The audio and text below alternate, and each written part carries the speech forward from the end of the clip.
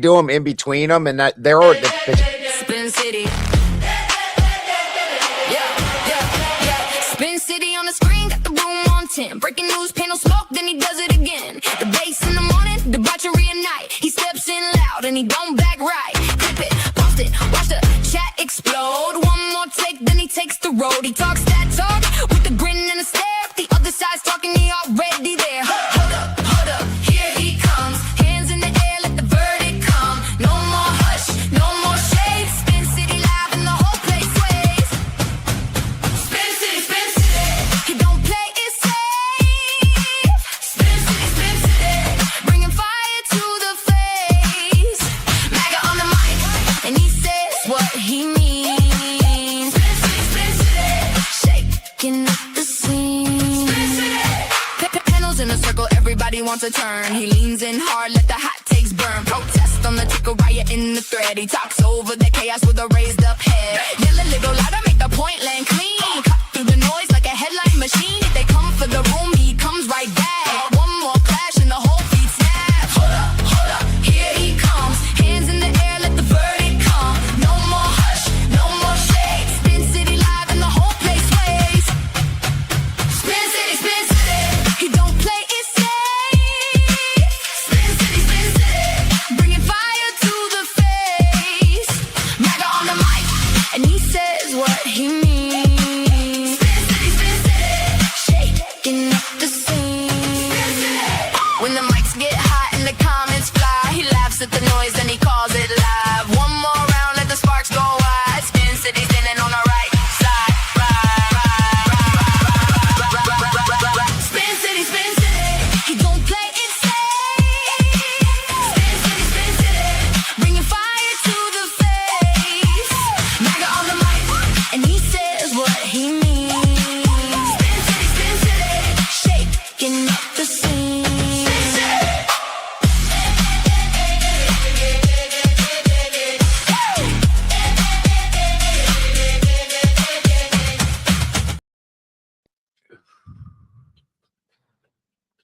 how's it going, gentlemen? What's up? What's up? What's good, brother, man? What's happening? Oh, there's Adam. Yep, Lars. There What's he going is. on, guys? How's it going? How's everybody doing? How's Doing everybody all right. Good. What's going on, Clay? What's up, man? So it looks like tonight we're starting out with, is the decline of vocational training killing the American dream? That's half of it.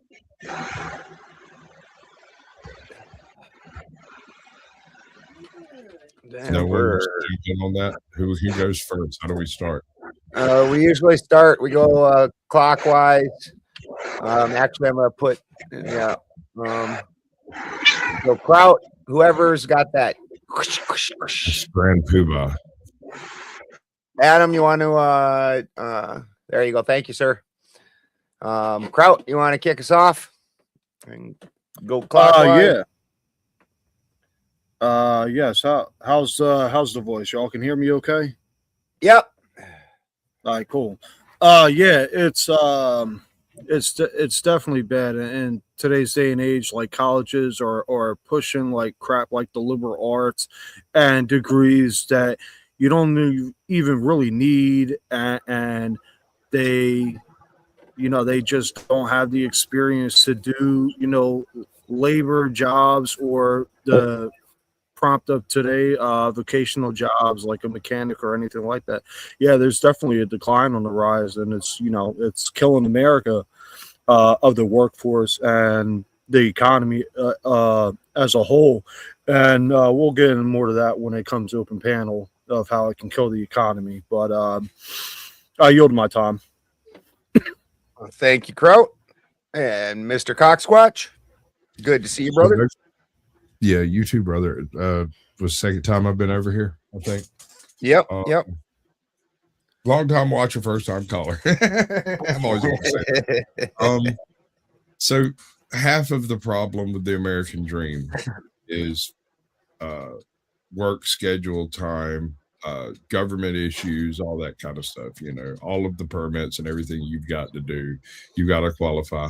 Some of that is necessary, some of it is a bit overreach, but each little town and whatnot decides where they want to go with that. The states determine it differently. However, the other half of the loss of the American dream comes not in the lack of training, but in a combination of trying to dominate the world market through exports that we can't afford to export, while not having enough capacity to actually onboard the immigrants that are coming in. And I'm not even talking about illegal immigrants. I'm just talking about the legitimate legal immigrants are coming in and getting entry-level jobs, leaving whatever vocational training that has been had in out in the cold, because they're not willing to come in and work $2 less than the HB1 visas are, Right. And college, I mean, unless you're going for a hard science degree, you're pissing in the wind. Nobody's going to make money in underwater basket weaving witchcraft studies. It's just not a thing, and I yield. Thank you, Coxwatch. And Clay, good to see you, brother. Yeah, man, it's all right. Yeah, I'm kind of, I don't know what the specifics are. The specific, what specifically you guys are gonna bring up. I don't really watch the market a whole lot, because essentially, I kind of do things for myself and for others around me. Yeah, I mean, if people are losing their jobs, I don't know what to tell them. If people can't pick up a shovel, I don't know what to tell them. I know that's not really skilled labor, but it is entry level. And, as you go through life, you learn things. You learn to pick up a shovel. Surely I would encourage young people to pick up a shovel, that sort of thing. But yeah, I don't know what the market looks like and that sort of thing, because I really just don't quite honestly pay attention to it. I know that I need to do a job, so I do the job. And beyond that, sort of like my family, like I'll always encourage my family, my friends, that sort of thing, to do what's necessary. If they're desiring college or the military or something, there's probably an avenue for that sort of thing. But if you're not going to go into one of those places, in the words of Rodney Dangerfield, the world needs ditch diggers.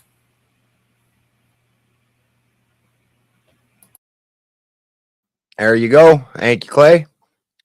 Adam? Yeah, is the fan bothering you guys? Because I got my pods in, so I think it'll kill the fan. Yeah, can't hear it now, brother. All right, awesome. No, I look at it this way. We outsource to illegals, and even just right, like he said, Mr. Sasquatch, or sorry, I didn't read your name. I apologize. And to other immigrants. But we do that because we don't want to pay Americans what they're worth. And they act like Americans won't work. Well, yeah, they'll work, but they want to get paid for their work. If you're just going to try to undermine them, why are they going to break their back for you? So yeah, you're going to have a lot more people that don't want to work. Because why should I? It comes down to basic slave labor. What's up, guys? How y'all doing today? We back at it. We finna do this. Yep, we're on the round robin right now, Emperor. So it's Adam speaking. It's your turn next, sir. All right. Yes, sir. So yeah, I mean, that's just my outlook. I think Americans want to work. They want to make a living. And they want to provide for their families. But, companies don't want to give them that opportunity because they don't want to pay them the money that they deserve to be paid for the work they do. They'd rather undercut them and give it to immigrants because they can pay them less, and it's like I said, it's cheap slave labor. I'll leave it at that. Thank you, Adam. And Emperor, how you doing, brother? I'm doing all right. You know, today was an overtime day for me. I'm getting paid for my work, so you know I'm gonna do it right. So, what's the actual question, or is it just the title right here? It's the decline of vocational training killing the American dream. So I Well, guess if you wanted to expand it out, it would be basically is the lack of people going into the blue collar market and everybody trying to go into some white collar job, killing the American dream. Well, I mean, that okay. We have to define what the American dream is because this is very important.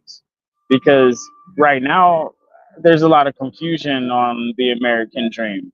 The original American dream was to have a family, some kids, a piece of land, probably be able to sustain yourself, be in your community, you know, and be protected by your government, right? And be able to protect yourself from your government at the same time. So this was the original American dream, but that may have gotten skewed over the years. And now the American dream is like, oh, fuck who you want, get as much money, extract, and you don't have to put anything back in. There's this whole flip. You don't need kids, families, not important. Just have things be shiny and fuck. That's really what it sounds like the American dream has turned into. But is the decline of vocational training killing the American dream? Not necessarily. Those jobs are actually more important now than ever, you know, those trade jobs and stuff like that. Because there's a shortage in those areas. So I believe that it's going to actually rebound the necessity of those jobs. Eventually, that's what's going to happen. But if it is declining, is it killing the American dream? The old American dream, maybe. But this new American dream, that's all kinds of, they don't know what's up and down. They don't really care.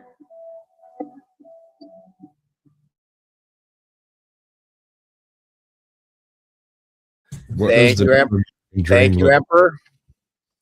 And for myself, I don't know that it's necessarily vocational training in and of itself. I would actually put it more on the apprenticeship program.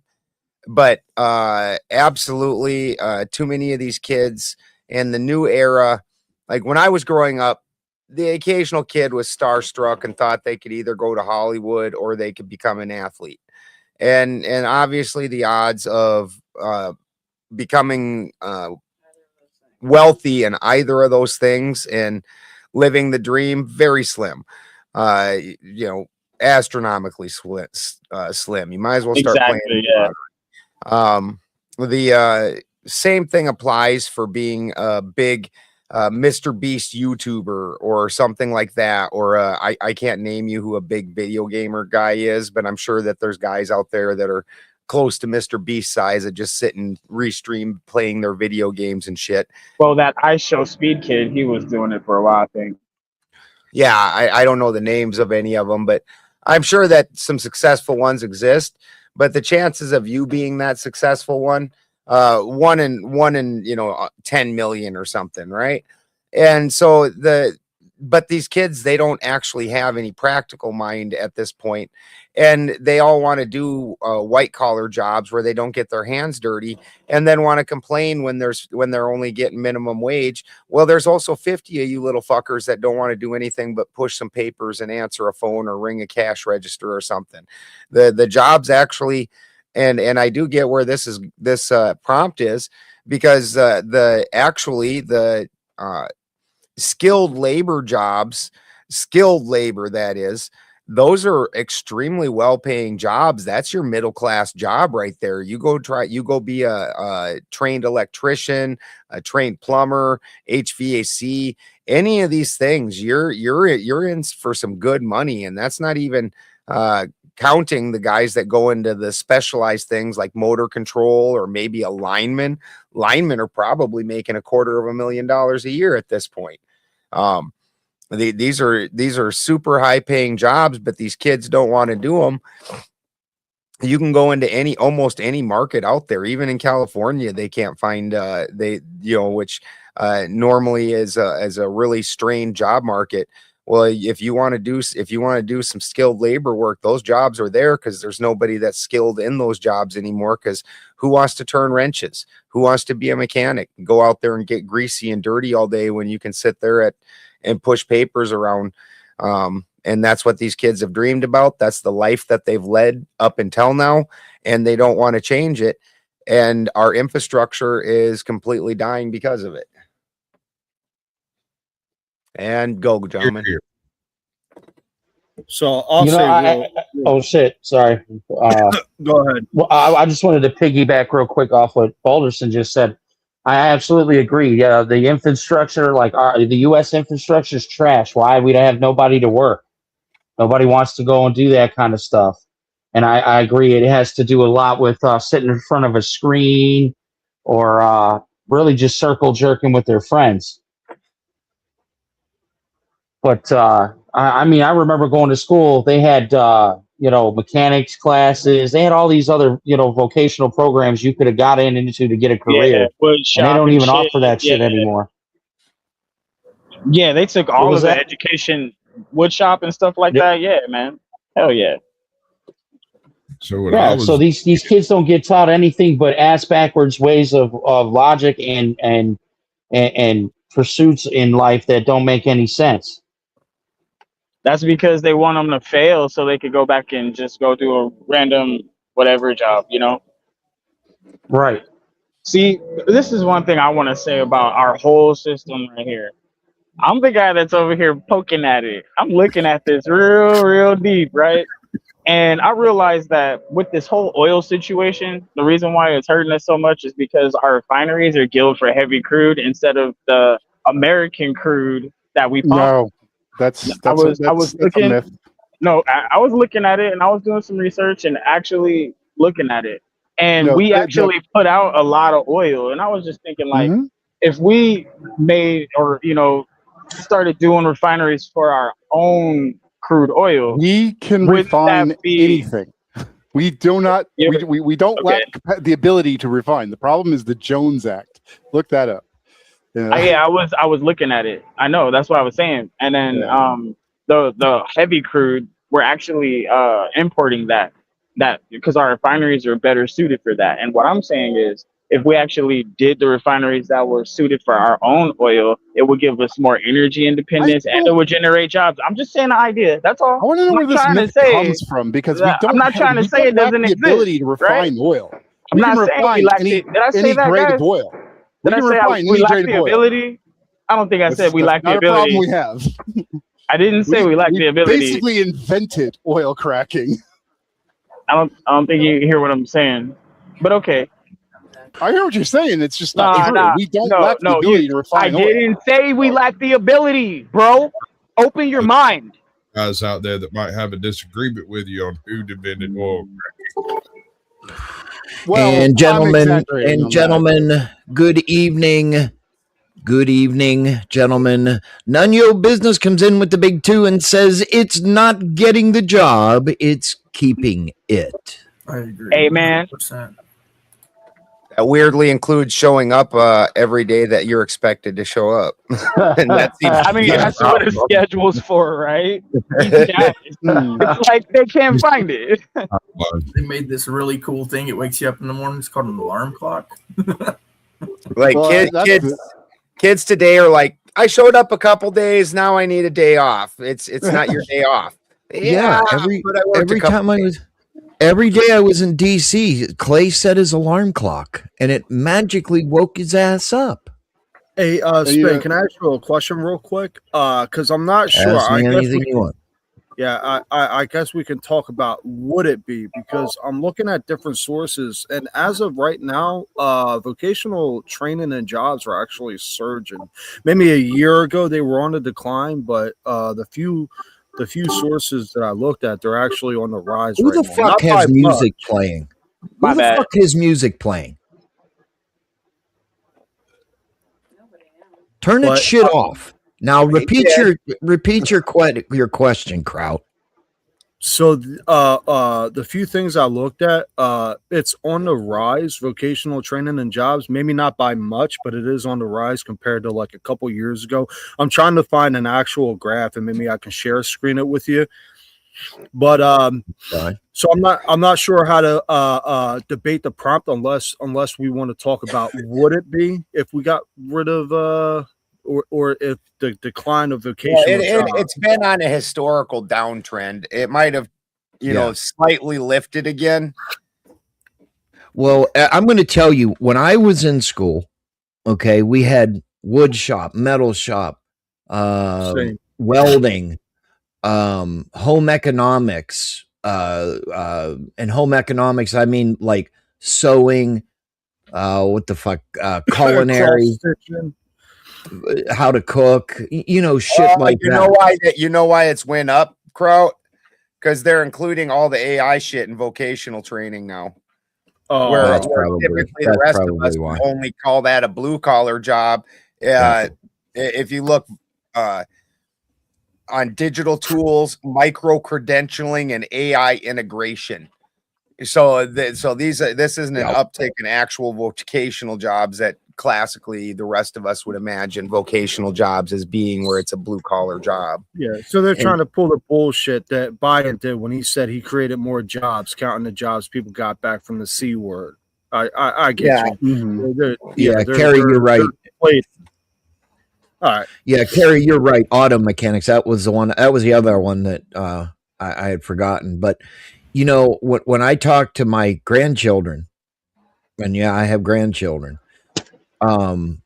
they don't offer a lot of that shit anymore. They like wood shop, metal shop, stuff like that, because they don't have. They claim they don't have the teachers, and they claim that nobody's interested in it whenever they sign up for it.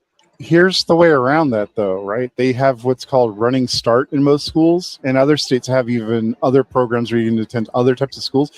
It doesn't exclude vocational I'm not programs. familiar with the term Running Start, so explain it. It lets high school students take college level courses. Oh, like a VOTech college, like a vocational. Yes, and you can go to a vocational school and take vocational classes in this program.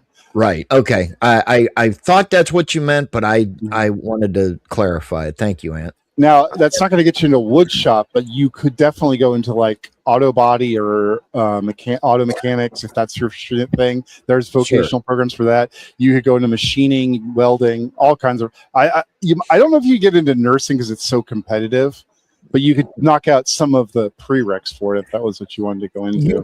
You can start. How I got my start in EMS was a vocational school. Mm-hmm.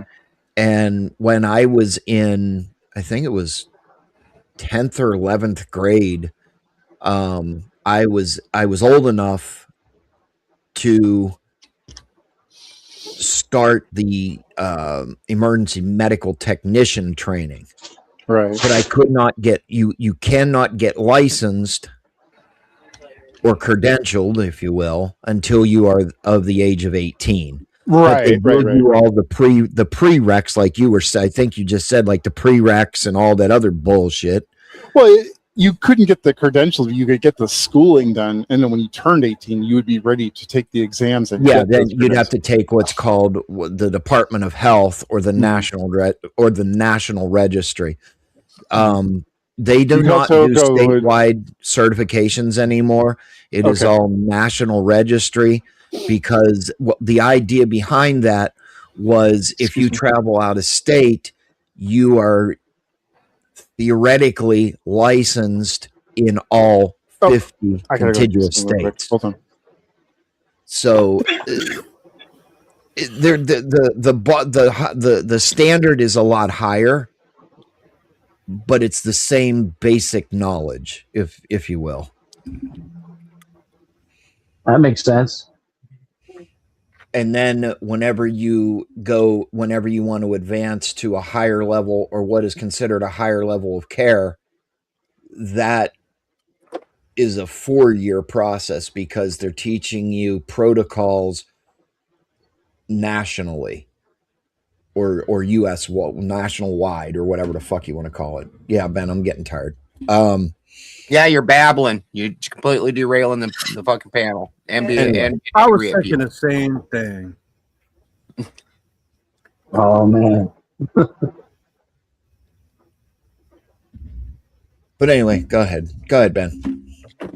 I wasn't the one talking. Kraut or Ant or whoever. Yeah, I think Ant was having a conversation with Emperor, I believe. Ant had to step away. Oh, yeah. Well, actually, somebody in the chat brought up a good point. I can't find it now. He said that another reason why vocational jobs, and I guess we can include labor jobs in that as well, is because companies are having manufacturing was never skilled labor. So while I will definitely agree, manufacturing leaving in and of itself was a giant hit on the middle class. What was left of the middle class was your skilled labor, and manufacturing was never skilled labor. The entire point to our manufacturing systems was to have completely unskilled people doing jobs. Henry Ford was the one who came up with that system where if you make the job simple enough and each person does one simple job and they don't need to know anything about anything, like you weld 3 spots right here, blip, blip, blip. You don't even know why or what. You just know I put a weld on these 3 spots, and then the next guy does some other shit. Most of that work's done robotically these days, though. But you see what I'm saying? That was never a skilled labor. Skilled worker. Manufacturing was never skilled labor. So we took the skill out of that years ago.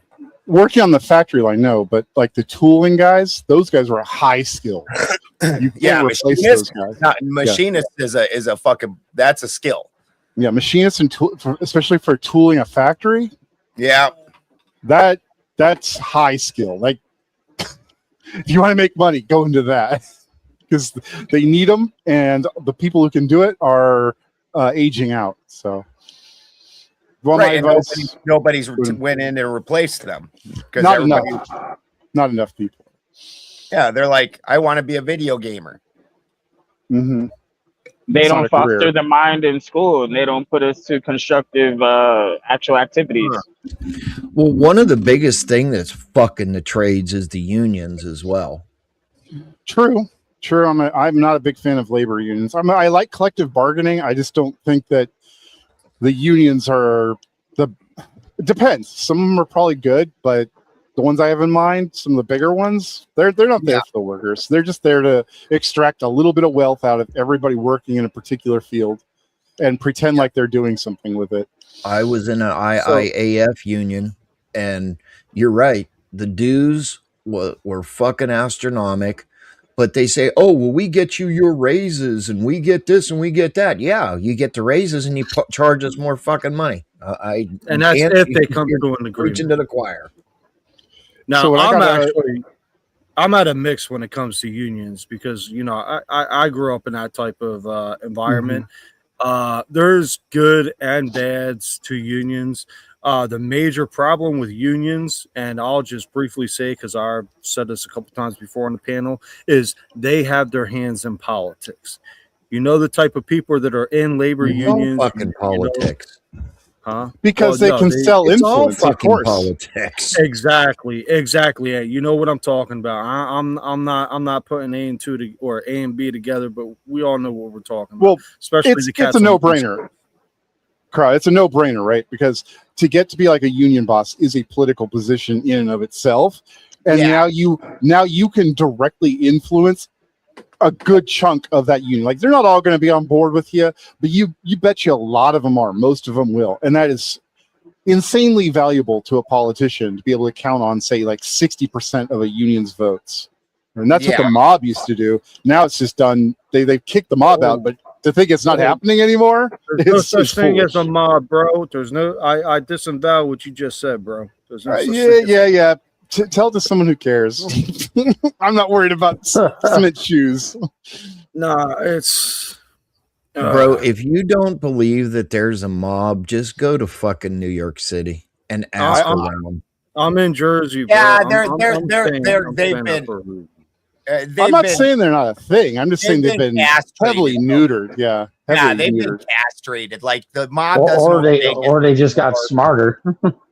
Maybe they shut down all their businesses. Fucking the government will not fucking, they're not going to put up with competition. If anybody's doing the strong arming, they're doing the strong arming. Damn it. Well, no, hold up. I can agree with that too. The government a couple of times actually worked with the mob, more specifically JFK. Yeah, they were working with the mob. There was a plan against Cuba. I'm from Jersey. I don't want to talk about this. Arya Moonwillow says in the chat, without proper training, it's half baked. The big issue is schooling. The schooling never stops. A friend of mine has been a welder for 30 years and just had to go back to school to learn more.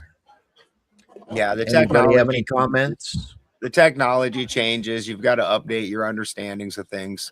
100%. Every industry with continuing education. But also the government changed statistics too. So you have to retrain to a higher tier or higher standard to be qualified to the same standard you were before. Yeah. I've never dealt with any like unions or anything. All I've ever done my whole life is roofs.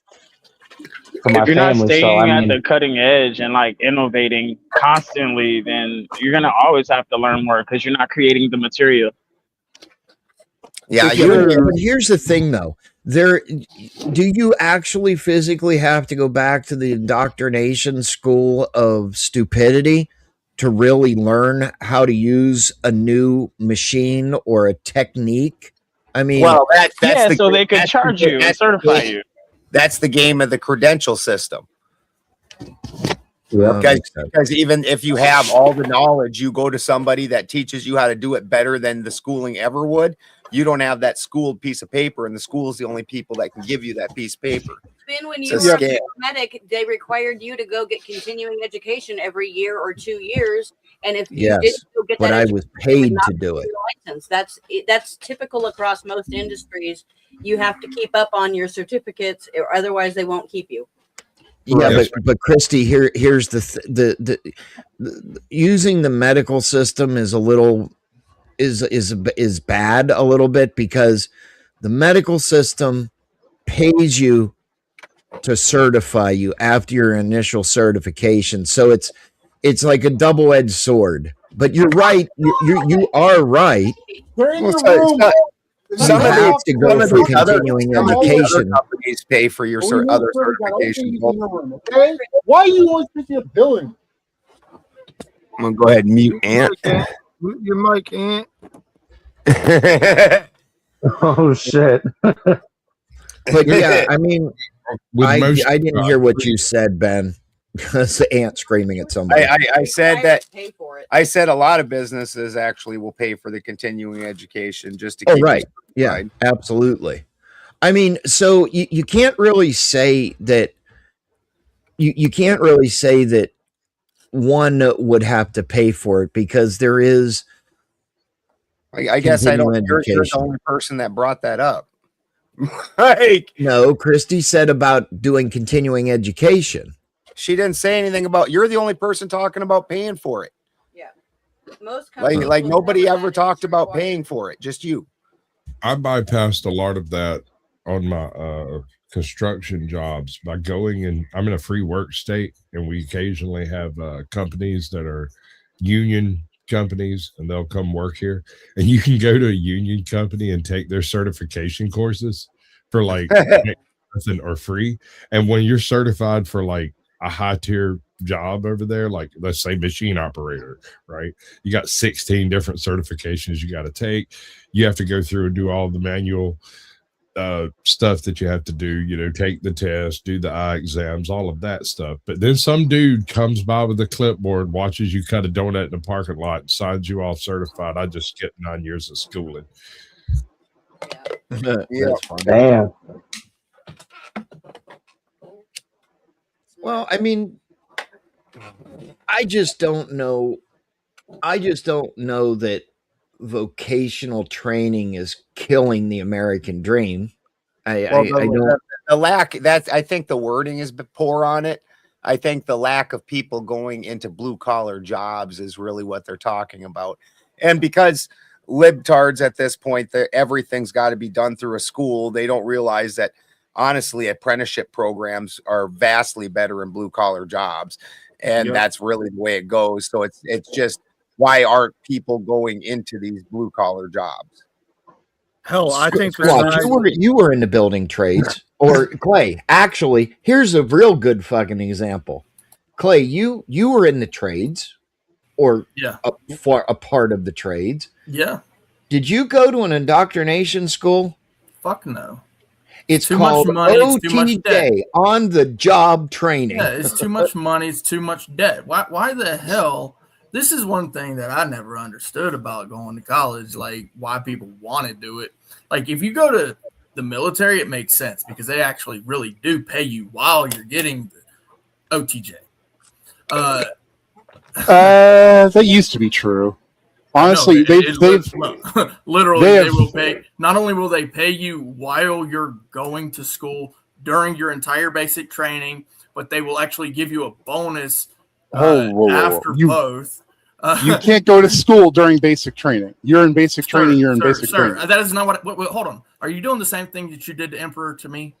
Well, didn't you just say that you could be taking classes in basic? Well, so it sounded like what you said. Yeah, I know. Yeah, I know. You're hearing. You misspoke, Clay. That is what you said. I mean, I know that's not what you meant. That's what you said. It might not be what you meant, but what you said. I said they will pay you during your schooling. They will pay you during your basic training. That's what I said. I didn't say that you go to basic training and in school at the same time. I never said that. This is weird. Well, that's what it sounded like you said. But you cleared it up. It's okay. That's what I'm not the only person who heard you say that. Okay, well, it's not. But you cleared it up. It's fine. It's not my fault. It's not my fault. Okay. I'm agreeing with you. I'm saying the words just fine. You're just having. Clay, stop being a fucking defensive douchebag. I agree. No, you're just interrupting. We cleared it up. Hold up, hold up. No, you do that a lot. Now you want to do it to me. Okay, go ahead, Ant. Tell us all about it. Okay, you're talking about the GI Bill, I assume. I'm not telling you anything. Go. I'm talking about your claims about the military. I'm not telling you anything. Go. Okay, so to get the GI Bill, you have to complete a minimum of 3 years of your contract. Or if you're wounded, there's some exceptions. And if it's less than 3 years, it gets prorated according to the amount of time you served, assuming you were left with an honorable discharge. If you left with a general, you might be able to get that bumped up to a honorable. But point being, you don't get to go to school until you've completed your contract with the military. Okay. So what does that have to and do if you're with in because you're talking about the military giving you on-the-job training, I'm trying to tell you that's not really true anymore. Most like the really good skills that they taught in the military that you could carry with you into the civilian world has been contracted out and parceled out to civilians. Like even in here, with what I was saying. Not true. Not true. It directly addresses what you're talking about on-the-job training through the military. Yeah, but that wasn't what I was actually talking about. I was using that as a segue, saying I understand why people would go into the military, but I don't understand why people. You said it was good on-the-job training. Yeah, I was actually about to segue into the college thing. So what does that have to do with the college thing that I was just about to talk about? Nothing. I was trying to trust the first part of the claim, which was incorrect. Because you wanted to go off on this little tangent. Because you're putting out incorrect information. Because like usually you talk about shit you don't actually have experience with and don't know anything about. Bro, you did the same thing to the Emperor earlier. Go ahead, Ann. It's fucking retarded. You do this all the Yes, you are, Clay. You are fucking retarded. This is fucking retarded. Go ahead, bro. Tell us all about how college is whatever, dude. You know, because like seriously, like you just went into this weird. Have you been to college? Everybody knows college is a debt trap. It's not like a scam, but it's a debt trap. Okay, when you go to college, you're expecting to have fun. You're expecting to have a good time, learn something, probably meet somebody, some friends. Most people go to college for their friends. If you're going to college, or you have a That's the wrong scholarship, reason. What would you because there's a categorize selling few people, marijuana? right? Well, I mean, for your friends, right? What about That's the wrong reason to be going to college. You should be looking at it towards Needed that. building a Wait, future. I You're was looking at talking it with about like a return on lot of investment. people don't see it your way, buddy. I I'm know telling they you don't. the I'm truth. telling them. I Exactly. I'm understand talking that. about them. So I don't why are they going to disagree. college for? Exactly. They going to college to have a good time. They know it's a debt trap, but they don't really give a fuck. They might meet the love of their life. That's how they feeling when they go there. Yeah, but you can't. Do you have sad feelings? Do you need to cry but fake tears? Yeah, but just understand you can't default out of student loans. So, well, that's not the point. They don't really maybe think that's about not that. maybe the best idea isn't to party hard when you're putting yourself $100,000 or more in debt. Well, maybe Felicia doesn't care. Well, Felicia's going to care in about a year or two when the bill comes due. No, she really won't. That's what she's trying to find a husband for. What you mean? Felicia's smart. No, Felicia's trying to vote for Biden so that way he'll clear up her student debts. This is part of why. We saw how well that went for Joe. And increase the social benefit. Hold so up, true. Hold up. Because I just looked this up. Now, I was never in the military. I was going to join, but then I got hit by a car in 2011. However, I was in ROTC. I would have joined, but and I had to read about Good this. Shut time. up, bro. Because I'm about to prove you wrong. I got hit by a car. Fuck you, fuck you, fuck you. And especially fuck you. You're cool. The Army does immediately train you at the job you request after Not doing basic it in the training. middle of people's sentence. yes, they will. You will go to AIT. Yeah. Well, you said some dumb fuckery about after your 3 years or some shit like that. That's not true. I didn't. Chuck, I didn't. Chuck, your mic's way like in the fishbowl or something. Oh, okay. Who, me? Do some up. All right. No, Chuck. So, but that was my point, Kraut, is that what you learn in AIT used to be valuable skills you could carry forward to in civilian life as in a trade skill kind of thing, and it just isn't as true anymore. Most what you learn in AIT is your instructor telling you, oh, don't worry about it. They'll teach you when you get your unit. Like I heard that constantly in AIT. The Army has like 260 jobs, bro, and I just looked it up to sure. And after basic training, whether you want to be a boxer, a cook, a There's no boxing in AIT. No, there's boxing in the Army, bro. You might want to look that up because you can do it. Those Army boys really get to pick their jobs. They do what they want. It's crazy. And acts like he knows everything, but he really doesn't. Well, one of us has been in the Army and one of us hasn't. So you claim you were in the Army, but you said you're going to call me a liar? Hear his little violin. Okay, I can tell you were in the Army because you just do what you want, whatever you fucking feel like it, huh? No, I can't just do what I want. Well, not all the time. I mean, I do have some rules, but yeah, you just do what the fuck you want. I would let Ant in my Army. All right. Yes, you can box in the Army primarily I didn't say you through box. It's not a fucking MOS Army World Class Athlete Program, WCAP. Boom, that's twice you got wrong, Ant. What else? What else? No, I'm not wrong. There is no MOS. Recreational based program. There is no MOS for boxer in the Army. That's not an MOS. I didn't say MOS, numbnuts. Clean your fucking ears out and stop. But you're talking about the jobs you can do in the Army. Boxing is not one you can go to AIT for.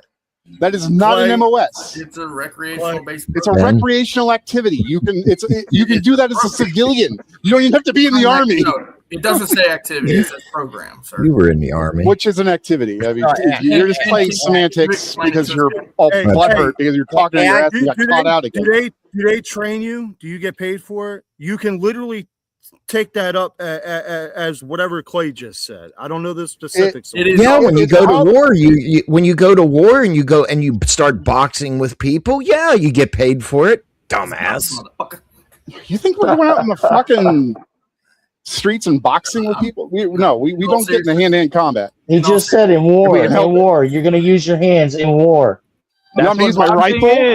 I'm never gonna call for fire. When you run out of bullets, you gonna need to do something, bro. I see you, Putin. Yeah, okay. We shall do 3 rounds of fisticuffs, Mr. Putin, to decide who runs the world. Oh man, yeah. I mean, I'm gonna bring it back from the army though. I think a lot of the problem with the youth though is they didn't have like people I had in my life that taught me vocational shit like roofing, landscaping, and stuff like that. I didn't need to go to the school. I had it already in my family, and I just learned the trade from there. So now I get to ask, what kind of dad are you then? I'm just playing. I'm a good dad, man. I'm a strict dad, dude. I believe in hard work, morals. So your kids are doing the going right to thing. vocational school or the army? Which one? No, I'll teach my son myself. I don't trust any of these morons. Okay, so what's he gonna do for work then?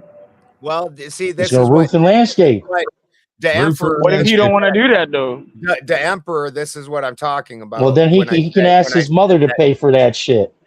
This is what I was talking about when I was said that that's the current mindset, that you got to go to school for everything.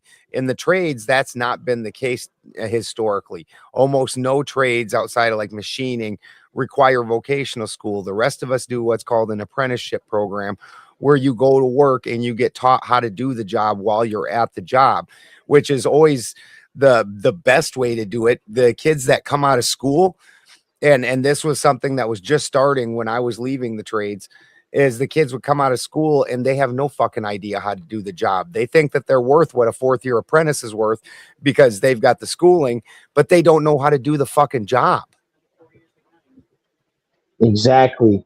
So I'm going to read something. I'm going to read the prompt, the whole prompt. We are trading our nation's backbone for empty degrees while essential trades vanish from the landscape. This erosion of craftsmanship betrays the foundational promise of self-reliance. We must confront how devaluing vocational mastery dismantles the middle class, leaving our infrastructure crumbling and our independence compromised by a system favoring theory over sweat. Clay, your response. Oh my God, bro, that is fucking clean. Confronting that, it's like you see the elephant, right? And that's a big motherfucker. And you didn't bring the right firearm. You brought a pea shooter. You brought a little BB gun. Because, quite honestly, the same thing that's happened in that scenario is, it's kind of like you're trying to fight a war, but the government has already come in and taken everybody's firearms, right? They've already devalued the currency so much so that even if you do go to school, and this is actually something that even the high education, the doctors and the PhDs and such are facing, which is that there's this massive amount of debt when they get out of school. And then they have to go to work to essentially pay all that off first. And after they've worked for the next 10 to 15 years, they finally get that nice home and that nice car. And now they're 50. Hey, you know what? You can retire now, but you're 50. It took you 30 years because you had to go to school for 15 and then work another 15. That's still a 30-year career, regardless of what you do. But think about it like this. You spent 15 of your 30-year career not helping people, but learning the vocation. That's a lot of fucking time. And that's a lot of gap to leave the industry to fend for itself. You're talking about Iran, right? No, Hold on just a minute. Hold on. About vocation. Hold on. Clay, were you done? Yeah, that's where I'm going to leave it. Okay. God's favorite ant, your thoughts on the full prompt. Skip me. I'm kind of busy with something right now. No problem. Kraut Mick, your thoughts? No thoughts on that. I was looking something up. If I can just say something real quick.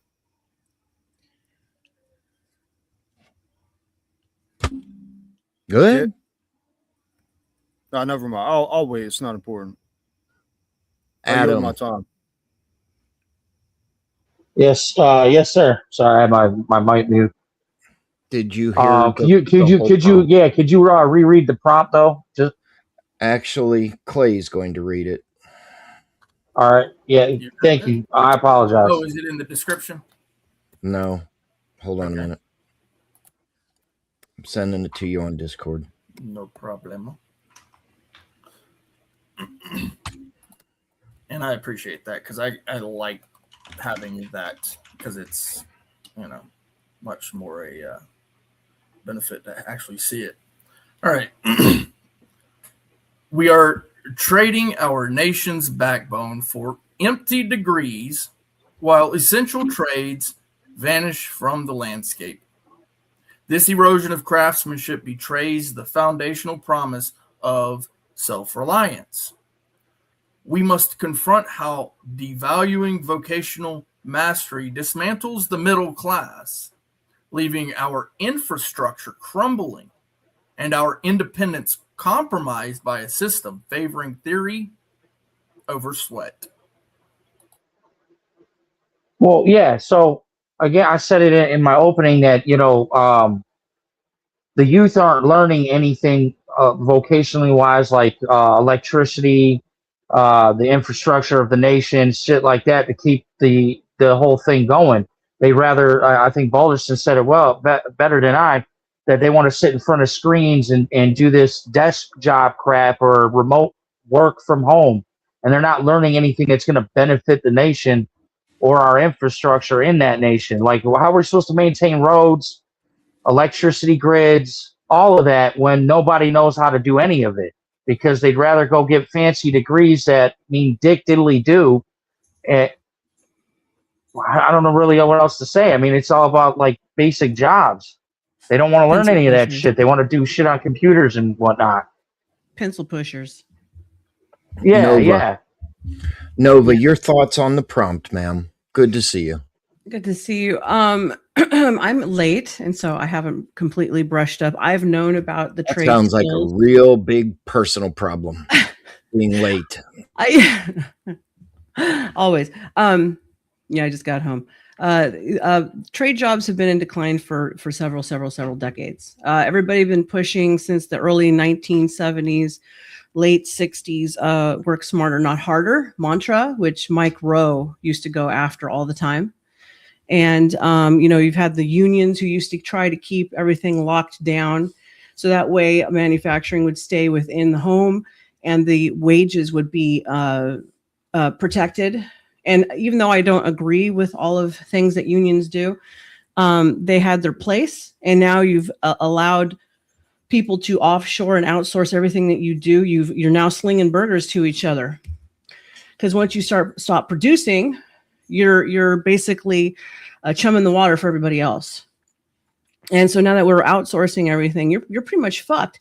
And the generations that are coming up and in colleges are also going to be obsolete because you have AGI that's coming in. That's going to take over most of those jobs. So they're going to be in for a rude awakening. Your college institutions are trash. Most of everything that you learn in there can't even be used. Like they used to take guys with work skills, over a degree. And then after Clinton got in there and Reagan did what they did, they started pushing the degrees bullshit because they wanted to make sure that the colleges and the states got the money, right? So like guys in manufacturing knew how to do everything, including heavy equipment, all that type of stuff. It was all intertwined, really, that were intertwined into all of that. And now once that swapped over, my uncle started having a hard time getting a job because they wanted degrees, even though he had over 20 years experience. And then after COVID hit, they're finding out that all these pencil pusher, pencil neck geeks in school, hi Balderson, I know you appreciate that. Yeah, balls to the wall, baby. They've found out that they can't handle the jobs. They have all textbook knowledge. They have no practical skill in the workforce, and they can't handle the gig. Okay.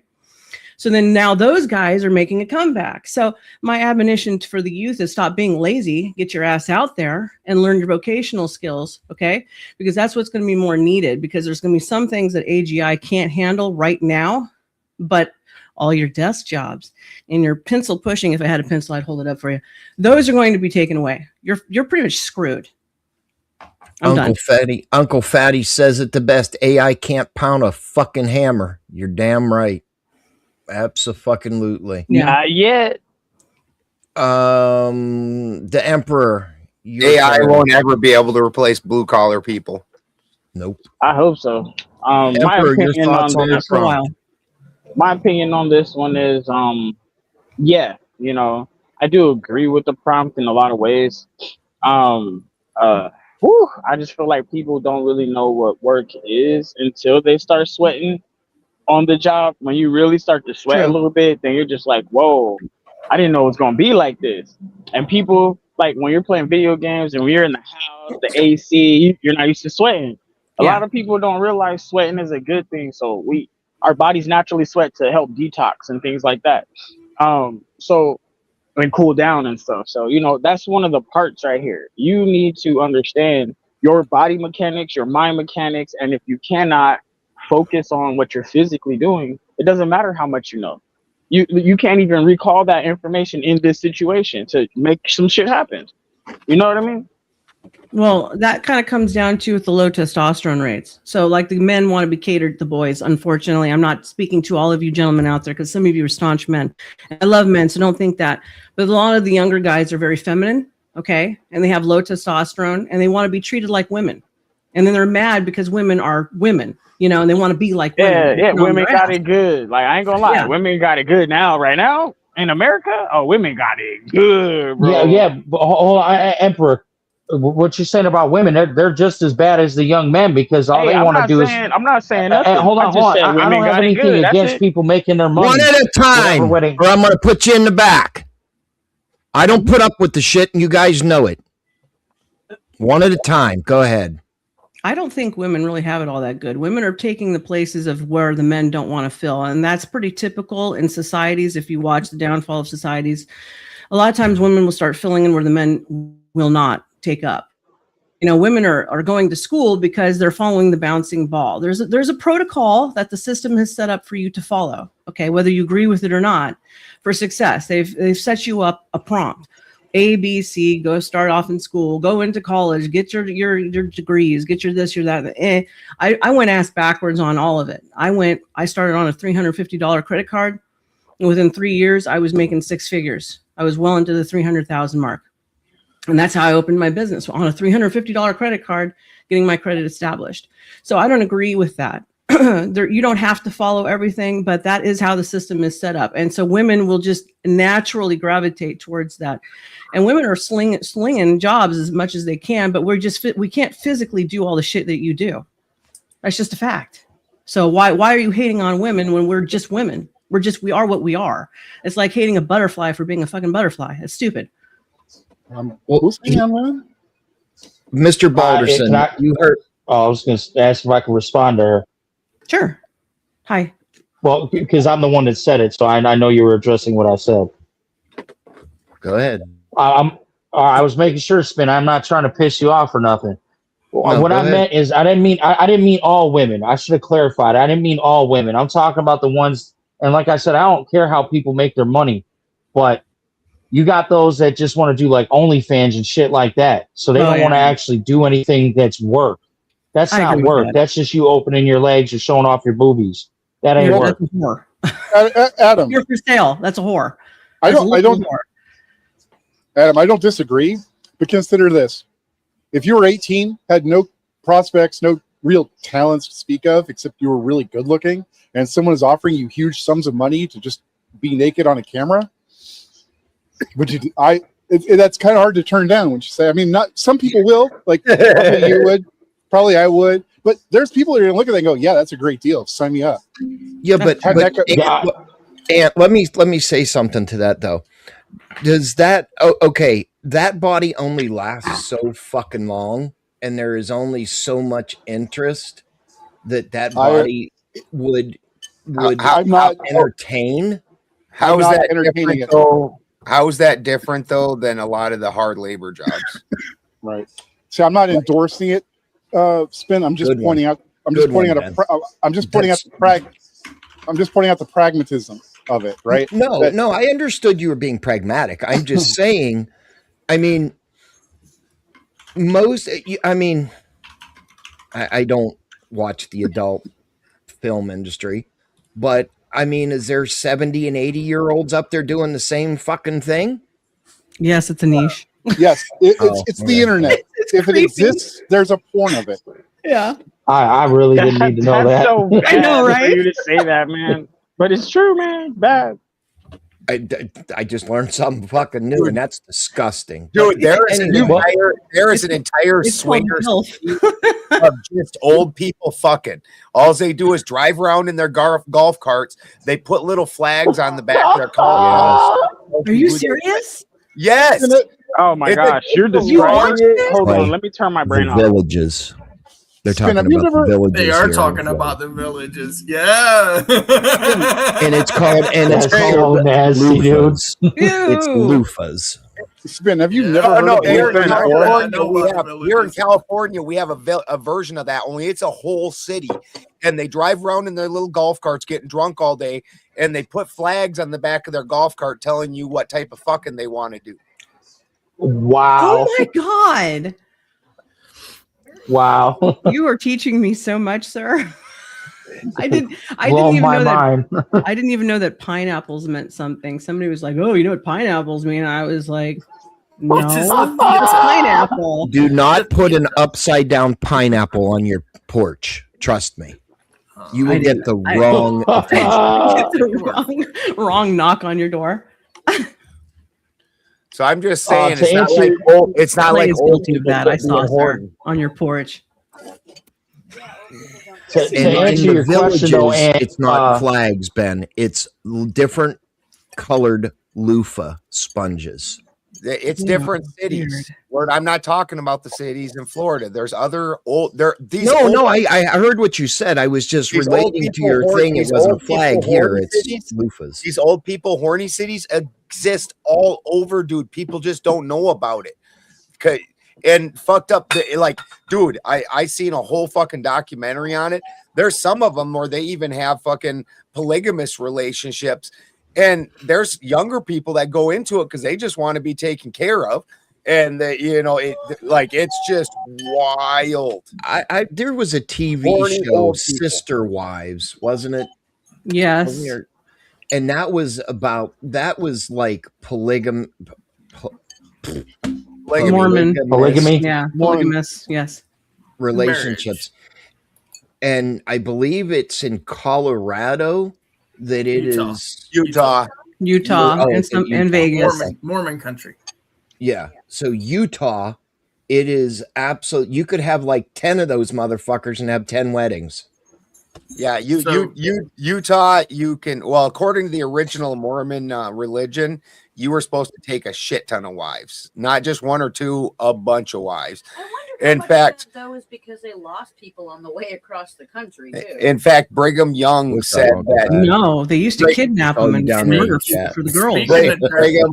Brigham Young said, I was just waiting for you to come up. Brigham Young said that he would, if he could die that day when he was being forced to marry extra women, that he would do that rather than cheat on his wife. He wasn't down with it, but they literally forced it on the Mormons back then. What there is a Star. Yes, sir. You would probably, and Clay, definitely you and Clay would know this. There is it's a religious practice that there with some families. It's the ones where they wear dresses all the time. It's not the Amish. Mennonites. That one? The one where they have like 35 fucking kids. Oh God, I can't remember. Which one is that, Clay? I can't remember. Is he listening? Yeah, that's most of these societies that we're talking about. 35 kids. Well, that's No, they have like they have kids all the time. Is it Hutterites or Hutteriters? Someone wrote in chat that may be it. Uncle Fatty, you might know. Hutterites and Mennonites and Amish are all basically just offshoots of the same thing. Okay, so I had that one right. God, it was on TV. The Duggars, the Duggars. No, they were Catholics. Those are Catholics, bro. Those are Catholics? No. Oh, those are Mormons. The Duggars. I thought they were Mormons. Yeah, them are Mormons. Yeah, the Duggars. I couldn't remember if it was Mormonism, but they don't use birth control. They have kids. It's like a time car. I mean, that's how marriage is supposed to be. My grandmother had 7. I got 7. Baptist. And that was before birth control in 1964. Yeah. I was going to say Baptist. I just looked it the fuck up. And it's a show. So you were watching a show about this particular sect, I'm guessing. Check out. Yes, it was a there was one, Uncle Fatty. Wasn't there more than one show? It was the Duggars, and then it was another show that was a spin-off of it or some shit. There's been a few. I don't remember what they were called, but there's been a few of the. Sister Wives was one of them, right? But they weren't into having the mega. They weren't having the kids. They were just marrying. I mean, it's just, dude. Okay, get this. We're only 2 generations away. Yeah, 2 generations, maybe 3 generations away from living in the dirt. Yeah. Yeah, I know. Good. I mean, there was a reason why these traditions were traditions. Yeah. Right. Because you need the workforce. If you're gonna have a farm and you're not gonna have like 10 kids, you got to have a whole football team worth of kids to run a farm. I mean, back in those days, you're freaking. My family did. Mm-hmm. Yes, sir. Yeah, I mean, so I don't want to take us to a religious subject, but Clay, I have a question for you. Spin, stop fucking derailing. Let the conversations happen. What is your deal tonight, dude? No, the question is a religious question. But yes, whatever you have to say, right in the middle of whatever anybody else has to say. It goes to the generational thing. It goes along with it. I'm not sure what that has to do with you blurting shit out in the middle of other people talking and you not allowing it. So, hey, thanks for having me. I'm finna lay down. This weed kind of knocked me over. I'm seeing spots and shit. Hey, enjoy. Laced up, bro. Hey, Jody. See you later, Emperor. Jody. Make sure you say something, man. I'm finna watch this shit. I'm finna watch this. All right, guys, I'm out. Go watch Scavenger's Reign. Check out a band called the Hellroys. The Hellroys. They got a song called Sister Man, that Wives. sounds more like hemorrhoids. Great fucking song, bro. Sister wives living in a single wide. It's fucking great. This is also part of why all the small businesses have died too, because these kids aren't taking up the jobs of the parents and yes. Before every fucking business was something and sons, and the sons had to be out helping do the business, and machinery took away part of that, like, because a lot of things you can do on the farm as long as you've got the machinery for it. Daughters always did the paperwork though too. Yep. So, but these farms are then being let go, and they're just disappearing and getting sold up, and the same with all these other businesses, because the kids weren't involved and then invested into the business in and of itself. Ben, I can add to that. For old people My at own home, family. I can tell you. We train our girls to go become nurses so we can take care of each other for money, rather than just living in a big family households. Everybody has to have that dream of having their own picket fence and their own, piece of dirt. Well, it's easy. It's easy to say, hey, I want to get involved in the family business if you're living in North Virginia or Maryland or something. But when you're living in middle Florida, fuck you. Yeah, I mean, same in California. Wouldn't most kids pretty much like just not want to follow their parents' footsteps and kind of find it's not footsteps, bro. It's fucking hat. Well, right. I mean, it's fucking hat. I don't want to be a slave. Right. But then again, like young dudes that have kids early, go to work. There's nothing to do with How is kids. that being We're a talking slave to your family, Clay, when about you're preserving working, something your and I family built? feel for all of my entire fucking life from 5 years old to when I die. Fuck you. Okay, here, I can add to this because my family is so old. Okay, I can trace my lineage past the 12th century. So before I was grandparents, all their people were from farms, okay? They all had 10 fucking kids and they all worked on the farms. All of them from Oklahoma, from Idaho, from Canada, because there's a lot of French and shit in there also. There were potato farmers and shit up there. But anyways, so George, he opened a big old business, like I said, right? That one I was telling you about. The third largest pallet company was a distributor with the government. Lots of government contracts with Coca-Cola and you name it. Nice. They had 7 fucking kids. None of them wanted to do any of the shit. They were rich, little snob, spoiled party bitches. Oh. And then by the time I came around, there was nobody to hand the business to. And George was old as shit when he started raising me. He was already practically 60. Oh. And so when I came out, I'm the only asshole in the entire lot of them. And I'm not even their biological kid in that manner. I'm the only one who came out slugging for business. Yeah. And so he looked at me, he said several times, and on his dying bed, he said, "Where were you? Where the fuck were you?" This is his words, not mine. This was a preacher. "Where the fuck were you when I needed you? I would have handed you the keys and I would have walked off and I would have just came in when you needed me and let you handle the whole damn thing." He even bought them a donut shop to get familiar with, to run their own business. And they even fucked that up. And they didn't want to even do that. They're a bunch of losers. I hate to say it. That Nepo baby crap. Yeah. Well, the Nepo baby stuff is actually good as long as the kid comes up in the business. And that's the problem is we're actually having a lack of nepotism. And the nepotism is now turned into something where this guy bought the business. He didn't build the business and he hands it off and nobody earned anything. If your kid is out there building the business with you and out there living it, the only people that do it right anymore really are the Amish. And because they work as a unit, they expand and expand and expand. And because we've decided to be individually greedy, we don't expand as a team. We fall. Divided, we fall. Yes. And people forget this is a legacy. Your family is your legacy. And who you pass it down to is the legacy. So if you don't want to have a legacy and you want to just do everything all by yourself, like the MGTOW dudes who want to go their own way, then I guess you can, but you're not going to have anything or anybody there to pass anything down to. So then what did you do it all for? You're not going to be able to take it with you. Good luck. Right. Yeah, but do we teach people, or do we teach our heirs how to do the business, or do we let them fail? I would ask that in a different way. I would ask, do we inspire our children to follow our footsteps? Okay, better put. Thank you. I like that. You know, because my son was out running tractors when he was fucking 12, 13 years old against like multi-million-dollar homes and like doing some pretty intense shit that I shouldn't have had a kid on the job site for. But he wanted to be there.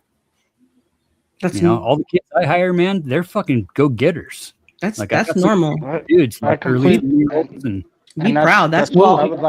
I would like to touch on that. You know, it's a lifestyle. If you want to just say like a quick hawk to and fucking get 1 million followers, get your money. I ain't fucking mad at you. But if you want to get up, at 4 o'clock in the morning and fucking roast some fucking tractors and, you know, feed the fucking herd, that's a whole different lifestyle. Mm-hmm. I ain't mad at anybody. If you want to make a TikTok and you want to do it, but it's not sustainable. Correct. A hustle's a hustle. Yeah. That's all it I is. respect the younger the point of the hustle though is to have an end goal to build something that does last. So you don't gotta hustle. What's the inspiration of that hustle? Is it fucking Andrew Tate or is it fucking? Well, I mean, I can only use myself as an example. I mean, I'm not proud of things I've done in my life, but I roofed, I landscaped, and I sold a lot of weed in my time. And then I had an end goal. I bought a nice house out in the countryside where my son lives with his mother. I bought farmland that I rent to farmers, and all that shit pays for itself. When they get their yield and all their money, that pays the property tax, the state taxes, all of that shit, the mortgage. I don't got to worry about anything. Nice. But that's what I mean. You got to build something. What was your inspiration? What gave you the thought to invest in land? I grew up poor. That was all the inspiration I needed. I grew up with nothing. I wanted my son to have everything that I didn't have. But I also laid down a foundation of discipline with him where you got to work for the shit. It's not just going to be handed to you. Now, he has a lot of opportunity other people don't have. He can either go into the fields that I went to and I was in, minus the drug dealing. I don't want him doing that. But or he can go down the path of his grandfather, who's a welder. And I don't know if you ever saw those giant plows, the massive ones with the super big ass shovels in the front, the plows. His grandfather welds those together by hand. Badass. So he's got choices, but that's our jobs as parents to, like she said, Nova said, it's a legacy. I want him to have everything I didn't have, the opportunities I didn't have. I don't want him to have to go through what I went through, but I also want him to be a man. You're not just going to get anything handed to you. You got to work for it. Like, I got money saved up with him. They're both my stepdaughter and him have savings accounts with money that just collects in interest. They can't touch the money, nothing. Now, it's not going to be a whole lot when we're all gone, but it's enough to let them start something of their own or go whatever way they want to go. Good man. Nice. Yeah, that's how you do it. That's the way that it used to be. That's how I'm doing it. But nowadays it seems like these kids are just given perfect opportunities, and they just want to flaunt it. They just want to put it on the gram and this and that, instead of just, I don't know, applying it to exactly what he just said. Invest into, I don't know, fucking, if you want to invest in farming, but don't invest into just like camming as your entire life, because you're only going to be so pretty for so long, and people are going to not fucking follow you after. No, I think me and Balderson are due for some golfaholics. You know what I mean? Golf? Have you seen Balderson's following? They love the way that man looks. Grandparents that I'd like to fuck. Oh yeah. Oh, we're talking about like Cheney's Village. Yeah, a little action. You know what I mean? Here's my thing. When I had kids, I did the interest-bearing CD. Yeah. I put $1,000 in each one of their accounts. They can't touch them until they're 30. Nice. Yep. It's the way I set it up. Now, will they double up, or what are they doing on them? Grows in interest. I haven't looked, but whenever I did set them up, they would double every so often. So yeah, they will have, when they are 30, they will have a little bit of money to do what they want. But I got scrutinized for saying 30, and the euphemism that I used was, I made a lot of mistakes between 18 and 30. After 30, I started to wise the fuck up. So hopefully it holds true. I can't do nothing. No, spin. That's exactly what I did. I want them to work and go out and get an education and do something with themselves. Don't sit there and think because you got money coming to you that you're just going to do whatever you want. No, I think that what you did, and that's what I did. You can't touch it till you're older. And I also put a clause in there. If for some reason they become maimed, disabled, whatever, they would have to prove, not to me, because I would know, right? They would have to prove to the company that they are disabled, and then they can touch it for certain things. Mm-hmm. Medical care and medication. Nice. And they would not get the money.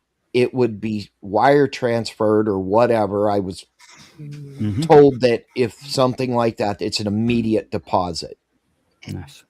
But they will not have access to, I mean, when they turn 30, the minute they turn 30, they can withdraw it. Nothing I can do about it. But I've also instilled in them. They were 21, and as soon as they hit 21, shit just went. That's why I said I put the clause in there. They can't have it or access to it free willy, right? Until they're 30, because I made mistakes in between 18 and 30. But you learned from them also. Yeah, you're 21. You're 21, and you get a lump sum of money. You're getting a hot car with a fancy stereo. That is the way I was thinking. Yeah. Now, when I was 21, get hype for a couple of years. Everybody was driving the Honda Civic CRX 2-seater 5-speed. I got a nice little chunk of money, and guess what? The first motherfucking thing I bought. Nissan Z. No, a Honda Civic CRX 5-speed. Oh Lord, I didn't even know how to drive anything with a clutch. But did not how to drive. Didn't know how to drive it. You were grinding the shit out of those gears, weren't you? One transmission and clutch later, I learned real quick. That poor clutch probably lasted what, 2 Spin months? said, "I didn't give a shit. I got the baddest car in the land." If you can't find it, grind it. That's right. That's right. That shit. And if I got onto a hill, it was stalling.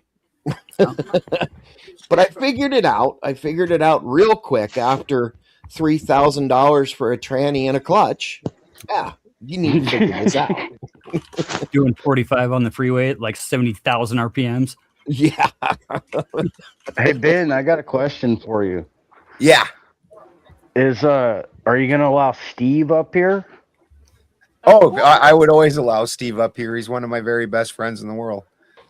Why not? All right. Well, him and Spin were pretty fucking hysterical last night. That's why I was asking. You guys get into one? You and Steve got into it? Dude, Steve is a monster, dude. Did you know what? But you know what? Outside of this, we'll sit there and joke about it, won't we, Ben? Yeah, Steve, you don't want to get into a roast battle with Steve. He will run you right the fuck over. I know better. And Steve on geopolitics, like people don't realize Steve, all the people that everybody talks about, Steve's friends with all those people. Like I don't care if it's John Kiriakou or fucking when Whitney Webb first released the Epstein files, the very first time that was ever aired was on Steve's show. Like the dude knows everybody, so you can't arguing with him about geopolitics is close to pointless. Well, here's the thing, Adam. Ben and I get into it all the time. Clay and I've gotten into it. You bet. Kraut, he's just a waste of time. Oh, I'm sorry, Kraut. I didn't see you were there. No, that's okay. I'm waiting for that debate on tariffs. Hey. Then we can dunk on Italians. Into it. Then we can dunk on them fucking Italians. Oh yeah, and I'm good at that because I'm not Italian, but my stepfather's Italian. I grew up in that culture. I'll dunk them all fucking day long.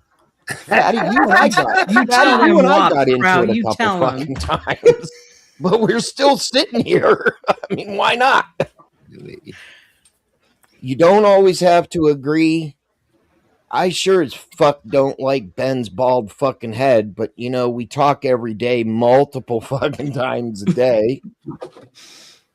Okay, Fatty, you just graduated to the bald club. Anyway, testosterone, bro. High T. That's right. The fact. There's only a few people that I would not let up here.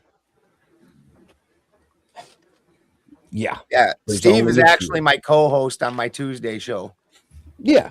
Him and I have he lived in my house before, the whole nine. Him and I have been good friends for a lot of years. Had a kid. That's cool, though. Fights. hired this kid on a reference from another kid that was working with me, and I'm always kind of weary of that anyways, but you know, he had just had a kid of his own and needed some work, and we were stripping a foundation. It's probably a 3-day strip out. It was double daylight basement, 2 8-foot panels stuck on top of each other with a fucking 2-foot extension on it. Oh, wood forever. About 6 minutes left, Ben. Kid shows up and he's got like 4 fucking lip rings, right? A couple of cheek rings and like 6 or 8 earrings, right? And is wearing like Mr. T. And I'm like, cool. You know, he was a good worker, man. He was a good fucking worker. Radar machine goes off at like a little before noon. Got rain incoming, right? Possible fucking thunderstorms.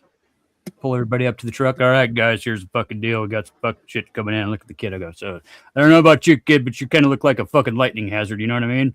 Yeah. Yeah.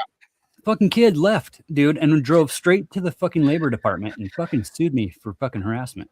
Oh my God. Oh my God. Yeah, dude. See, and that's the other thing. I don't mean to cut you off. I'm sorry, Mr. Fatty. Pretty weak shit, bro. But like, that's the other thing. They're so sensitive. Like you can't joke like you did back in the day in the workplace. And this because they want to cry about it. I don't care what people think about me. I don't care about what people think about how I look. And they're the first ones, Fatty, to go to fucking HR and complain. Oh, he bullied me. Yeah. Fuck you. Yeah, I feel so discriminated. I got in trouble for. The kid was a good kid, you know, and like I know the labor department guys that go through this shit. The other kid, ways before that, years ago now, showed up. Great kid. Come lunchtime. Hey, boss. First day on the job. Yeah, I gotta take off. I got a date later tonight. I need to go home and polish my rims. What the? You know what, Christy? The whole fucking point last night was sticks and stones can break thy bones, but words may never hurt me. Guess what? The law is your sticks and stones. They will help you. Yeah, but at the end of the day, it's not what they call you; it's what you answer to. So they can go cry to whoever they want, but they're just accepting that they are whatever you just called them. Right, but if you're going to go in a field that's hard work, like construction, roofing, whatever, you're going to go through some hazing because you're the new guy. They're going to fuck with you. Same in the army. You're the new boot. Doesn't had to wear a T-shirt with 2 zeros on the back that said cock wiper on it. Yeah, just I mean, I got. You might not be in the right profession. I mean, here's the thing: if you say, like. When I became a supervisor, I did take this fucking class. Oh, if one of your employees comes to you and says, you know, another employee said you're cute, you can't tell them anything. Blah blah blah. Had to remain neutral. Bullshit. Yeah. That's how people used to meet and get married. It was through the workforce. Can't do that shit no more. No, you can't. Yeah, Well, they want to tell you can't. By But the yeah. same company. You can't go up and slip a note to a coworker that says, "Hey, you're cute. Here's my number." They'll take it right to HR and say, "Oh, this is sexual harassment." Fuck you. In that See, I've said something like that before. Where a guy can't go into his boss's office that's a woman and be like, "Hey man, you want some of this dick?" But a chick can go in there and be like, "Hey man, you want some of this puss?" And guess what? Now she's his boss. Because if a guy went in there and did it, it's sexual harassment. I just don't know that I've ever heard anybody say, "Hey, you want some of this puss?" I'm just trying to. Well, they didn't say it like that, but you know, I can see that happening with all the gay guys, yeah, because so many of the dudes are gay now. But oh my god, she offered that. Oh, I'm so offended. But I didn't think of the gay man. I totally excluded the gay man. I am so sorry about the gay man. And your co-workers are out. Yeah, my workers never. Well, they do spit at me when they're complaining. That is my face is the complaint department because that's where they try. Oh God, I was shearing just the other day, and apparently I must have grabbed his favorite girl, and the fucking alpha male came up, just hawked one right in the back of my head. Just blah! I was like, you motherfucker. Talk about hawk too, dude. Oh, dude, and they got alpacas are ruminants, and so they've got multiple stomachs. Well, one of those stomachs is the fermenty stomach, and the fermenty stomach smells approximately like stewage, and it's oily, so it sticks to you. And he hawked one up out of that stomach and popped me right in the back of the head. I'm like, you motherfucker. Now I'm. What are you allowed to do about that, Ben? No, when they spit on you, I mean, outside of firing them in the fucking shower, right? No, I had to continue doing the shearing because the alpacas, you know, you got to keep doing the job till the job's done. And then I went and dunked my head in the fucking water trough.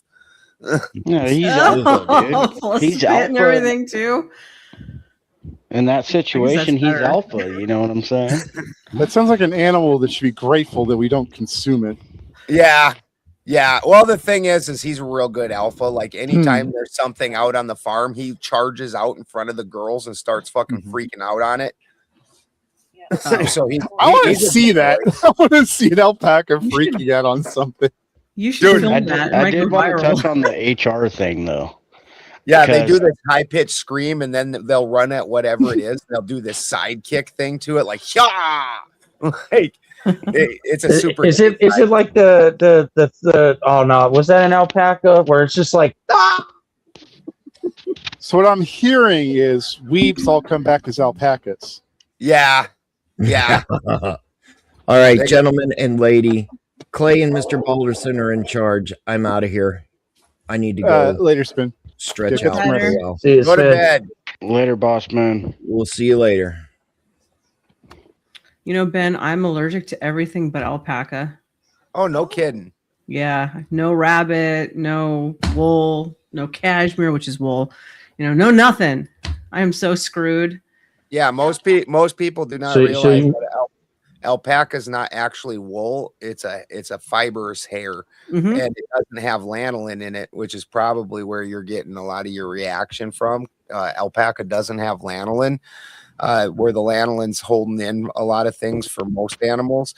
Alpaca hair actually is almost like a living hair, and it opens when it's hot out and closes when it's cold out. And the cuticle. Yeah. Oh, interesting. How do you wash that stuff in garments? You can't spin it. You can't agitate it, and you can't use hot water. So it's cold water, and you've got to like gently hand swoosh it, and then just air dry it. If you try and spin it or agitate it, like do the agitation, it'll felt up. Oh, okay. Not to draw off the comments about alpacas, but I really wanted to set Spin off with the picture I got. Friends for life. Hey, if you know, you know. Oh fuck, they're bosom buddies. I did put on there something else, but I was like, nah, that might be a little much for a YouTube video, so I took it down. I put that up. What? I don't even. Who is talking right now? A crowd. Friends for life. Crowd. All right. I'm always coming up with crazy ass fucking pictures. Like I did some crazy shit. You fucked me up with that the picture you had up because I was like, yo, who is talking right now? Yeah, I don't know how to do that, like where it pulsates, or like Effigy has it, where like the rings around his photo or his animated shit, it moves. I don't know how to do that. I think that's OBS, honey. Yeah. No, I don't fuck with OBS. It Oh, yeah, you have to use something like OBS for that. You also need a plugin like a waveform visualizer. That's how I get mine. I don't know what Effigy uses, but I imagine it's something similar. But if I use OBS, don't I have to constantly like change my volume settings, like my volume output? You should only have to set it once, and it should be fine. I don't know. Might have to adjust it here and there sometimes, but unless you're moving and plugging your hardware, unplugging and plugging your hardware in a lot, you shouldn't have to mess with it. Nerd. I want to ask the panel something. How did you guys feel about Trump announcing his new run for president? What? Say what? I didn't see it. It was at the convention thing, that dinner he was at. He said he's going for a fourth. He was wearing a 2028 hat. Oh, he was agitated. Is it a troll or is he serious? That is the big question. It was a joke. Sure. No, He's making all the lefties mad. Sure. Yeah. Dude, they have lost their rabid minds. Well, they used Right, to but anybody that thinks that running for a fourth term hasn't lost their fucking mind, right? I was watching it on CNN particularly, and Stelter was fake news. Stelter was a joke, right? It was just they totally a joke, were right? literally scrolling like the comment section, whatever thread they were in, it was going and going and going, and the other people were commenting. They were going nuts. 90% of it was Stelter. Oh my God, this president's stupid. This president's stupid. It's just Stelter in there, bro. It was funny. Lefties Clay, losing their mind. You can't lose something you never Did had. you see that comment that Right. he said he's You like see the all the funniest? Republicans that got pissed off for him for doing that too. He said the funniest They're thing stupid was too. like, we need to put a term on. 'Cause you don't We fucking definitely need to put a term. Term limit on Congress. Yes. Yeah, and he was like, the funniest thing was I was talking to a senator, and he was like, by the time I get up to the stairs, I can't make love to my wife. And he was like, that was the funniest thing that anybody said. Totally gaffed that fucking joke, and nobody fucking laughed at all. You know, Obama used to say that too, Totally and nobody gaffed. said a shit about it. Told the joke right. Sorry. We got a live one, boy. He's super in his peepees about Trump. I got a question. That you got in your mouth. Much like Stelter, some people can't stand it when the joke actually lands. I got a question real quick. In the entire fucking building laugh. Bro, I was laughing. You're making me laugh, Uncle Fifi. Not one person laughed in the entire fucking building. Not one person, but I was dying, dude. Of course you were. That's just funny as shit. It is pretty fucking funny. If You know what? Oh, hold on, Uncle Fatty. You know what it is with you leftists? You just can't admit the dude's funny because you got TDS pouring right out of your ass. Oh, hold up, Fatty. You're a lefty? Fatty, I got a question for you. Just because I'm lefty, you right. doesn't make me a fucking lefty, bro. Hold up, Fatty. It's a joke, dude. Don't get all buttered now. Get all sensitive and shit. Get in your pee-pee. Adam's on his bullshit again. I got a question. I got a question. At all. Hold up, I got a question real quick. Are we still talking about vocational training, or are we bringing up a different topic? Absolutely.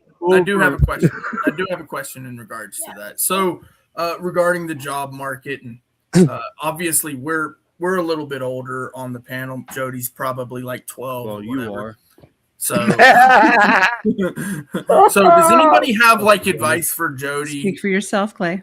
Oh yes, and we have our. I'm gonna show my vagina. Nova Star to the was it to the right, left, whatever it is. Yes. Do what you love, and you'll never work a day in your life until you learn to hate what you love. Oh my God! Everybody hates what they love once in a while. So my question is this: obviously, you know we're older, but everybody except for Nova Star. And That's right. Like, that's right. For your strategy in the job market, what advice, perhaps, would you give to a young person who's trying to get a job? Like, not the part of keeping the job. We all know what that is. Go to fucking work. But literally, how do you explain to them how to get a job? Like, what's your strategy for having it, perhaps, like, quickly? A quick like, you can get a job now. I'll make my answer quick to you, Clay, so everybody else can keep your expectations within reality. Don't go 10 steps ahead of what you're already doing. Keep it day by day, week by week. Don't go too far ahead and don't fall too far behind. Okay. We'll go around the room if that's I mean, cool. that's pretty good advice. Jody, since you're I know I'm a sage. I'll save Jody for last. Ant, why don't you tell us what's if you're there? Do you have any advice for young people when looking for a job, any job? Ant's taking a shit. Kraut, do you have any advice for young people looking for a job?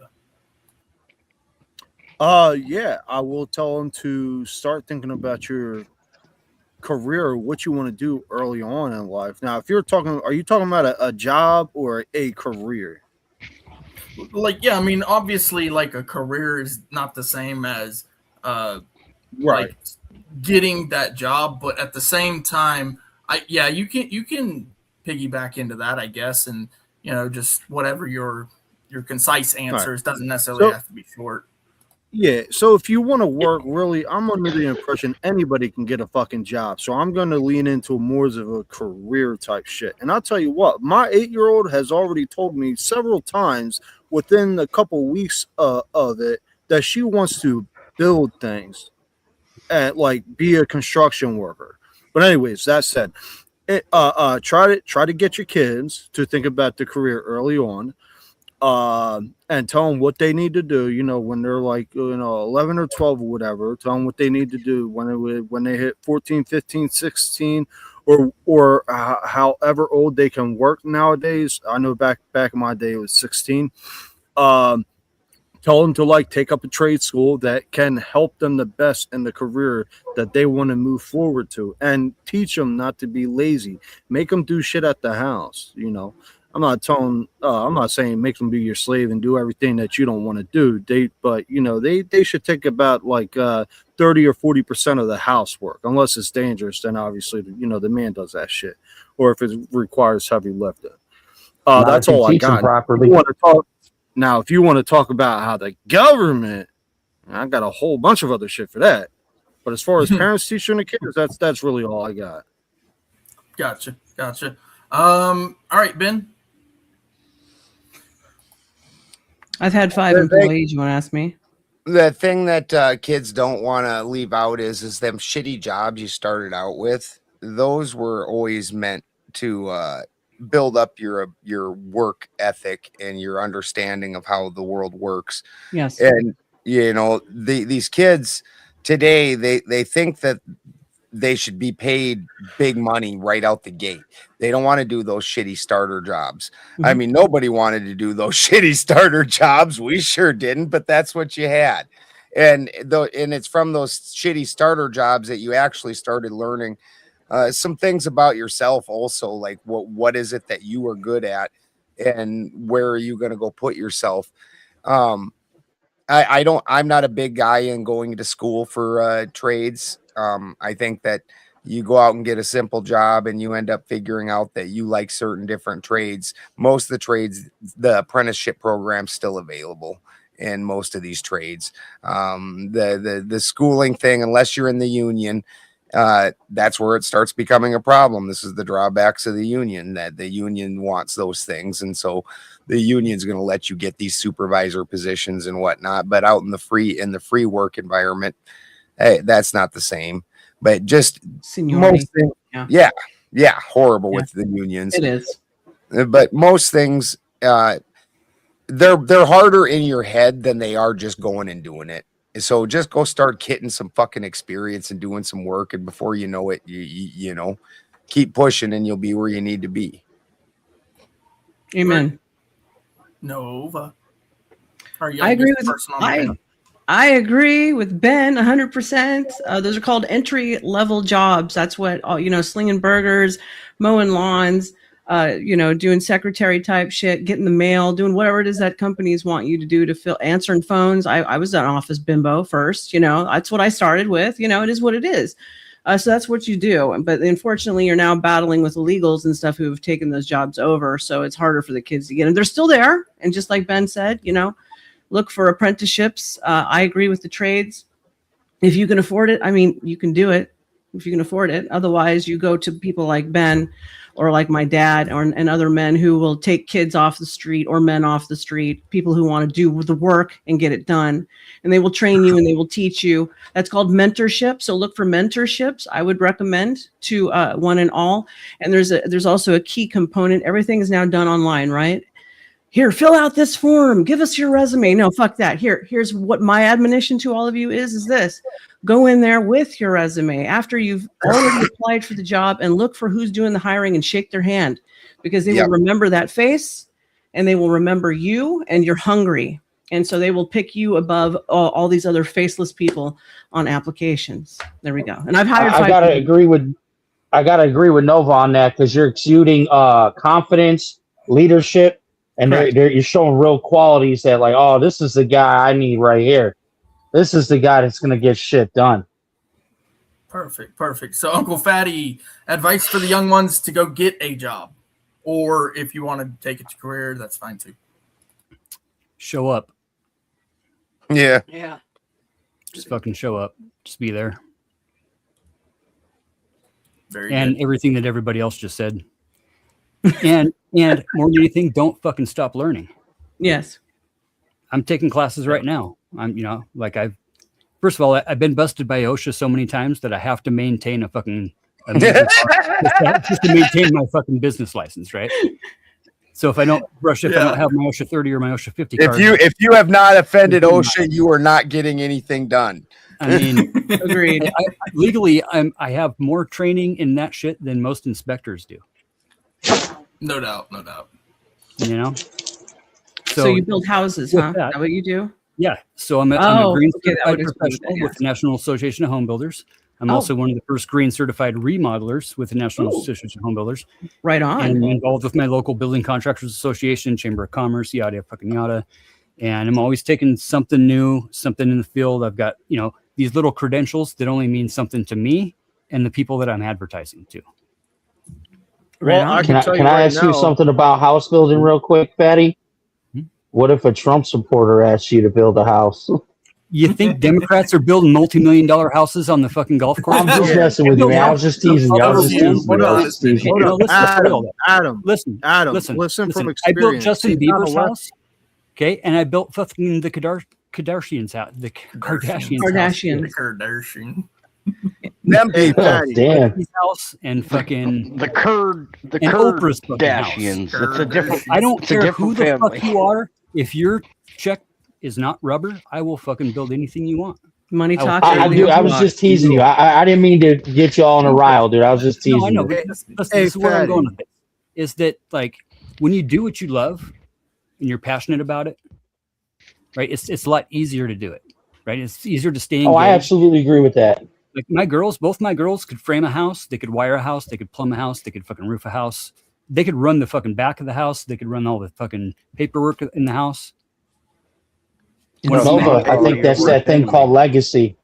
So it's some of this too is you got to be the inspiration, but like you got to involve them in the finances. Like we were talking about earlier, the kids that are left with, they get all that core training, but the parents don't involve them in the finances, in the paying of the bills every month, in getting your allowance, and then taking your fucking allowance back for taxes and food. Man, that is a great idea. Thank you for that one. The system works. How do you feel about public works? Well, hold on before we get into that. Before we get into that, we're going to go to Parenting Jody. with Dignity by Drew Bledsoe's dad, Mac Bledsoe, right?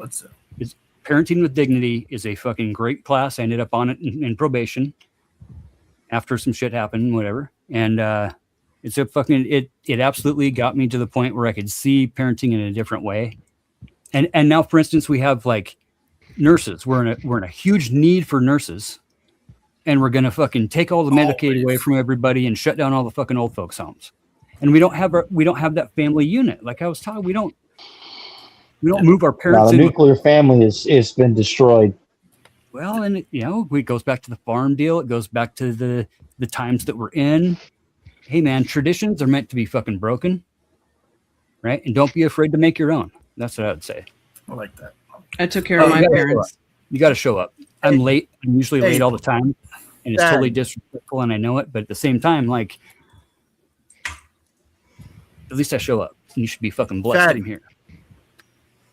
Daddy, you're not a lefty, are you?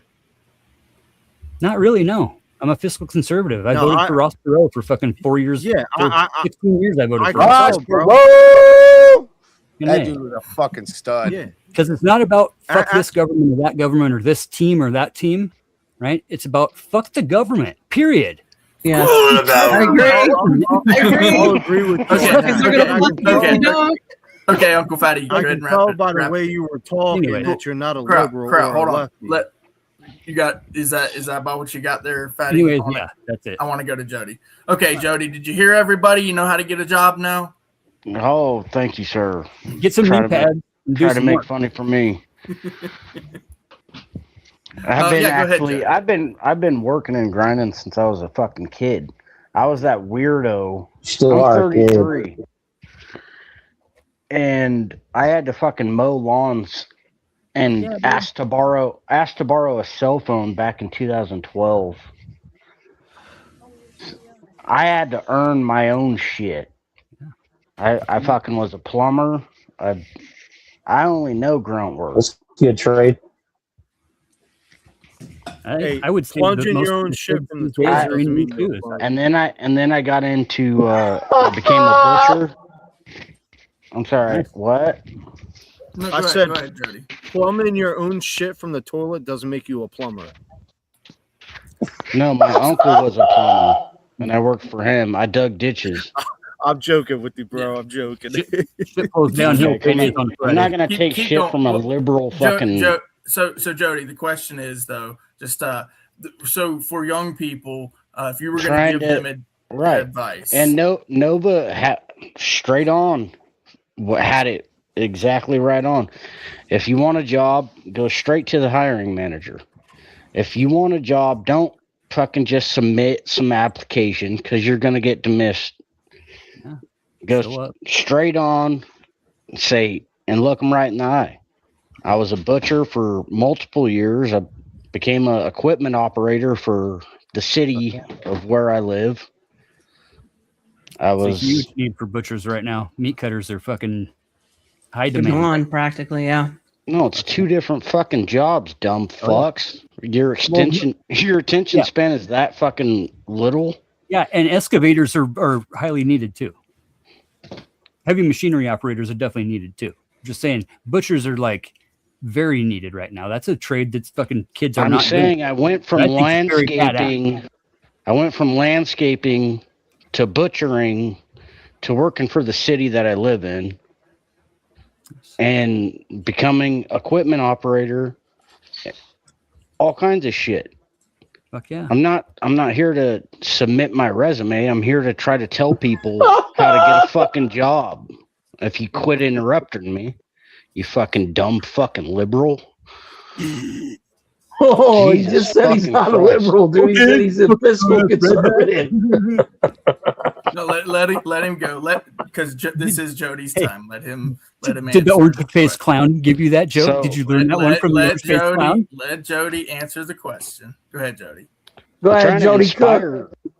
I don't even think that there's anyone fucking educated enough to fucking get a job that's watching, but I guess Nova hit it straight on. Just fucking go straight to the head, straight to the case, and just fucking show that you're not afraid. Because every job that I was scared to just put in my paperwork, I never got accepted.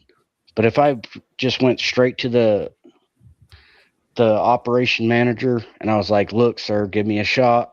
I promise you I won't let you down." He gave me a shot, and it's worked out ever since. Mm-hmm. Thank you, sir. Perfect. So shoot your shot. Yep, I like that. And just so obviously I haven't answered, I'll give my answer as well. This is what I would tell any one of them, and I've literally given this advice before, and it works every single time. You go the first day, you go on a Monday. You go as soon as the place opens up. You ask for the application. You fill it out right there. You bring a pen with you and a notepad with you. You bring it with you. Okay. You sit down there, right there on the spot. You fill out the application right then and there. Then you hand it in. And when you hand it in, you're probably going to be handing it to, just a regular employee. Then you ask to see the hiring manager, just like Jody and just like Nova Star said, you ask to see the hiring manager. And you may not be able to get to see the hiring manager. They may tell you the hiring manager isn't here right now. They won't be here till, you come back the next day and Wednesday. the day after that. Then, So this is exactly the advice that I give. You go back the very next day like a dumbass, and you go in there and ass crack ask of dawn for next an day. application. You ask for an application the very next day, Tuesday. As soon as they open up, you walk in there, you actually ask for another application, and they're going to be like, what is this dumbass doing? And you do it. By that third day, that hiring manager is there, and you will have a job. They will hire you. They will say, hey, there's the same guy. That third day, you go in there, same thing, like a dumbass. Consistency pays off. I swear to you, it will. This is not bad advice. I've seen it happen over and over and over again. That's how I got some of my first few jobs. It's a dumbass move, but it works. So can I fucking shoot some shit with Fatty? Since you're a you want to chew the fat, do you?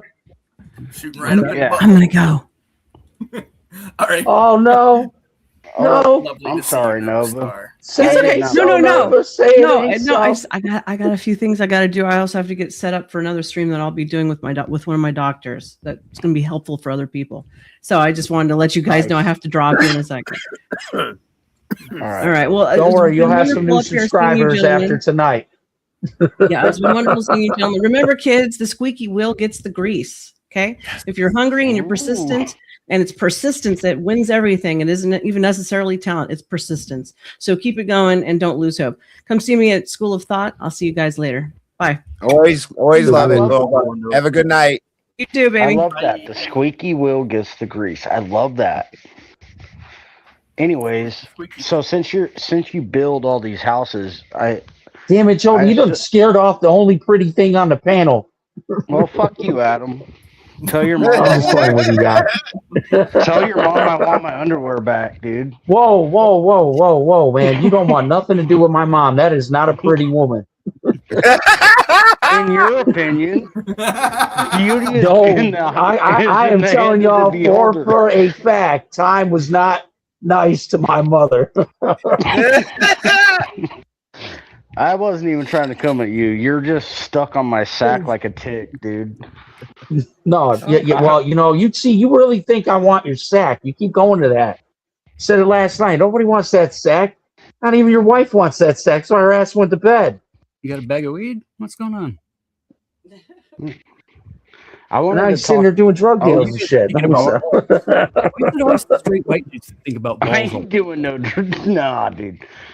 I'm just messing with you, Jody. Go ahead, man. I'm sorry. I shouldn't interrupt you guys. Go ahead.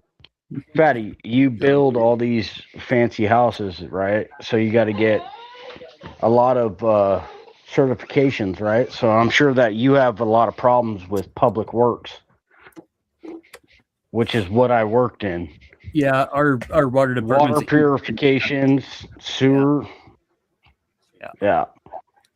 And everything we're doing up here is all septic. So we got the Panhandle Health Board and all the perk tests we got to do, and the fucking the health department's on top of every build. It's a fucking pain in the ass. Is that where you guys start though? Is the foundation and the pipe work and stuff like that? Every house has to start with fucking water, right? Everyone needs water. The dream. Unless you're Ben and you're off the grid. You have to start with the land clearing. There's nothing wrong with well water. Got to start. But after the land clearing's done, then you can start on the foundation stuff. And as soon as you got your permits. Yeah.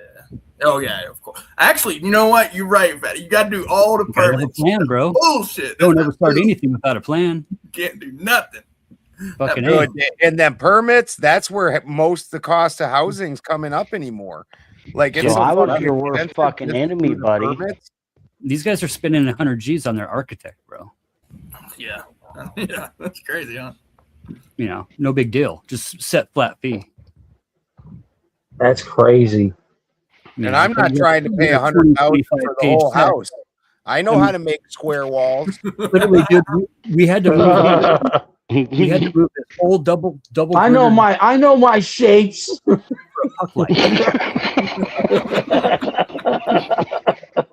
Exactly. But no, I would be technically your worst enemy. What you said, the panhandle of what, Texas or Oklahoma?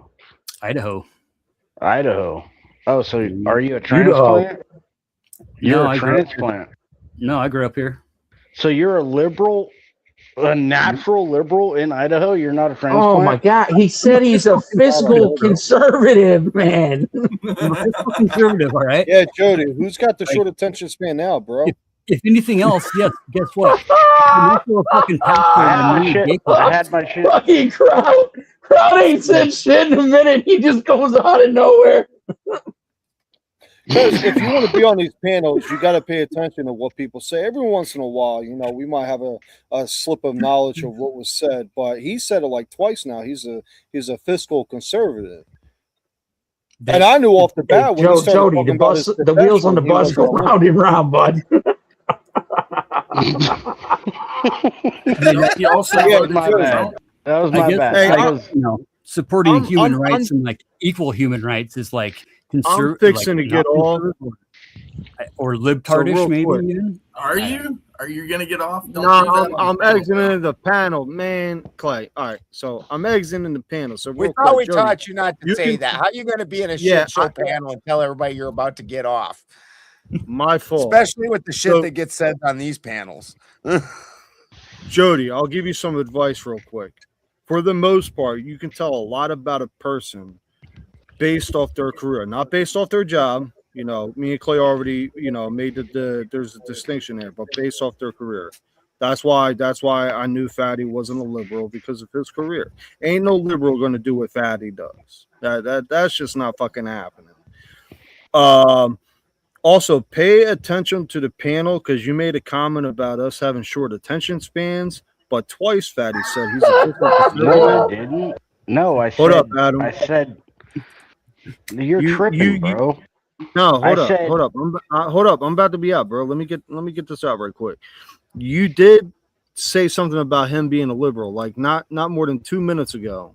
Like you said, Yeah. oh, you're in so and so, and you're a natural grown liberal, or whatever the fuck you said.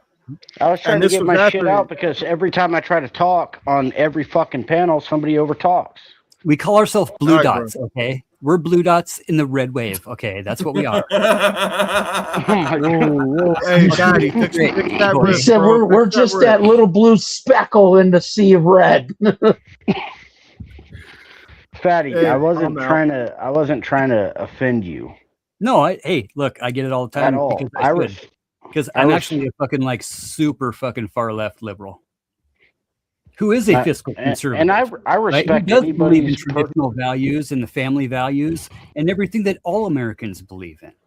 Right? I don't think that we should be divided because somebody tells us to be. Right? I think that if you have love in your heart, then you have love in your heart, bro, and fucking love always wins. That's why I marry gay couples as well. As a certified minister in the name of Jesus Christ. Okay, now I know you're a liberal. My camera just keeps going out, bro. I'm so sorry.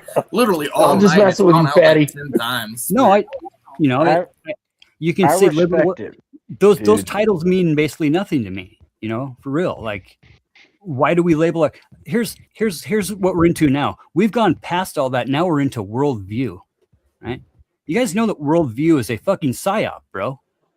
That's put into fucking societies to get them to divide themselves. This concept is written about, okay? Because what you're doing when you say my worldview is you're getting out of bed every morning and going, I choose to see the world like this. And now you have your fucking blinders on and you're in your fucking tunnel vision in your world. Right? And I agree with everyone that. becomes a team. It becomes the team sport, right? Me versus them, us versus them. But I don't want to be on your team, Fatty. How? Okay. And fuck that. It's me versus the world. Why can't there just be one team though? You know, like why does there even have to be this team concept when it comes to like my God's better than your God and fucking my way is better than your way? And here's how I look at it, bro. Seriously, when my feelings get hurt when I see somebody different out in public, do I make it my obligation to go tell them, or even mention or make jokes about them randomly without them even fucking knowing, right? Is it any of that my obligation, right, to make sure that for me to feel better about the way I feel about how when I feel when I see them, is it now like, bro, like it just reminds me of that skit with Jim Carrey where he's like, as a gay man. Like, no, what you're talking about is accurate, right? It's like, I don't the dude need with the two faces was coming at me. Yeah, with the picture. You're right. You're right. Like, don't need to know it. Don't need to tell it. It's more or less just like we're out here doing our fucking thing. And I mean, the Christians I hang with, the Christians that I hang out with, right? They say things like, "You do you, and don't fucking hurt other people physically." Don't ask, don't tell, baby. It's not for me to judge. Listen, if I have to judge you in order to feel better about my feelings and tell you or make jokes about you that you shouldn't exist so that my feelings can be better about how I feel about you, tell me that's logical. Tell me that there's any reasoning there whatsoever. No, it's kind of childish. Right. So when we see other people that we don't like and change is difficult, okay, that's the essence of bigotry. Okay, just not being able to accept something different. That's all it is. It has nothing to do with much of anything else. You can get into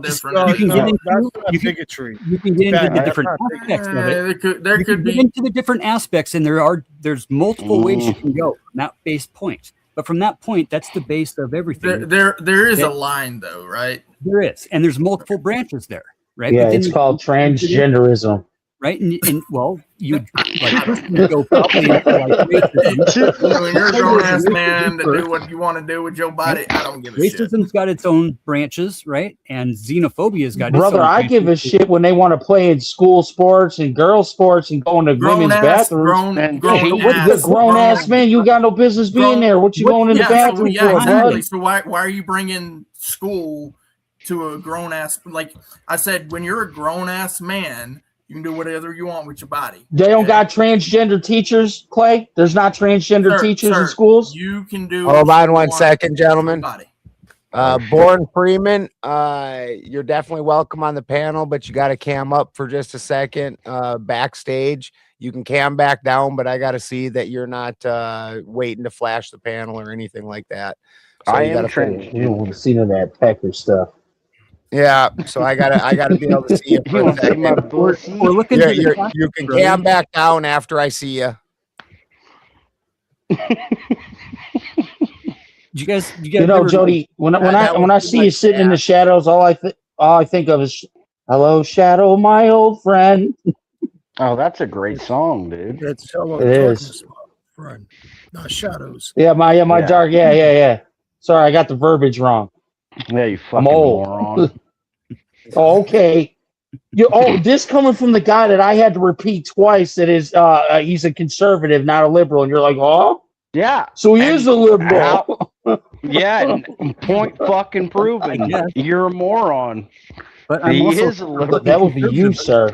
Things too. So like I mixed up two words that meant the same thing. Can somebody just not be like multiple things at the same time? Or I was gonna say, Adam, I think you'd be surprised as to how liberal you really fucking are. I am not a liberal, buddy. Yes, you are. And intelligent. Yes, you are. Yes, at you the are. Same time. Yeah, do you enjoy being able to say what you want to say?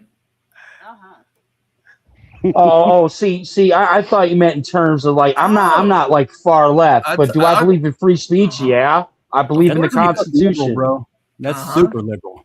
That's a liberal, right? But I thought he meant like liberal, like the commie liberal. Communism is not liberal, sir.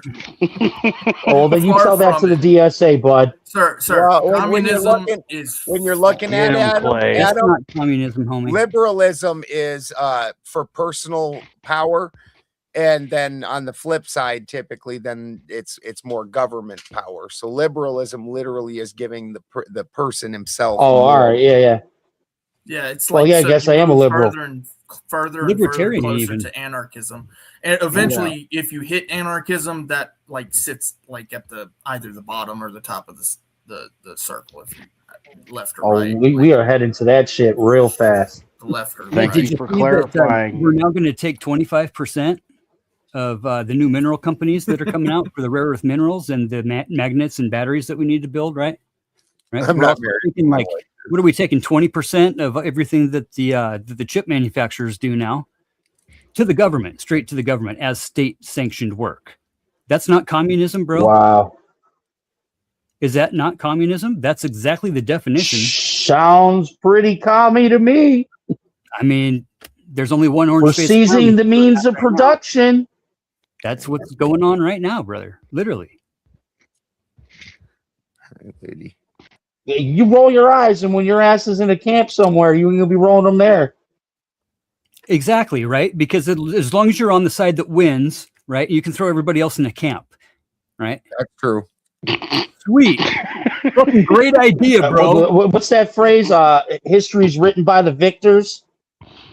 Yeah. Not really. Did the No. Nazis win, bro? No. They fucking lost big time. But yet we still make millions of dollars off of propaganda. That's super arguable, It is. Fatty. That's Only super because they arguable. fucking Treaties maintain- were signed. They're playing This the is long true. game, but at the point in Many time of they them did. escaped. Saddam lost But as Well, well, too. I think I heard this earlier, but if the Germans didn't fuck over Russia, they wouldn't have lost World War II. Pretty much. Well, no Yeah. shit, Sherlock. That's why we were teamed up with Russia at the time, right? Oh, I mean, Fatty the and Nazis. Adam. There's certainly the case to be made that the Nazis just went underground and they actually won and fucking made They made it look like they an lost big exit time, stage though. left, They made it look like exit stage left, and that they still have maintained more power than what a person would imagine. Oh, you're talking could- about like the I've never heard Argentina- that. That's interesting. I could You're also talking make about like the the argument Argentina about stuff. like Christianity. Check out the population of Argentina sometime, fucking Adam. Yeah. Check out the population and tell me that the Nazis all Oh, yeah. disappeared. Bro, they sound Yeah. just like Germans. They just, Yeah, I dude. swear, they sound just like Germans in Argentina. And Crazy. they're fucking. They're I as will. German I'll check as it out me. later. Blonde hair, And on the blue-eyed, CIA, baby. on the CIA's own website, they use, I don't know if they still do, but they used to, when I looked, have a picture of a guy that they said they believed was Hitler that lived in Argentina, that was the head of these groups. Ben, have you Yep. met Kramos on the panels? Uh-uh. Kramos is from Argentina. Sounds Uncle Fatty, you've met Kramos. Yeah. He's Yes. Sound German, don't he? heavy accent. Heavy German accent. But he's from Argentina and he looks Argentinian. Yeah, He doesn't look German. the population is mostly German. over there. Duschnagen. Yeah, they Yeah. found Mustache Man's pill jars and Yeah. all kinds of stuff down in that bunker and shit. Oh, dude, it's insane. If you, I don't know how old you guys are. You Hey, guys Nutty. sleeping under a fucking bunker, Adam. Taking a fake cyanide pill. But yeah, I could make the same Wait, argument wait, about what? the victors sometimes aren't the ones writing history. What when the it fuck comes to, does like, that got to do with my age? Christianity, right? Because a lot of people would say that even though most of the religious people actually, is it Muslim now? Like I know that it kind of climbs on the Muslim scale, but like a very high percentage of the religious people on the planet are Christian, right? So the funny thing about that is a lot of people say that Christians are basically losers, right? But they wrote a lot of history. We are with this suicidal empathy. The whole martyr thing, yeah. I didn't say, oh, we can have martyrs, but we all want to kumbaya with the bad guys. And then it's like, well, Jesus said that we got to kind of like hold hand in hand. Fuck all that. But the listen, point is, I believe in everything Jesus said, but there's a time and a place for action, and there's a time and a place where we got to put our enemies in the fucking ground, and Jesus is just gonna have to. He's just gonna have to hold on tight. We'll get good with him when it's all done. the way I put it, Adam, is I ain't Jesus. For about 300 years on American soil, okay, Christians were killing other Christians. 7 different types of Christians, as a matter of fact, were like 3 or 4 of them were all at war with each other. Okay, and these are Christians that fled fucking Europe from Christians. They're still doing it, by the way. Today. Yeah. In America? Well, I mean, Christians killing Christians. I mean, you're kind of misrepresenting the story of fleeing Europe, though. The Christians that fled Europe initially weren't fleeing Christians; they were fleeing the King of England, who wrote the King James Bible, where those Christians had been using the Geneva Bible. So the first settlers, they ended up changing the name of the Geneva Bible to the Settlers Bible, and fucking that was all to escape the King of England, who had decided that all of a sudden he was the head of the church and the king. Yep, the Pope King. So that was King James. Yeah. Or was it King George? No, that was King James. All right, so George came later towards the Revolution. He wrote another book also called Demonology, and he was rabidly homosexual. Fucking Brit. What a hypocrite. Remember, Columbus the Spaniard came in 1492, right? So it's like the whole 1500s, right? The whole entire South 1500s America. people were coming here to the U.S. or to the Americas, I guess you could say. They were literally just, well, you know, and a lot of them, well, here's the thing about that. Now, here's the thing about it. A lot of them were working for the companies, the shipping. So, you know, the transatlantic slave trade? It's kind of, yeah, you know what I'm saying? So it wasn't fucking company. Bro.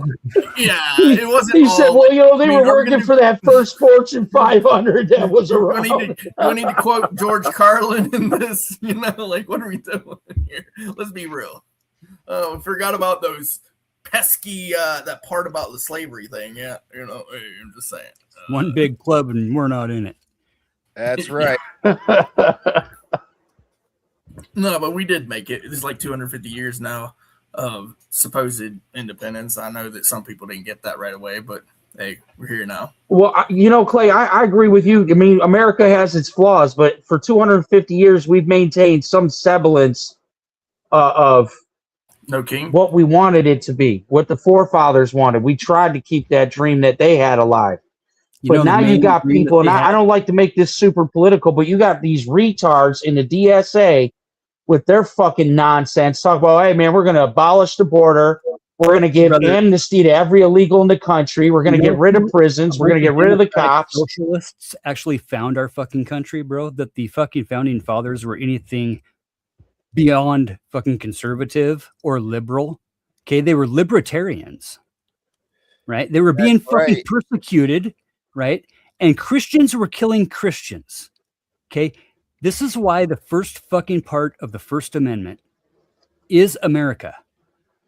Congress shall pass no law regarding the establishment or of a religion or inhibit the exercise freely thereof to worship whatever the fuck you want to or not at all, because Christians were killing Christians in America. But wouldn't that still apply as long as it doesn't infringe upon society and its norms? Without the ability to fucking worship, being able to worship who you want doesn't mean you can kill who you want. Yeah, exactly. And at that point in time, that's what they were doing. Okay, they were the Quakers were fucking killing everybody and tripping on mushrooms and having fucking weird ass fucking witch trials. Fucking moldy bread, bro. Moldy bread caused all that shit. Well, they say that it was a rye field that went moldy, and then the fucking wind took that ergot, and those guys were all sucking in ergot like, whoa, that bitch has got fire! Fire! Off with her head and shit. Yeah, man, they burnt that one lady, fucking Mary Dyer, at the fucking stake, bro, in the town square. Well, you know what? If that bitch isn't they were tripping balls. You gotta love the trials. Like, yeah, if she dies, she wasn't a witch. Well, that's nice. At least she's not a witch. Around your neck. It's kind of hard. I thought it was if she drowned, she wasn't a witch.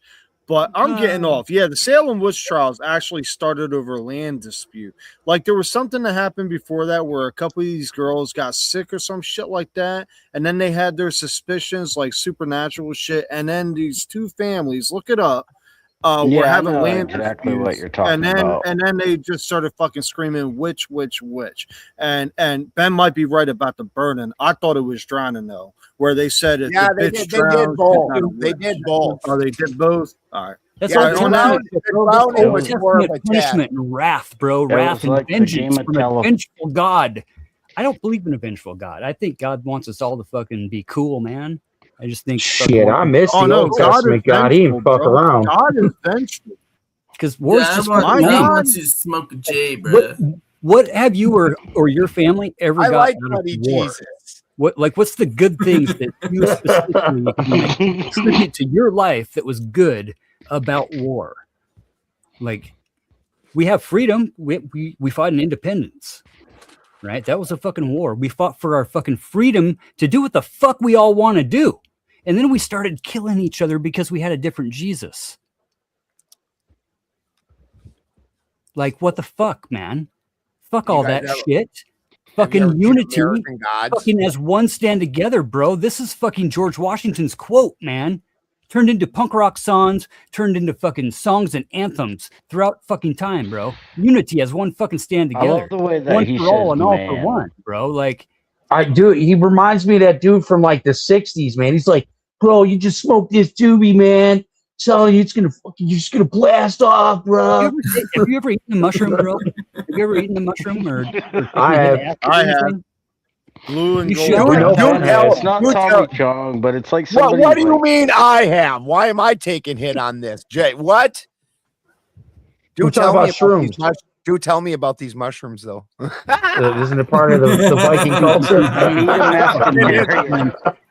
It is definitely a part of my culture, and I have definitely eaten more than I can't remember the term of the festival where they did all the human sacrifices, the animals, 9 of each or whatever.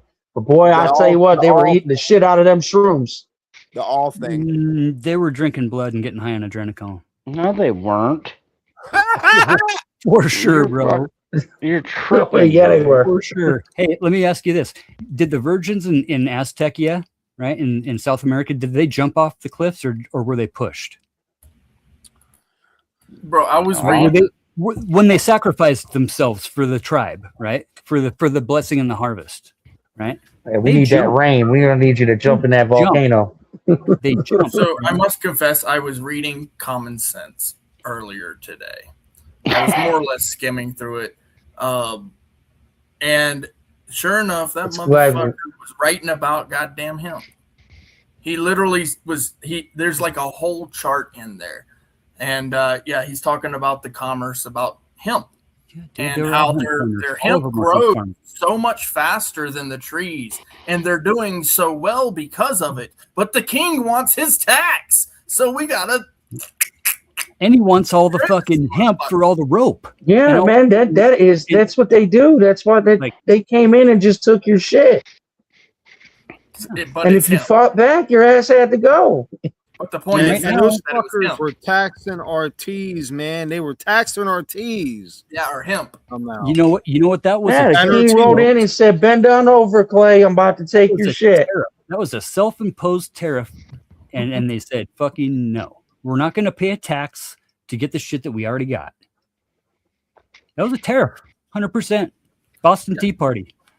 The founding of our and shit that's why, anti-tariff. That's why I joke and say we started with their tea. We started throwing their shit in the river. You know, no taxation without representation. One of the problems that they always want to leave out in the Boston Tea Party is that, and part of the reason that they leave this out is because if we figure this out, we're going to have current problems with our current monetary system.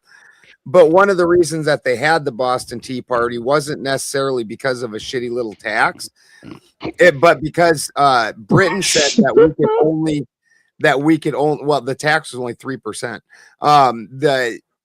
but Britain had said that we were only allowed to buy British tea with British coin. Yeah. So in other words, exactly we had what to, it was. yeah. So we had to go through the Bank of England in order to buy and borrow money at interest from the Bank of England in order to purchase these goods, and which was the Rothschild Bank at the time.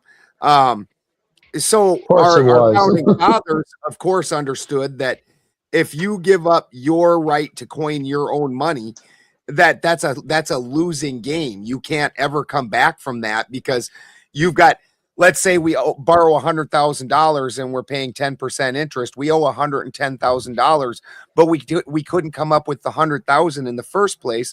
So now we have to we have to also give up commodities or something, because we don't actually have any money of our own.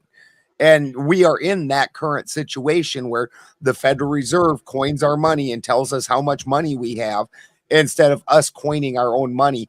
And that's why they don't explain that shit in school to people, because so basically they owned us through debt. Yeah, they own us through debt and have for fucking since the reinception of the Federal Reserve, which was Woodrow Wilson. Yep. Early 1900s. Yeah, and he said after doing it that what he did was the worst thing in our country's history. Well, and then it's like, okay, it took only about 150 years between all of what happened between there and then. In the meantime, by the way, probably about 15 or so wars and 2 world wars. The modernization of the industrial military industrial complex. Well, no, not military, but like the industrial revolution, the industrial revolution, Ford, that sort of thing. I mean, I will say that it did last quite a long time. It sucks that it went that way. I'm trying to read what he's got behind his head. I'm not surprised, considering. I gotta take the dog out. I'll be right back. Yeah, considering the time frame and what was going on, all that stuff, I'm not even surprised, right? Because like the assembly line was one of the biggest things where now the entire world is competing on this assembly line. And what do? You have to put everything on the table at that point, or you go to war. And they were doing both of them hardcore at the same time. So they were putting everything on the table saying, all of this is mine. And then people were going to war all wow. In a sense, we're kind of doing the same. Hold on, Jody. Let me read that thing he put up real quick. It says, who knew Magus is the name of the highest rank in the Church of Maga, translates to witch in Latin. Maga in Portuguese means magician, sorcerer, wizard. Maga in Japanese means wickedness, evil, calamity, disaster. The word in Nigerian, from Nigeria, means sucker, fraud, victim, or easily something. Maga means lies in Zulu. Maga means dragon in Sudanese. Sorceress and female magicians. Yeah, Sudanese, sorry. In Italian, mago for something, I can't read it because it cuts off. Maga means magician in Spanish. I have seen all these before. Of course, I'm not a MAGA guy, so it doesn't bother me. I mean, that doesn't phase me at all. I don't know what the fuck that was supposed to do. But America was always great. I don't know why people say. I mean, Lou. Just the word Lou, Liou, in like 20 different languages means like 45 different things. Speaking of, you know what it means? In English, it's Captain Lou Albano, and that means I whip ass. Yeah, let's go, Ben. Speaking of language and all of that, you guys still doing Wednesday? Yes, that is the plan. Although, if Omar didn't wear himself out too much, holy shit. Yeah, I was surprised Omar wasn't on tonight. Stay late on the panel. When I was first coming up on the panels and stuff, that's what I was doing, and I've kind of gotten used to it a little bit, but sometimes, it's still taking a toll on me. Like I take a nap in the middle of the day. I take a nap, or else I can't do it. I get up, but even when I stay up late, I get up at 7. If I'm retired, so I can take me a nice little nap and last night. I got off at 5 a.m. with you guys last night. It was about 5, yeah. I stayed up till 11, 12 o'clock, and then I took a nap, and I was good. I don't mind doing this late night shit with you guys. That's what I do. Is I go to. By the way, though, I did have the cops called on me yesterday while I was on the panel. Yeah, you said that. That was me. Yeah, dude. I shit you not. Yeah, my neighbors called the cops on me because I got into it with James. Oh fuck! This is why I don't fucking live in areas where my neighbors can hear me. Dude, I miss the countryside so much. I cannot stand this shit. Oh, dude. Although my neighbors can actually hear me, but in the country you just ignore it. Because last night we were up so fucking late. My best friend Brian, he had just gotten home because on Saturdays he runs to Reading and gets supplies. So he gets home at 2 a.m. He's like, and they goes, it's weird because he's like, I thought I heard your dog barking outside. And then he's like, did he leave him outside again? Because I left him outside overnight 3 nights ago because the dogs got skunked and so they had to stay outside.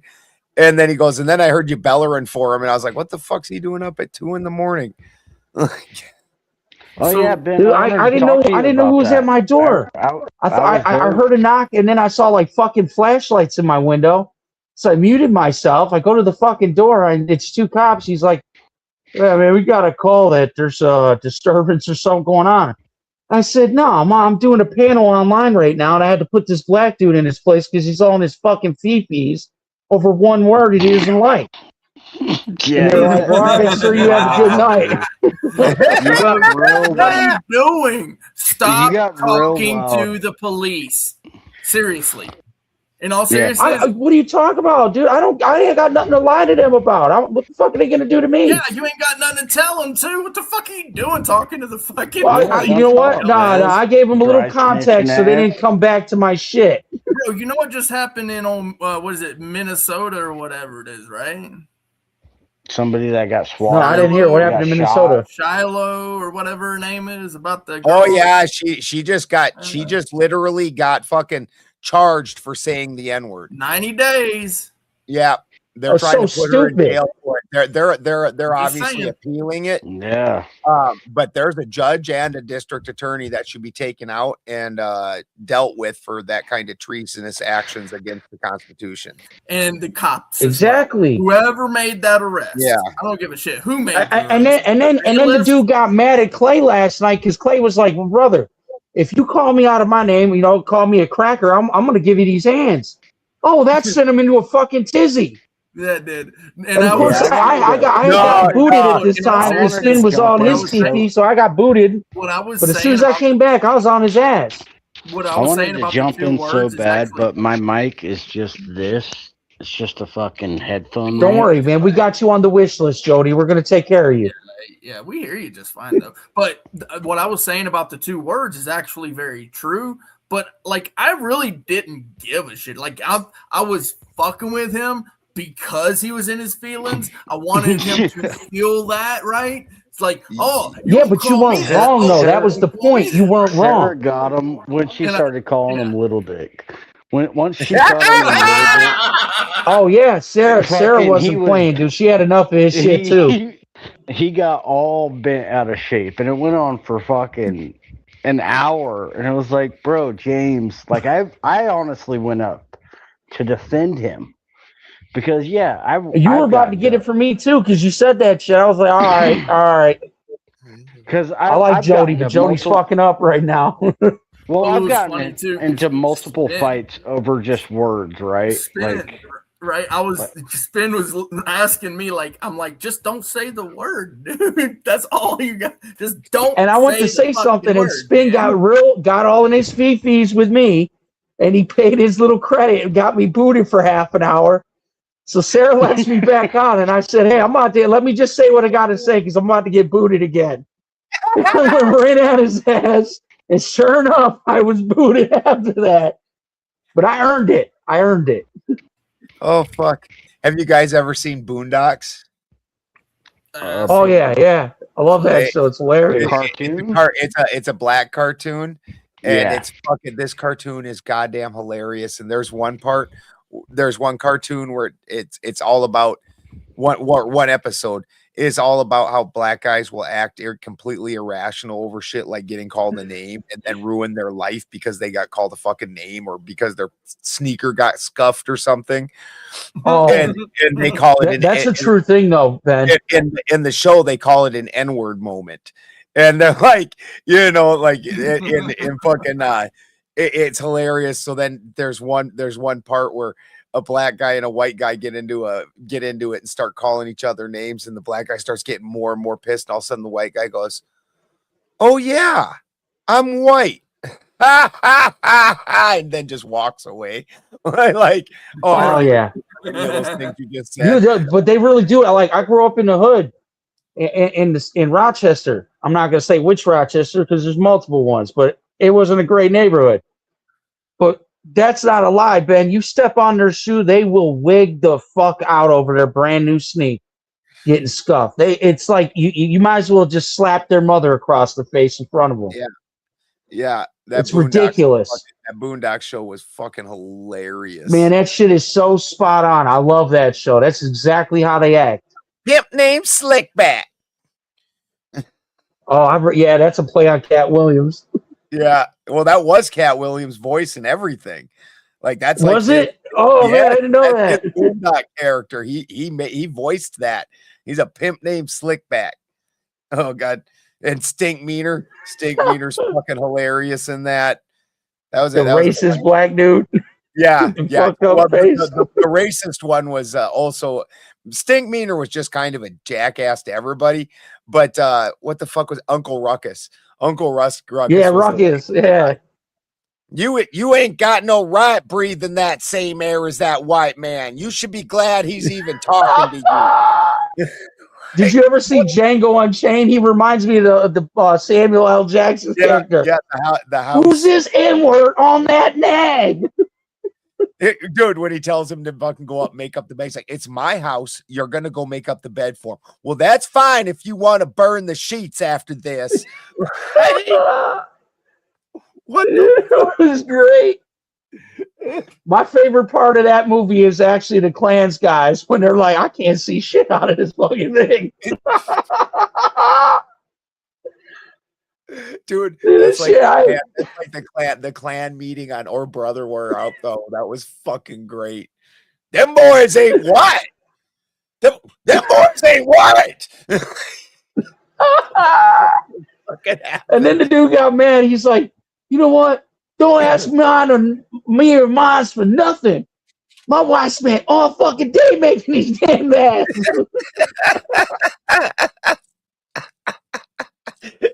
Dude, in all my life, I've never seen anybody wearing a Klan outfit or anything. I've heard a tale of a guy doing it once, but that shit, this is why you can truly believe that people like the Southern Poverty Law Center are paying for that kind of shit to happen, because nobody does that shit no more. You're fucking crazy. Like, that was when I first... They have a regular Klan meeting in New Hampshire. How many people? But are they parading out there in their little costumes? Yeah. How many people show up to this? So I've never gone, but there's literally like nice save, Clay. Like, nice save. March. We now know the truth. There's an annual march, okay? Regardless, but it's the only state. It's like, we don't wear the hoods so we don't lose our anonymity. Clay's like, yeah, there is a Klan meeting down the street. I'm not saying I know anything about it, but I know that's where they are. Look, if you've ever been to New Hampshire, you might understand. Like, you've been to Maine, you've been to Massachusetts, you've been to New York, any of those New England states. You think I live in New York. Look, you think the South is racist? No. You will know what racist is when you go up to northern New England. Dude, it's always like that. Like, when you look at the Civil War itself, You know that the South was fully integrated and the North was like damn near. You know, the South, like the troops were fully They integrated lived in the together. South. Like so, like you had antebellum South down in like Mississippi, right, and all of that. Mississippi is its own thing. Yeah. But it's not the same as going down to Florida is a little bit, it's not as bad. Georgia, yeah, you got it. South Carolina, yeah. North Carolina, not Is so that where much. you live, Clay? Is Florida? Florida? No, I don't live there now, but I grew up in Florida. Florida is where they actually call us crackers. I am a Florida cracker. And that's the thing, blood. Ben. The dude was like, "Oh, don't tell me you're not gonna get mad if somebody calls you out your name, calls you a cracker, and all this." I said, "I can give two flying fucks what you got to say about me. Dude, if you call me as a long as you cracker, don't put I'm your gonna hands laugh. on me, you're good." Yeah, I'm Bro, gonna there is laugh literally- like I did just now. Like there is literally a book, okay, and that's my family, and we are called Florida Crackers. Legit. Dude, I wanted to ask him, man, what kind of cracker am I? Am I a saltine, a Ritz? I fucking when I was 17, I joined the army, and as you're standing there in boot camp, and this is before the integration of men and women, so it was rough. And you stood there, and the drill sergeant told you you're fat, you're skinny, you're ugly, you're stupid, you're fucking everything that fucking drill sergeant could think of. You're the what's left over after your dad pulled out and fucking shit like that. The best part of you dripped out. The best part of you dripped down the wall. Is that Joe? Fucking all those things. Like, I don't give a shit. You call me cracker. I don't give a fuck. Call me whatever you want. Yeah, I mean, Right. especially once you've been to like prison. Shit really Dude, in fucking prison, doesn't every matter. single thing that somebody says to you is to piss you off and get under your skin. You don't let it happen. I mean, I've never gone to prison, but I've done my fair share of county jail. I've done some extensive stays. Yeah, county's they try to get under my skin with hey, Snow Bunny, hey, Snow Bunny. What fucking? Where you see a bitch at? The only real difference between county and prison is that you're gonna see a few more motherfuckers. Listen, I did a year in this open. It was I guess you can call it like the smallest prison that it could be, because it was all open bunks. There was no cells. But I'll tell you what, there's some dudes that still get down on that man meat in those county jails. But because I had gone to the bathroom about 2 a.m, because you got one deputy in the front and your bathrooms are behind him. They don't got like where you don't got really any privacy. They got these like see-through curtains up, but you can see what's going on. Well, I went in to take a piss, and there was a dude in there getting his Johnson sucked. I had to walk right out. I'll hold this shit. I'm good, bro. I want nothing to do with none of that. He's like, no, I'll be later. Doesn't it? Right, I'll go piss in a bottle. I don't care. I'll piss in a bottle. In the fucking corner somewhere else, anyway. I don't buy No, it. because you can buy like soda bottles and commissary. So I pissed in the bottle. Fuck that. I'll just throw that shit out later. I think Adam paid his fucking honey bun to watch it. Oh, okay. Hey, all right. Well, speaking of that, I did run a store though. He's like, he wanted some soup. See, Jody, you're that guy that would have came in. Jody's the guy that would have came in and asked for a soup and not realized that there's interest on that. So you'd be like, hey, man, let me get a soup. And I'd be like, yeah, here you go. But when you get your commissary, I'm going to need 2 soups back. I'll promise you, I'll put some Kool-Aid on. I promise you, I'll put some Kool-Aid. Yeah, nah, buddy. You're the only one wearing Kool-Aid on the lips. Don't even go there with me. I don't play that gay shit. I'll put some Kool-Aid on your lips, boy. Nah, yeah, look at you. I'm some gay time. Gay time. Jody's the guy getting sucked off in the bathroom in the middle of the night by the tranny. That's Amy, bro, and she is on fire tonight. He was like, I can't help it. Look at those man tits. Dude, when I was in, so where I'm from where South Dakota, and it's pretty much white people or Native Americans. There's not really anything in between. There's like a couple black guys. There's like 5 of them or something. We got our token blacks. Yeah. And the natives, they're the ones that dress up as the queens the most. And natives, they are not hairy people. They have almost no hair. They have a very feminine, very fine facial features and stuff. Pause. So there's this Hygiene guy. bones. There's this guy. He's got a big Hitler tattoo on his chest and the Iron Cross and the knife and everything. And all of a sudden, one day, we're all sitting in the day hall, and this guy comes running out of the bathroom, and he's like, I can't remember what that dude's name was, but he's like, he's getting a blowjob by Ginger in the shower right now.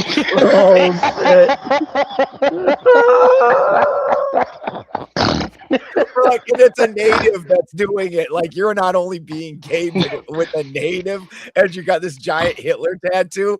Everybody fucking gave him so much shit after that. He's like, it's not gay to get your dick sucked.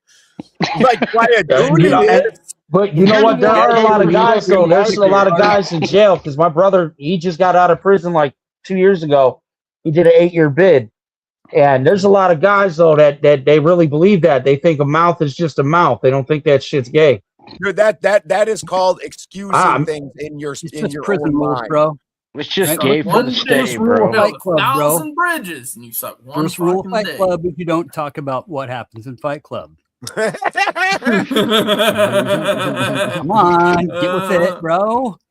That ain't Jeez. Fight Club, though. That's Wait, Uncle Fatty, you've done prison time? Yes, I did. And if he's giving me some Snickers, Did and you get a ramen, blowjob from a guy? I'm not gonna Or say. are you I didn't. just gonna leave it at Fight Club? I mean, I'm not. Either way, I wouldn't answer like yes or no. Either way.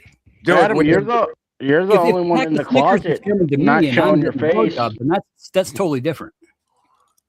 Dude, when Jody, you first go into prison, like you, I have my girlfriend here who has her pods in and is trying to rest. I got the stupid blue fucking light in my face, okay, to make it look like water so she can listen to her stupid ass little waves and dumb shit to sleep. It's called being considered. I know that's a foreign fucking concept to you, consideration. I understand you lack the understanding of these simple things. Uncle But you Fatty, are a simple man.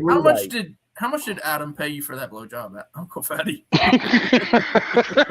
I ain't never been to prison, so it wasn't me sucking his dick. 4 envelopes, and a fucking whole rack of ramen. Yeah, all right, Holy buddy. shit, you want to go camping, Adam? You'd have got a sharpened toothbrush. You'd have got a sharpened toothbrush Bro, to your I neck. got this perfect spot on the lake. Let's go camping. Kitchen. We're gonna have a fucking spread tonight. Tell you that any of that gay shit. I'll tell you this: if I ever went to prison, I don't care, man. I'm the first one that tries that gay shit with me. I'm off left, you. bro. I left about 50 grand worth of commissary there, stashed around all the fucking different spots, bro. Oh, you were a baller. Like, just I couldn't. You can't take it home. Yeah, Jody, you can actually make a lot of money in prison and in the jails. If you know what you're doing with the commissary, you can open a store and you can make a lot of money. Yeah, they were on top of that shit though. But trading, trades work. Yeah, a lot of Especially in laundry, bro. Laundry's the shit. You want some nice fucking duds, bro? Just learn to Fucking use your what's up? mouth.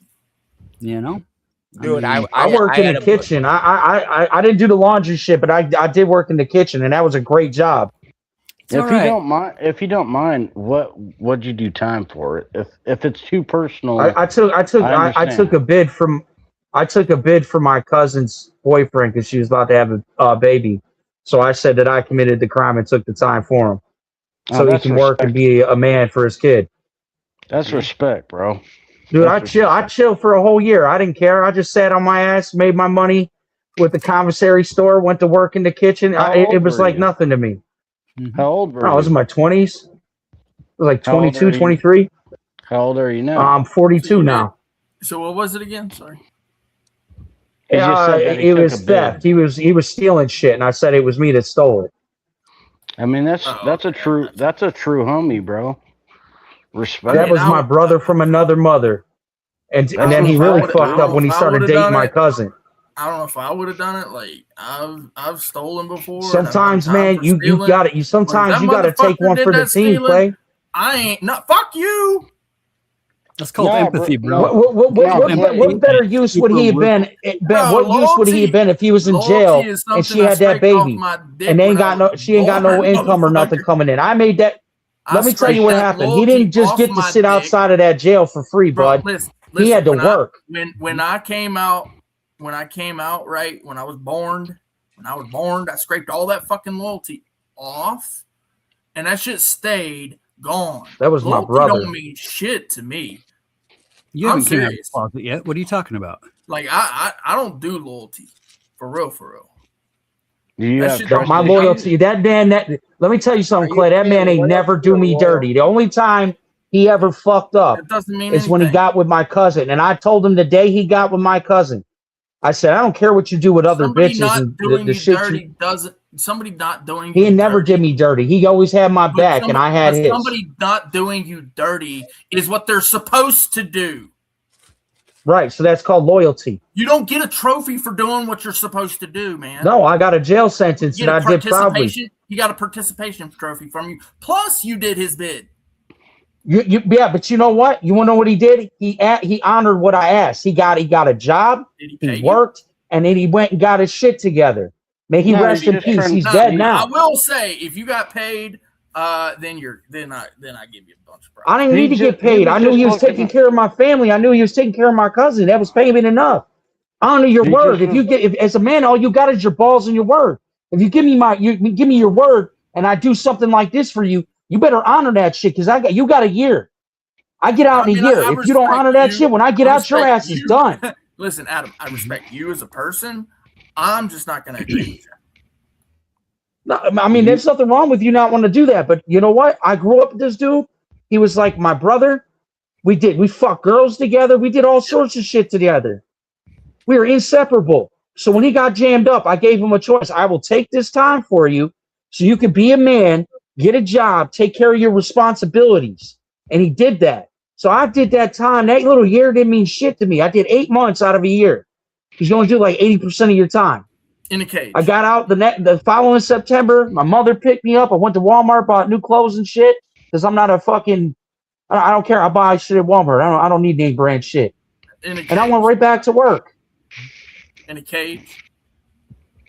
Oh God. In chains and in a cage, right? See my No, point? I didn't know. There was open bunks and shit. I worked. I worked in the kitchen. They had to put you in chains. You had to transport me to the downtown jail. Yeah, I had to ride on a bus chained and shit.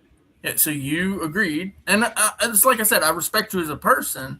It was just not something that I would volunteer to go and get put in chains and cages. I mean, that's understandable. That not a lot of people would. So I'm not judging you for that. I'm just saying, different strokes for different folks. Hold. I just want to clarify, a year for grand theft, right? No, I didn't say grand theft. I didn't go into specifics. Well, I'm not trying to. Okay. So when you're looking at it, what he said was he did county time. County is only for misdemeanors. Felons don't do their time in county. A felony is something that's going to be over a year, and then you're going to go to the state prison for that. So only misdemeanors, which are a year. It went from a felony and I get dropped down to a misdemeanor, and I did a misdemeanor year. Technically, it's a year and a half, but they don't do that in the county jails. They only do a year. But each state is different. Like here in California, you could steal up to like $2,000 and it's a misdemeanor. It's fucking. Well, that's because you got a lot of retards in office that are doing these soft on crime policies that are letting people act like fucking savages. You ain't gonna fucking Out tell there me hugging twice. redwood trees and shit.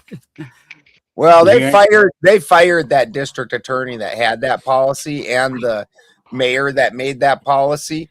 They fired both of them. That shit did not go over well at all. That's why you don't see those videos anymore. Right, because you're going to have all those retailers leave because all their shit's getting stolen.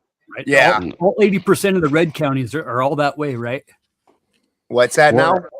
Aren't like 80% of the fucking counties red? In California? Yeah, 80% of the counties are red, yeah.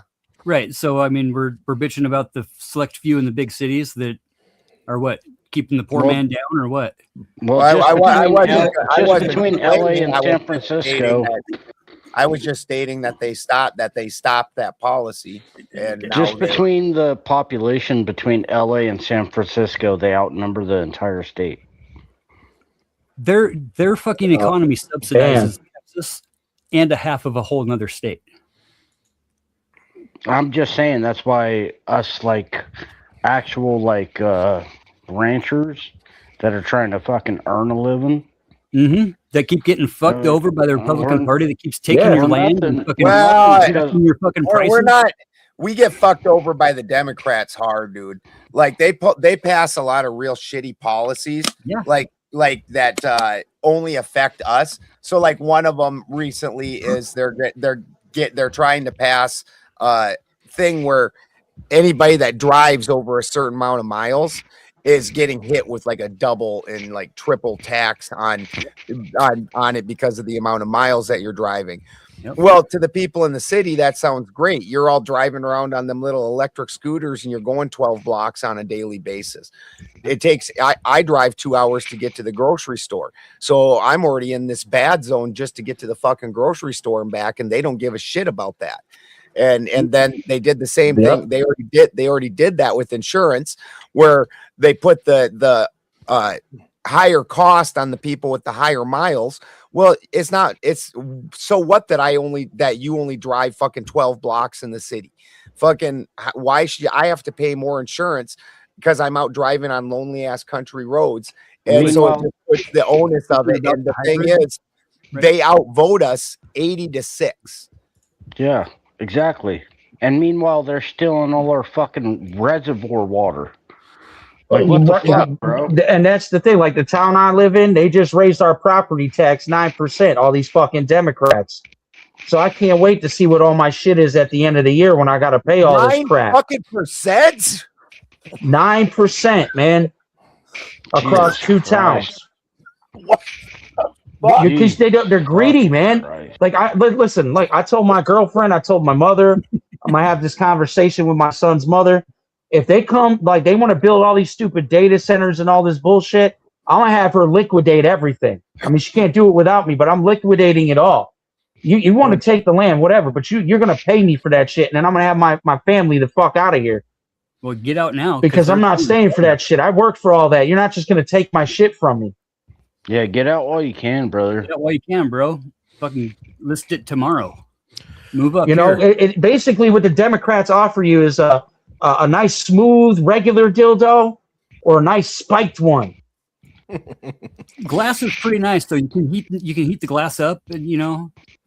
Why do you know this? See, I'm not for the Democrats or the Republicans. I think they're both absolutely worthless. But in California, because the cities have the overwhelming amount of power, they fuck the rest of California with the voting. It's part of why there's always this giant movement, and it's called usually called Jeffersonia, where they're trying to split all the major city area off and then have the country areas basically be their own thing. But like Jody was saying, California can't even afford to do that because the reservoirs would then be not in their state. Yeah. Well, it was actually your friend Steve that said it the best yesterday, though. Oh, shit. Tiberius, I'm sorry. Were you talking? I was about to come in on this one, but come on, sir. Go ahead. Go ahead. In, buddy. Yeah, I'm gonna have to wedge myself in here a little bit. So I do have some things about the original topic I definitely want to talk about. That's why I originally came in here. But while we're here, please do. While we're here, I'm a Hoosier. I am 400 feet from the border with Illinois.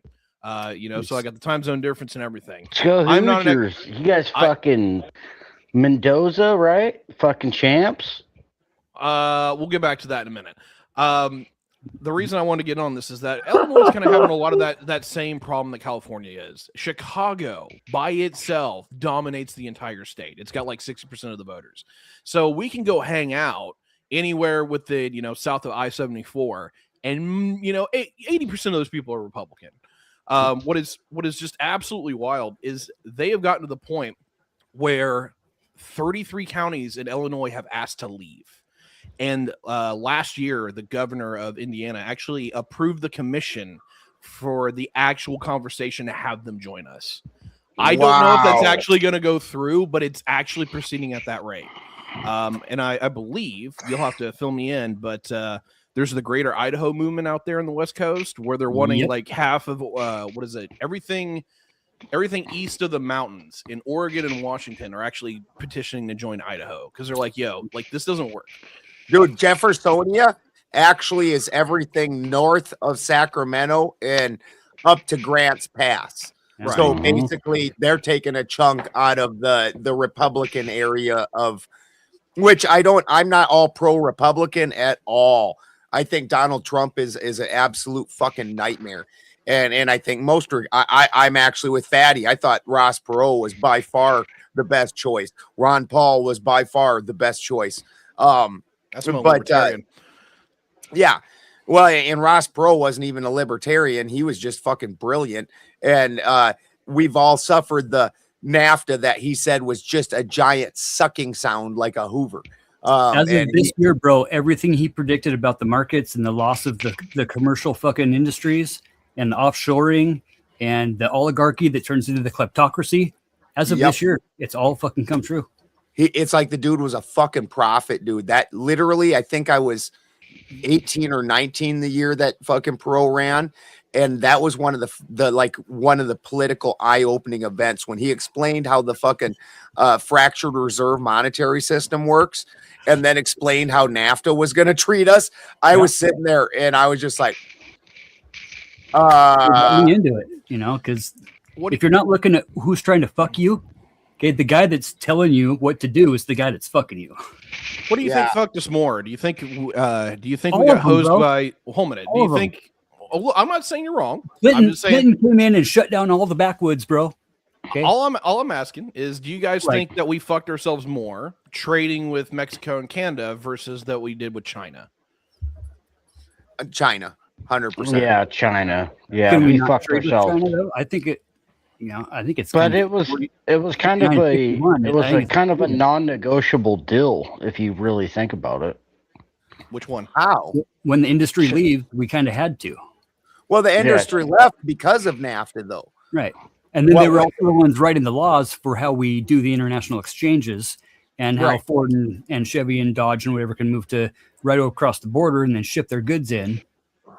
Well, then brown workers are cheap. Brown workers are cheap. And guess what? There's no environmental regulations in those. Oh, yeah. And I don't like the way you said that. Actually, that's one of the things that I'm against. It's such a tough balance because we need to bring back industry. But if we look where they took those industries that we lost, they're all hellholes. You look like fucking Hong Kong. Like half the year they have to wear masks and shit, and they're not supposed to go outside because the air is too toxic to breathe. But they got lead pipe mains running into their front yards. Yeah, and we obviously don't want to live like that either. Like we look at the major cities, like I lived in Minneapolis in high school, and there was always a giant smog around Minneapolis. It was like this black cloud around Minneapolis all the time. And after NAFTA, when a lot of that manufacturing moved out, all that went away and went other places. But again, we can't if we are not producing ourselves, we're fucked as a people. Like if the dollar crashed, but we were still producing goods, that means in whatever new monetary system that we get, those goods are going to have value. It's the goods that have value. Being a producer, and we took away being producers and became a service industry country. And the whole world stayed on the dollar. Yeah. Yeah. Oh, sorry, Ben. I didn't mean to. Didn't produce any of its own things. Like as of like the fucking G7, right? Europe and us used to produce about 60 to 55 to 70% of the fucking world's GDP. Now the G7 produces like 25 to 30. Right. And China produces about 45 to 50 on its own. And they're pulling soft power into places that we pulled out of because we haven't won a war since World War II, right? We pull out early and then go in with the soft power and try to change hearts and minds, right? We didn't win Iraq 1.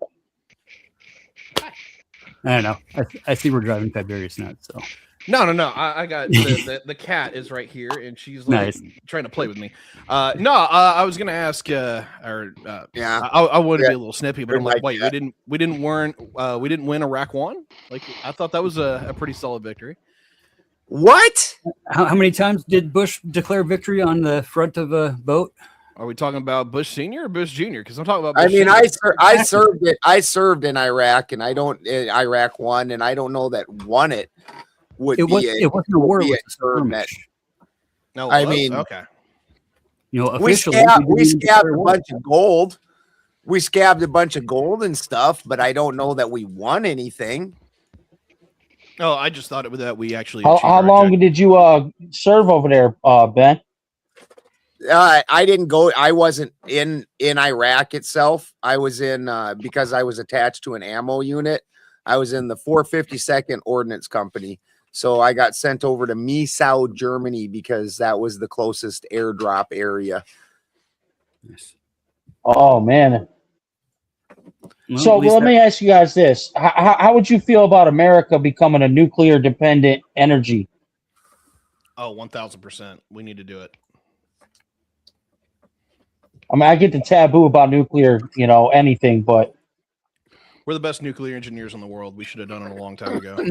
Oh, dude, I don't know that the shit that China and them are doing with thorium, where thorium does the neutron exchange and you're getting the greater fucking energy with the colder source. That's some shit right there. I don't disagree that the competition's showing up to the party. Like, that's kind of pissing me off is how much we've let that go. But we are the only country, as far as I'm aware, that other countries will let us dock our nuclear vessels with. Like, everyone's scared of everybody else's shit, but we have proven that we are reliable and consistent. And we are so reliable and consistent that we've got 2 nuclear reactors at the bottom of the ocean, over 2 miles down, and they still haven't cracked open. And they've been down there for almost 50 years now. well, I didn't know that. That's crazy. Yeah, that's USS Thresher and USS Scorpion.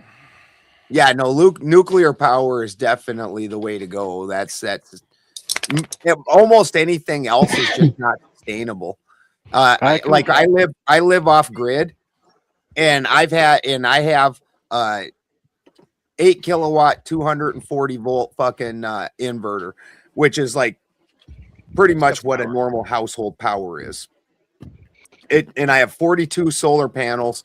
They're 300 watt, and they're the ones that'll pick up power even in the cloudy days when the sun's not showing.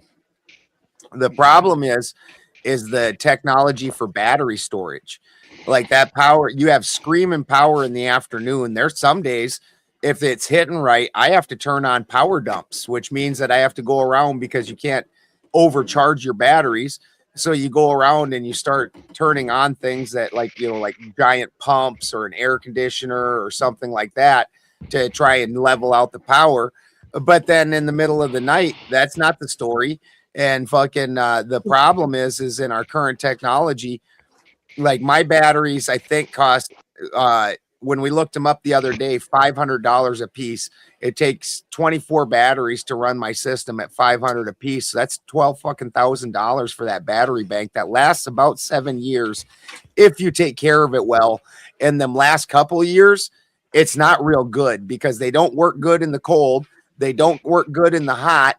And those batteries exhaust acid air. So you can't really have them inside in your temperature controlled area. You know, like you don't want that shit fucking in your house. So it's a real bad deal. Now they do have some new batteries that are doing better.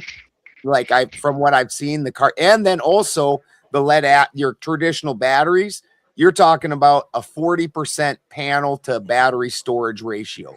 So if I get 100 amp hours worth of power out of my fucking solar panels, 40 amp hours is what the batteries are going to get actually pack away. So this is just real bad technology. They do have better technology coming out, but this is prohibitively expensive. The lithium is not where it's at. They've got better ones like the nanocarbon batteries, which I heard can have up to a 95% fucking transfer of power, and then also they're sealed so you can put them in a fucking temperature controlled room. That's what they're using for high-rise buildings and shit. They're putting those in the basements and harvesting the off power at night, and buying power at nighttime from whatever 2 to 5 a.m., banking it, and then using those just to power specific things like the fucking generator, whatever, in the air conditioner.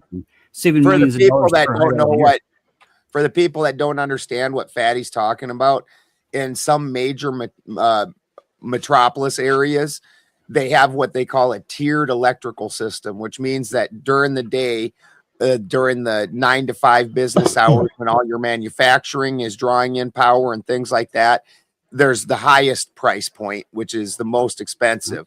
This goes slightly down during your evening hours or your swing shift hours. And then overnight, you have the cheapest electricity. So this is actually what the Tesla wall battery is made for. It's not made for off-grid. It's made for this type of electricity. So you fill the Tesla wall overnight during the cheap electricity, and then you live off it during the day. And then you do like China does, you make a little tiny coal plant right next to that.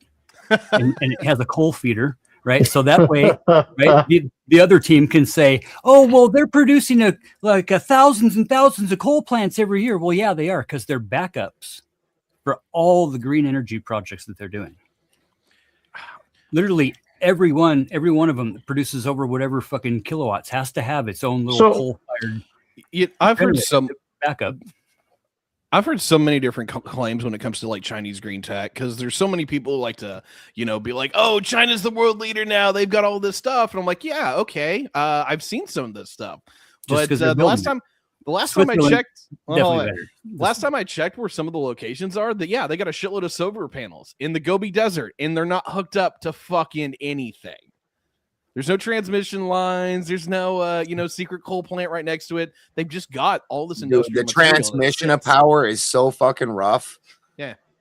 Like, people don't realize that's why you do high voltage, because they need it just to get that fucking power to run that long, run that kind of distance. And they lose giant amounts of power by temperature, wind, all kinds of different things. Just steal the power right out of those lines. Just dirty power inside your walls, bro, is insane. Half the power that a house uses through the meter, it doesn't get used. Man, I barely use any power. My bill is still outrageous. It's ridiculous. They say that if you put your wiring inside your house in loops, it's supposed to clean that up. I've never actually seen it done, though. There's a few plug-in-the-wall things that are pretty decent now that we've been using. Still, I mean, everything... All these houses have triple redundant systems, so we got. So why haven't we gone nuclear though? What's the issue with going nuclear? Why is it they're so everybody's scared of nuclear? Actually, I don't disagree, or I don't agree with that. I think there's two reasons. Number one is that it's a huge capital investment. Like, it is a massive amount of money to get a nuclear plant built. The second thing is we actually finally did build two new nuclear reactors recently. They were double over budget, and they took almost twice the amount of time. So all the proponents were like, "Yo, we can't do nuclear because it's expensive and we don't know how to do it." Yeah, that is the answer. Well, when you don't do something for 50 years, you're probably shit at it. You got to get some practice. But yeah. We got two new reactors down there in Georgia. One of them went online back in 24, and I think the other one finally went online this year. We can do it.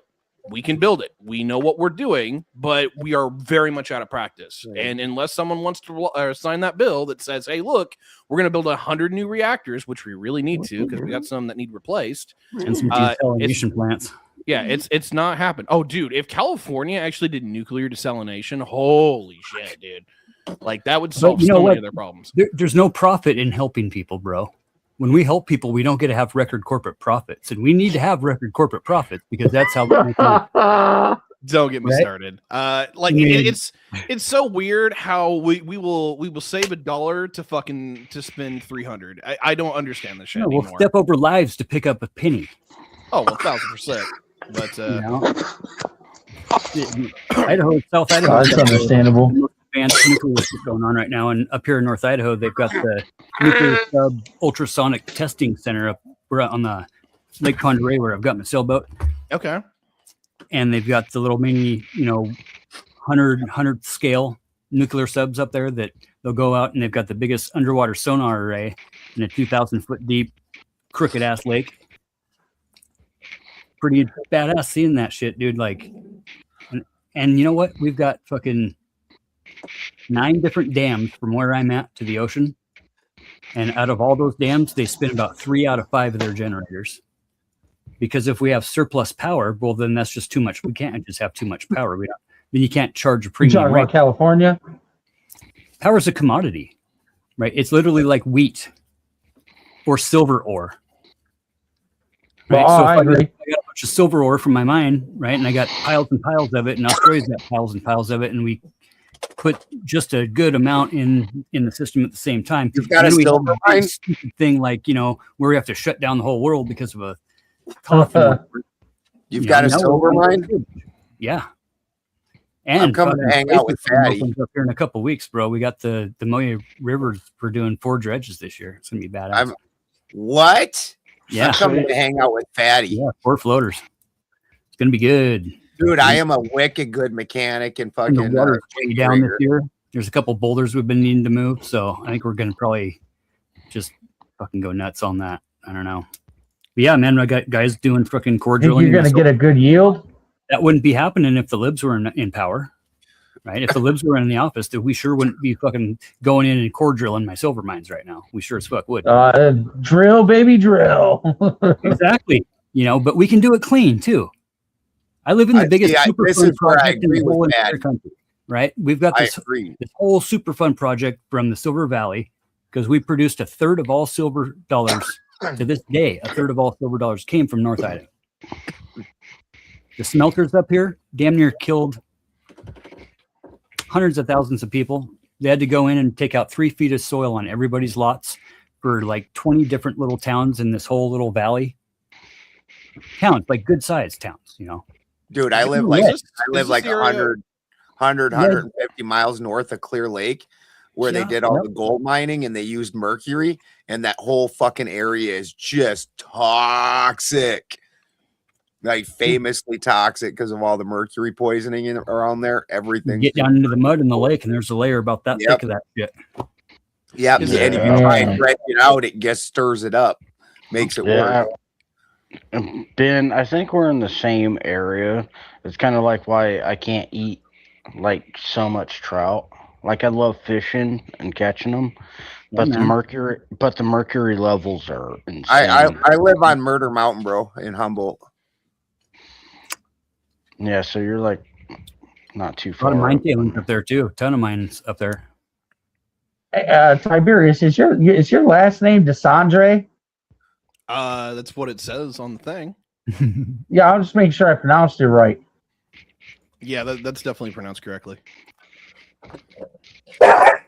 Yeah, I don't care if people know where I live. Number one, you can't swap me. If you call the cops be like, well, I swatted Adam last night, apparently. The cops literally. No, I know who called the cops on me last night, bro. And this is when I moved here. The first year that I lived at this house, there was a party downtown in Alder Point, which is like this is like a 10-person house town and a post office, right?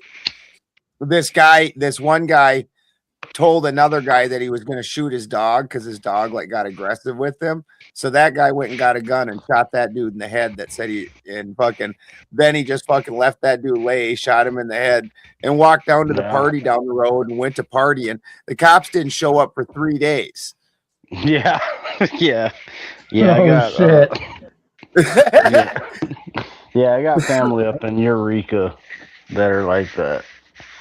Dude, like, yeah, if you come sniff, number one, you'll never find my house. I could tell you my address and you'll never find it. I live miles into private woods with very angry people watching you the whole time.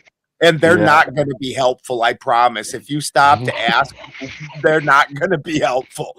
Like, you're going to be lucky if they You know are. what? I would just have to wait it out in the land, in the wild, and wait for your shiny ass bald head to come outside to do your farm work, and I'd find you.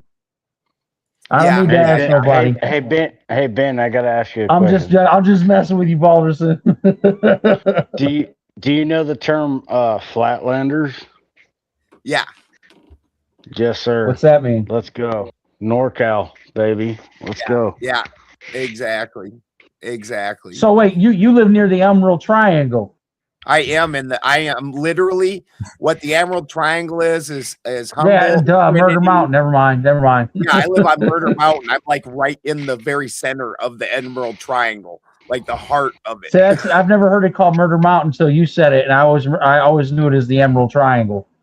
Well, I live on so according to the legends, and this is like if you watch the documentary about Murder Mountain, when weed was illegal, fucking 80% of the cannabis in the country that was, fucking kind bud was growing in the Emerald Triangle.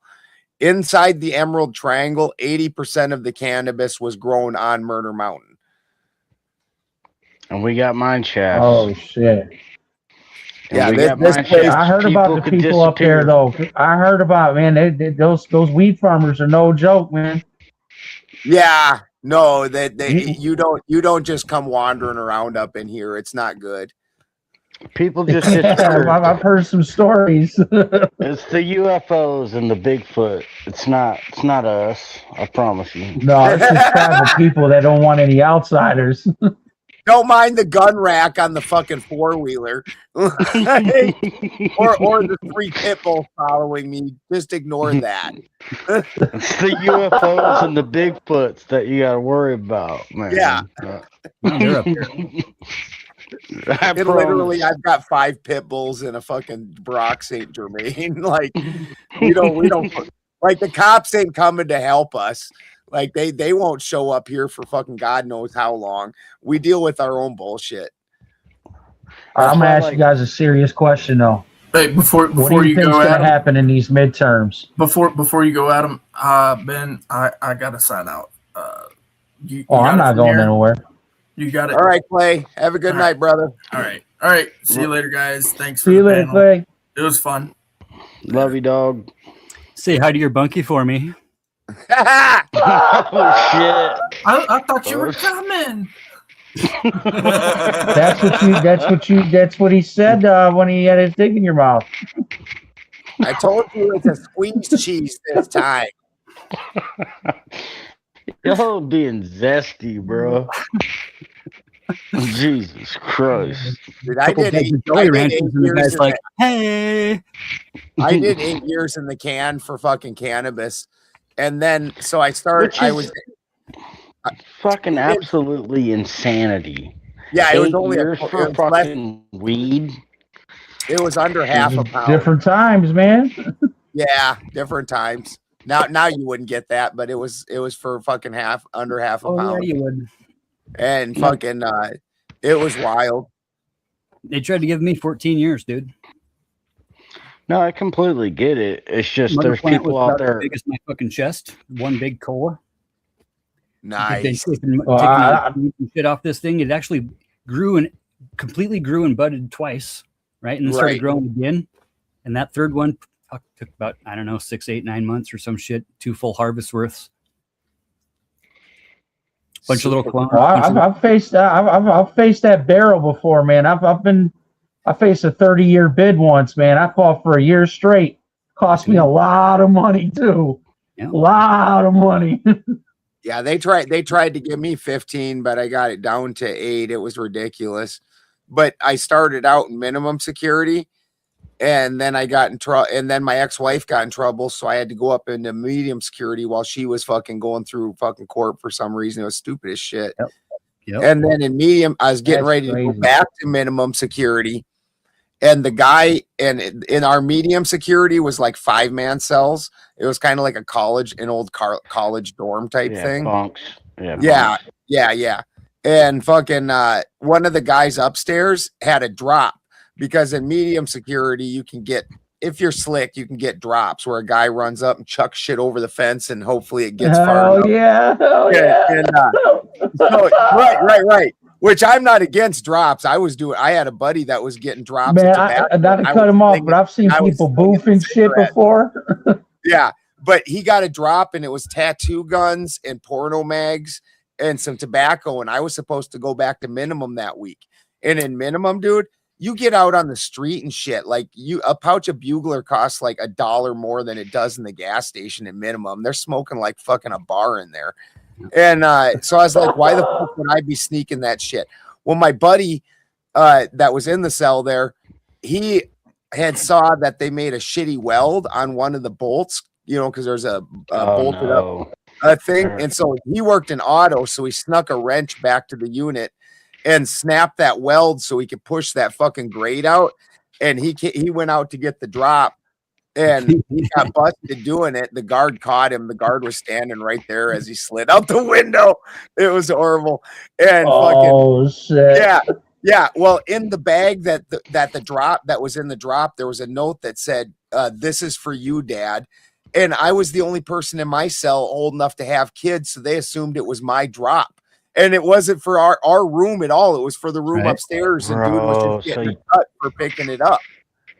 And so I went, then they sent me to high security prison, and I was pissed. And I was like, that wasn't my fucking drop. And so I was like, if that shit was for me, that was going to be weed. Fuck you guys.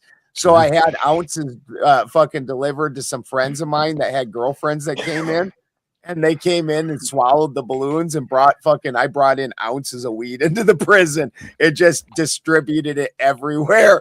And they got so pissed off. Wait, you swallowed the balloons?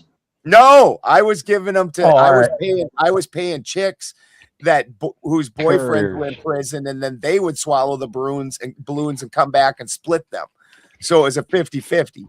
Yep. And I flooded the prison with weed, so I got locked up in the fucking hole for like 2 years. You got caught banging the fucking commissary lady. Oh shit!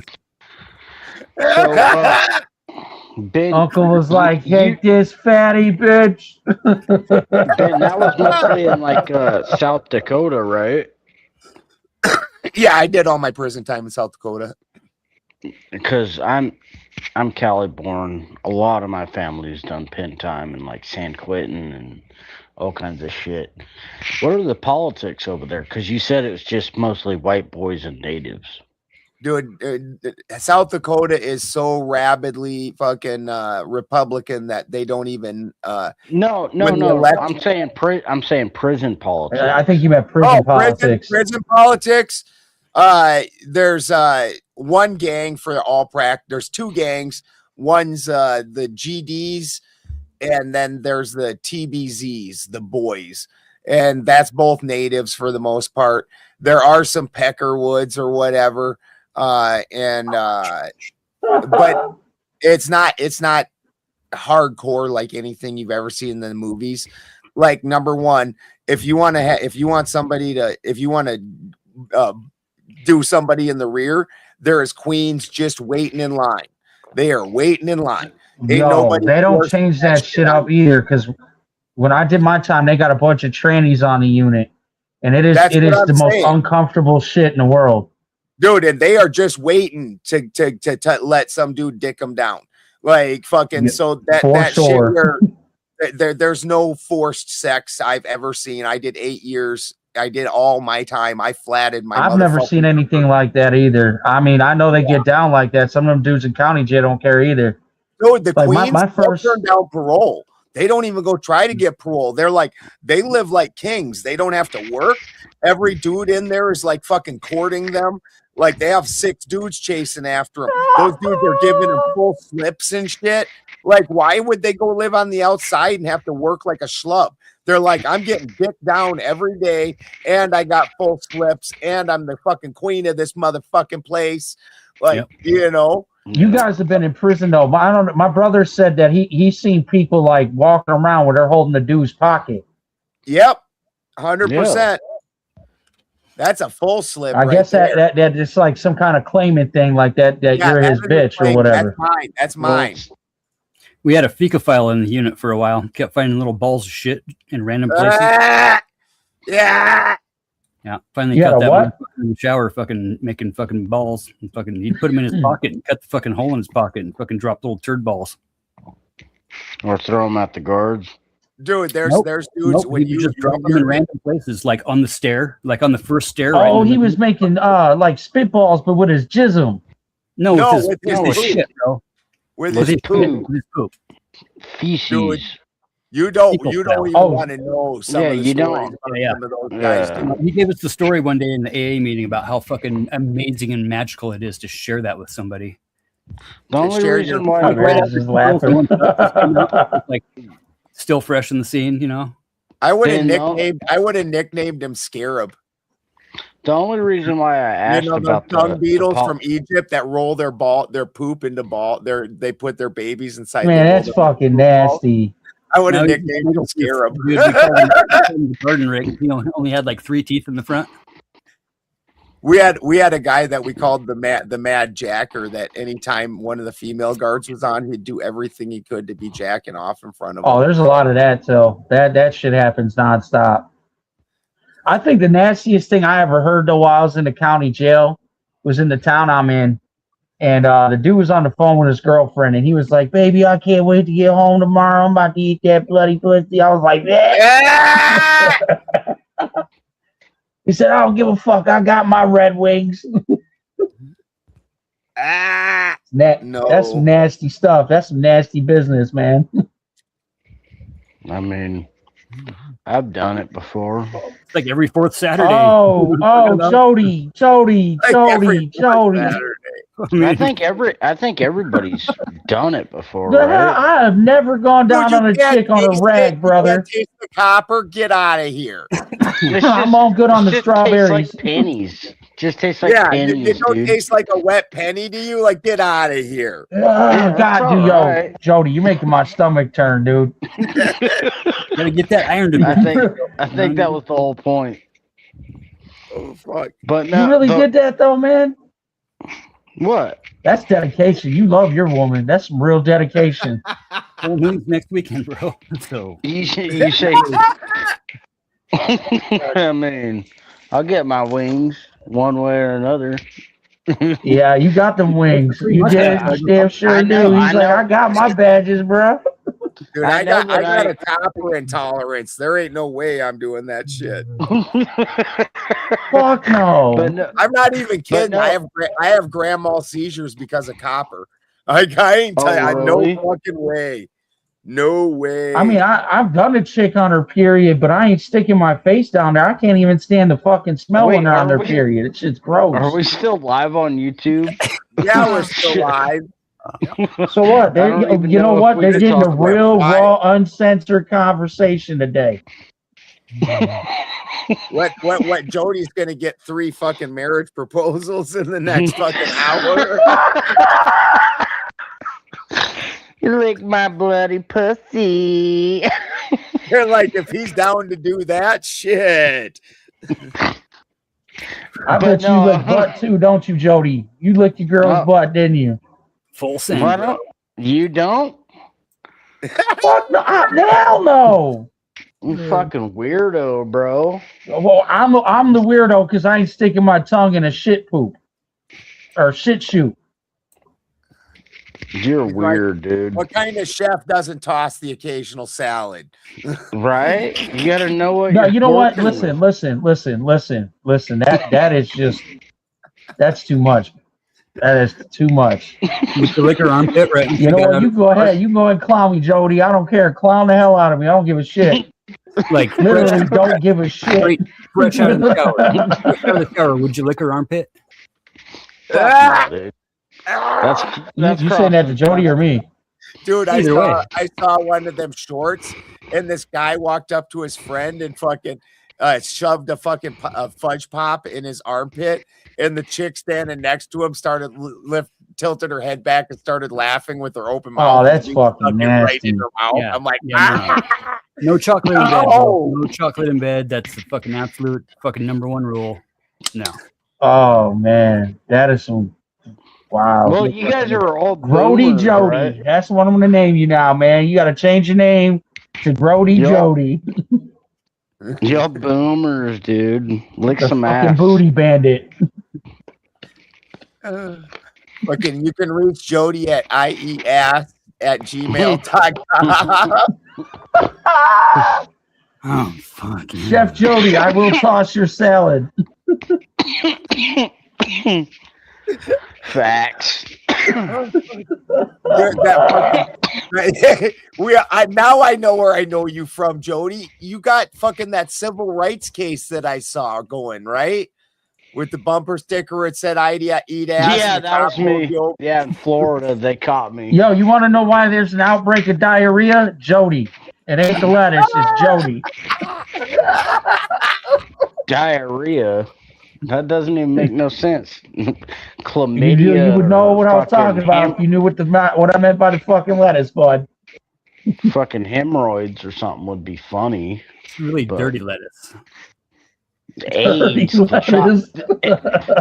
the chocolate Jody brand. said, I like that wilted shit.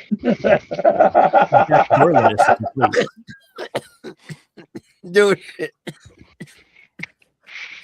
I think we're all fucking high as fuck right now. Anyone else smoking?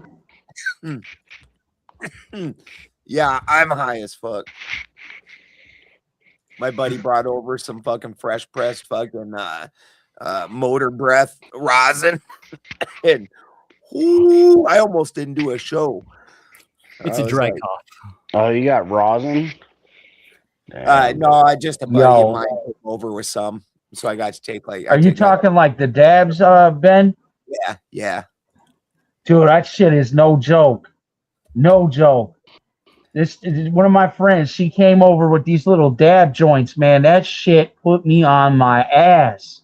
Mm-hmm. And it was a tiny little joint. I was like, oh man, I smoke all sorts of shit. That little fucking joint had me in another damn galaxy.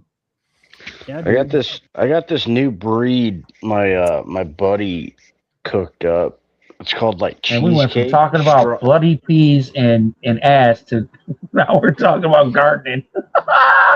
Yes. No, we're talking about like Joe Rogan says, that joke about the flying pussy people could not have happened without cannabis, without weed. I mean, why not go from one to another? You know what I'm saying? Cryptochronic light. That's why I love these panels, man. We talk about everything. I went with old school this year, bro. I went because I'm tired of all these crosses that everybody's making. Like everything in California, dude. Fucking Brian and I, we call it curse of gelato. Like nothing even gets you high anymore, and everything, the oil from it's just like fucking tar, and it's all rough. And so I got seeds because I got a medical license and shit. So I got seeds from Europe, and fucking I'm doing ChemDog and Apple and shit. Yeah. I was like, I'm going back to old school. Fuck this gelato. Hey, Jody, just go up there to Murder Mountain. He'll hook you up. No, I got plenty of fucking. Don't worry about it, Adam. I'm just dude. It was a joke. He's like, don't worry about me. I got my wilted lettuce over here. I missed the old school GDP, bro. If you could find a legit GDP strain, that was my all-time favorite. They had. I think my. Go ahead, Ben.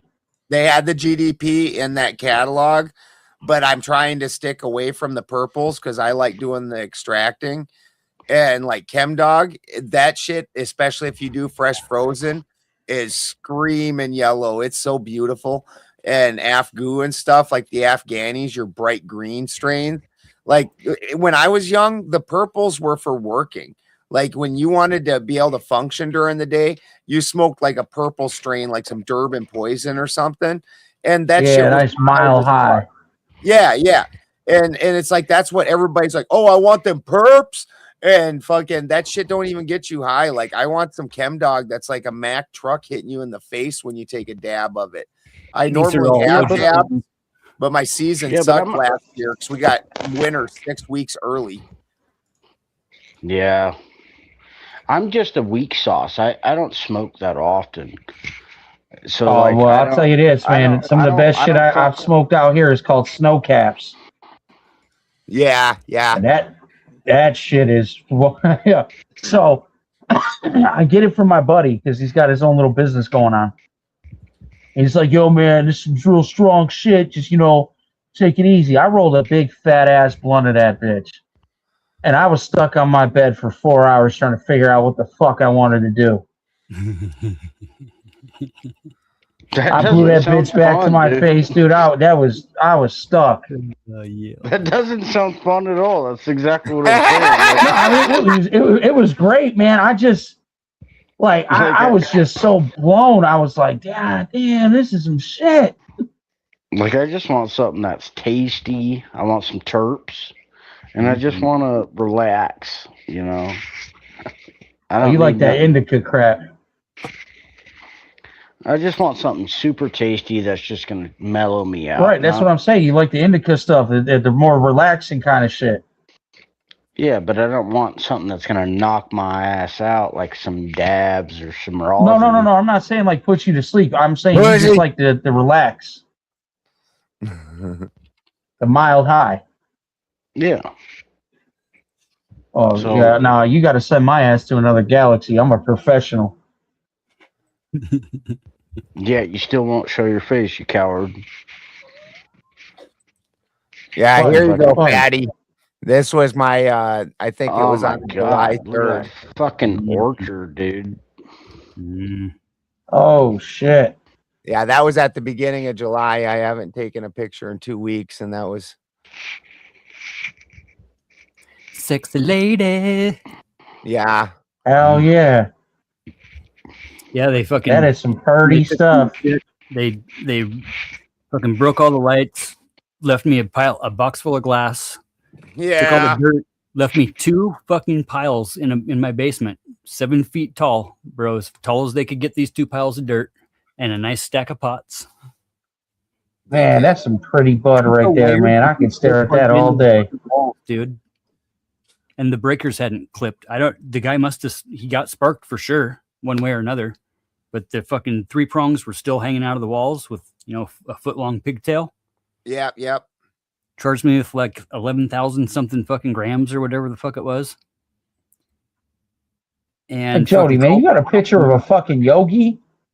Dude, they called my house when I was at work and was like, yeah, we got a car pulled over out in front of your house. We really need you to come home and file a police report. It ran into your minivan that was sitting out there. And I'm like, okay, well, the minivan's in the fucking driveway. And why is there a stator pulling somebody over on a residential side road? Oh, well, I don't know. They really want you to come home and see what you need to do with your vehicle. And I'm like, sweet. Okay, well, hey, I'm out here working. Here's the address. They can come talk to me if they'd like. They could bring some pictures. That'd be really nice. No, dude, this fucking, hey, this is Dakota with ISA Police Department. I'm like, look, lady, I'm not coming home.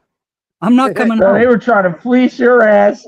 Straight up, dude. Straight up. Right? I told my bros, fucking 5 minutes later, fucking hazmat trucks and fucking goddamn fucking military is fucking taking your house over, bro. Hey, man, Mr. Fatty, we're going to need you to come pull up. Some shit happened, but yeah, we're going to not give you these details. We're just going to get you here. They shut off the water to the whole fucking road. Down at the end of the road. Road. Shut off the main to the road because I'm on like a fucking half-ass dead end, like right up against the National Forest, and fucking, yeah, dude, they fucking rolled in with the full hazmat truck and the fucking, whatever they call that machine, it's the big armored fucking SWAT machine, the big fucking tank thing on wheels, whatever they call it. The armored shit. I know what you're talking about. Oh, yeah, dude. Just for handing out some joints. Handing out joints here Did and that there. shit have the fucking turn on it? No, we had the fucking two nice little bedrooms, dude, and they fucking sat for fucking 3 months with no discovery. Finally, they fucking turned my shit in, dude. They took fucking 11 guns, charged me with a felony for each gun, and then charged me for being close to a church which had a daycare, so it's now a school zone, right? Yeah. And then the weight and the possession and they didn't do distribution, they just did the weight and the fucking manufacturing. And they charged you with what, a felony for that? Oh, like 14 of them. Oh shit. And didn't have any, they fucking sold the guns on the fucking auctions for that.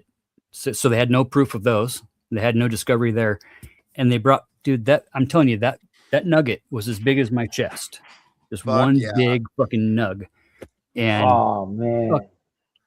They brought back like that much stem and about that much of the tip. Ugh. And fucking all my other colas and all the other big, nice donkey dick colas were fucking gone. Right? They weren't even there. They brought back just in a little bit over fucking 3 ounces to charge with the over the fucking quarter pound rule. Damn. All the fucking glass pipes. That had to be a blow, man. Rip the resin out of the pipes, bro. 12 plant sucks pretty bad. Because I've got the grand mal seizures, I get a 20 by 20 space. So I get a pretty good space. Right. So that's all. And see, there's really no numbers when it comes to this whatever residential shit like I got into, because they just hit you with that quarter pound minimum roll, and then now you're auto felony, and then they're always going to try for manufacturing with the distribution, but they didn't have any fucking CI or anything. So basically, come to find out what had happened is all these guys I was hanging out with at open mic when we go down and play music and shit, I just roll up with joints. And they'd all go out to their fucking trucks and smoke their fucking shards and whatever they were doing, and I was just handing out joints. And they all got popped, all of them. Oh yeah. Stealing cars and fucking booting cars and, fucking just who knows what, and fucking possessions and fucking shooting people and stupid shit. So it's just lump sum. They fucking raided my house under a fucking high power, because of the high power bill and the amount of water I was going through. Yeah. And we're looking for Pyrex glass and fucking coffee filters. And ran into the fucking plants is what happened. Damn.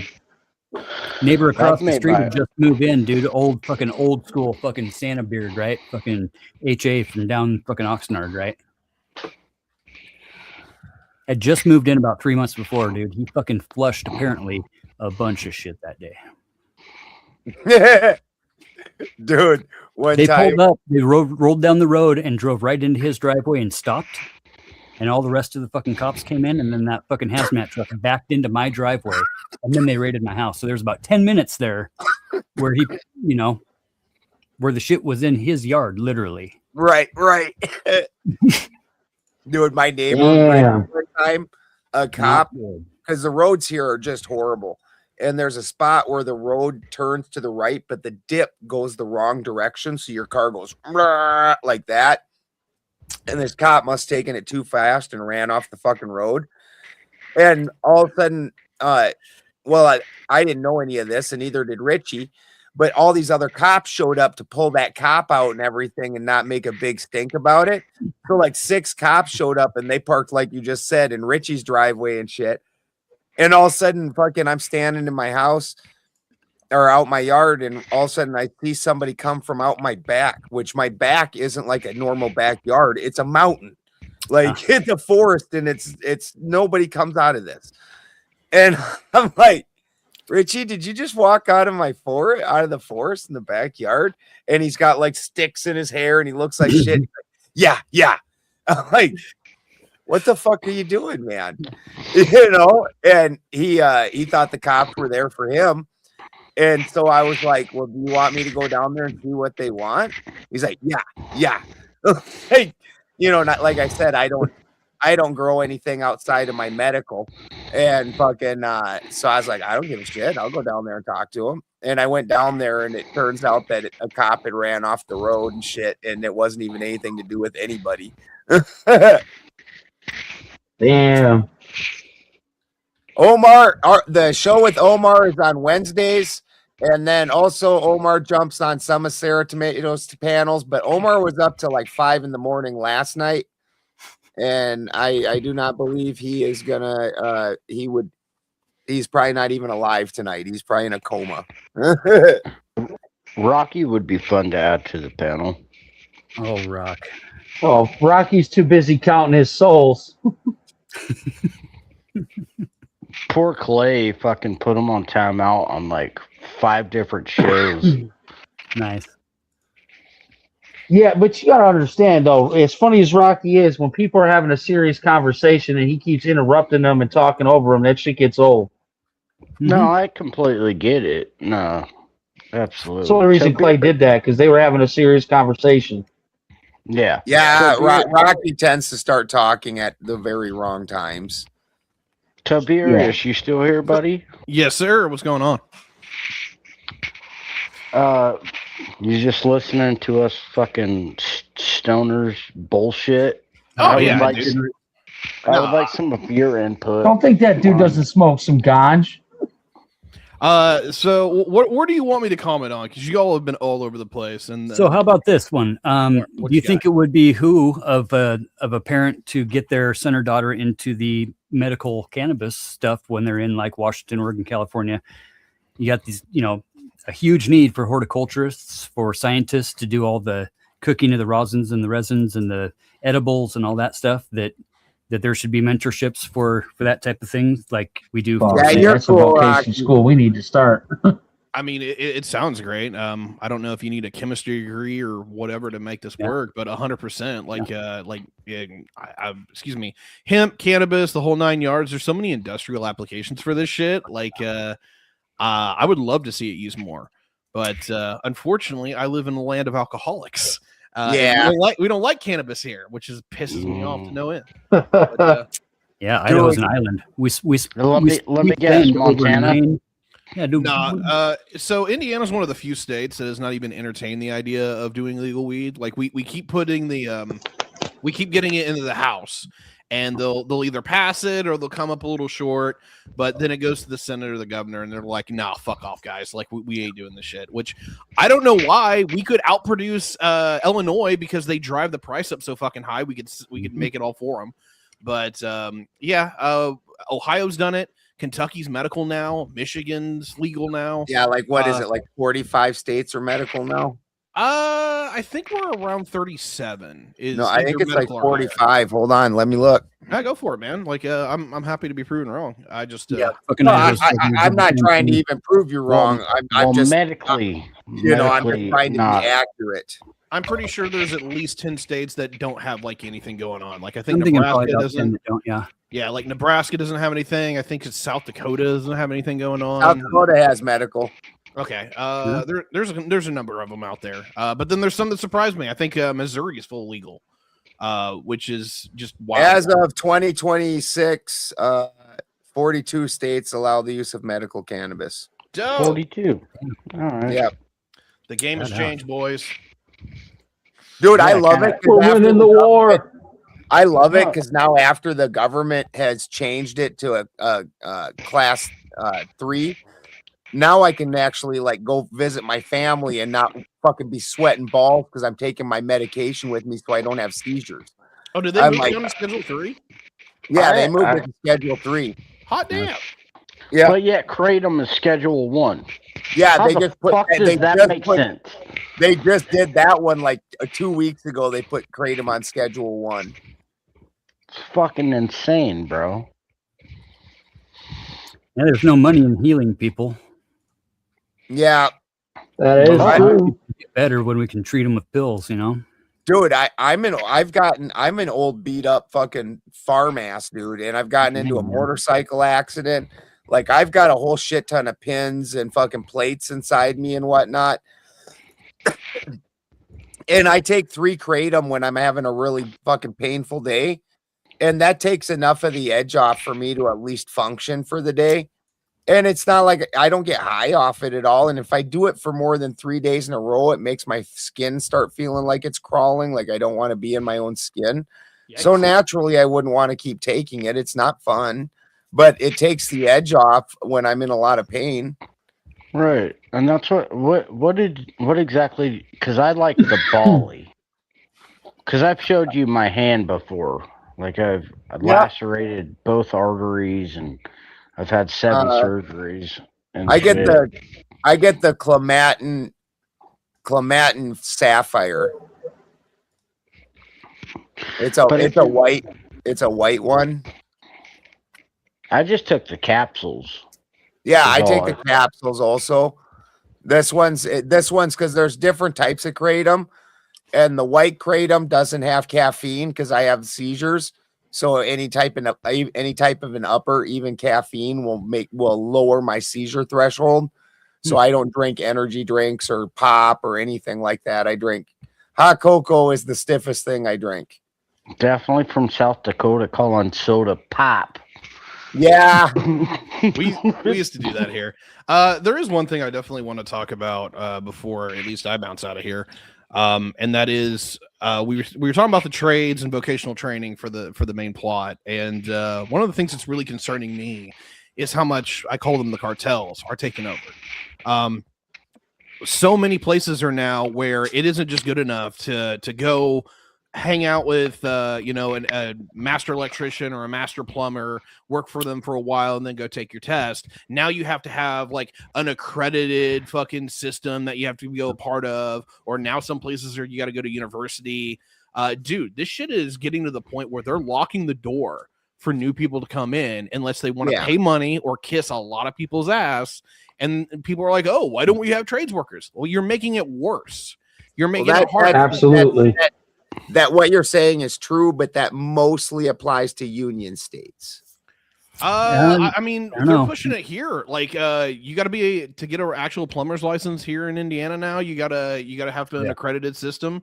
They're talking about doing it for electrical. Hell, we don't do state for electrical yet, but they're talking about doing it. And on top of that, are major metropolitan areas. They have their own system for how they want to do this, and they're all like, no, you got to be accredited. You got to go to like these 7 places in the entire state to get a license here.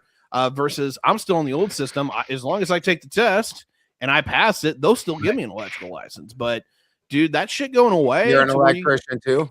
I don't have any official credentials. The last job I had was working for HVAC, but I'm waiting for them to re-update on my local town to add new, because let's be real, there's not a lot of people trying to get new licenses here, so they are reevaluating their practices. And I lost my job back in April, so I called them up and I'm like, hey, what do I need to do? And they're like, oh, well, we're reevaluating, we'll let you know. Fuck, it's been 3 months and they still haven't said anything. So watch, they'll tell me I missed the window and I got to do the accredited shit now.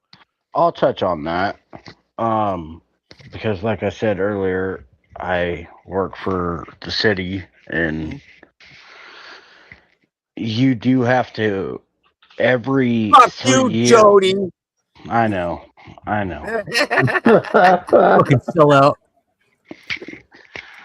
Fucking government stooge.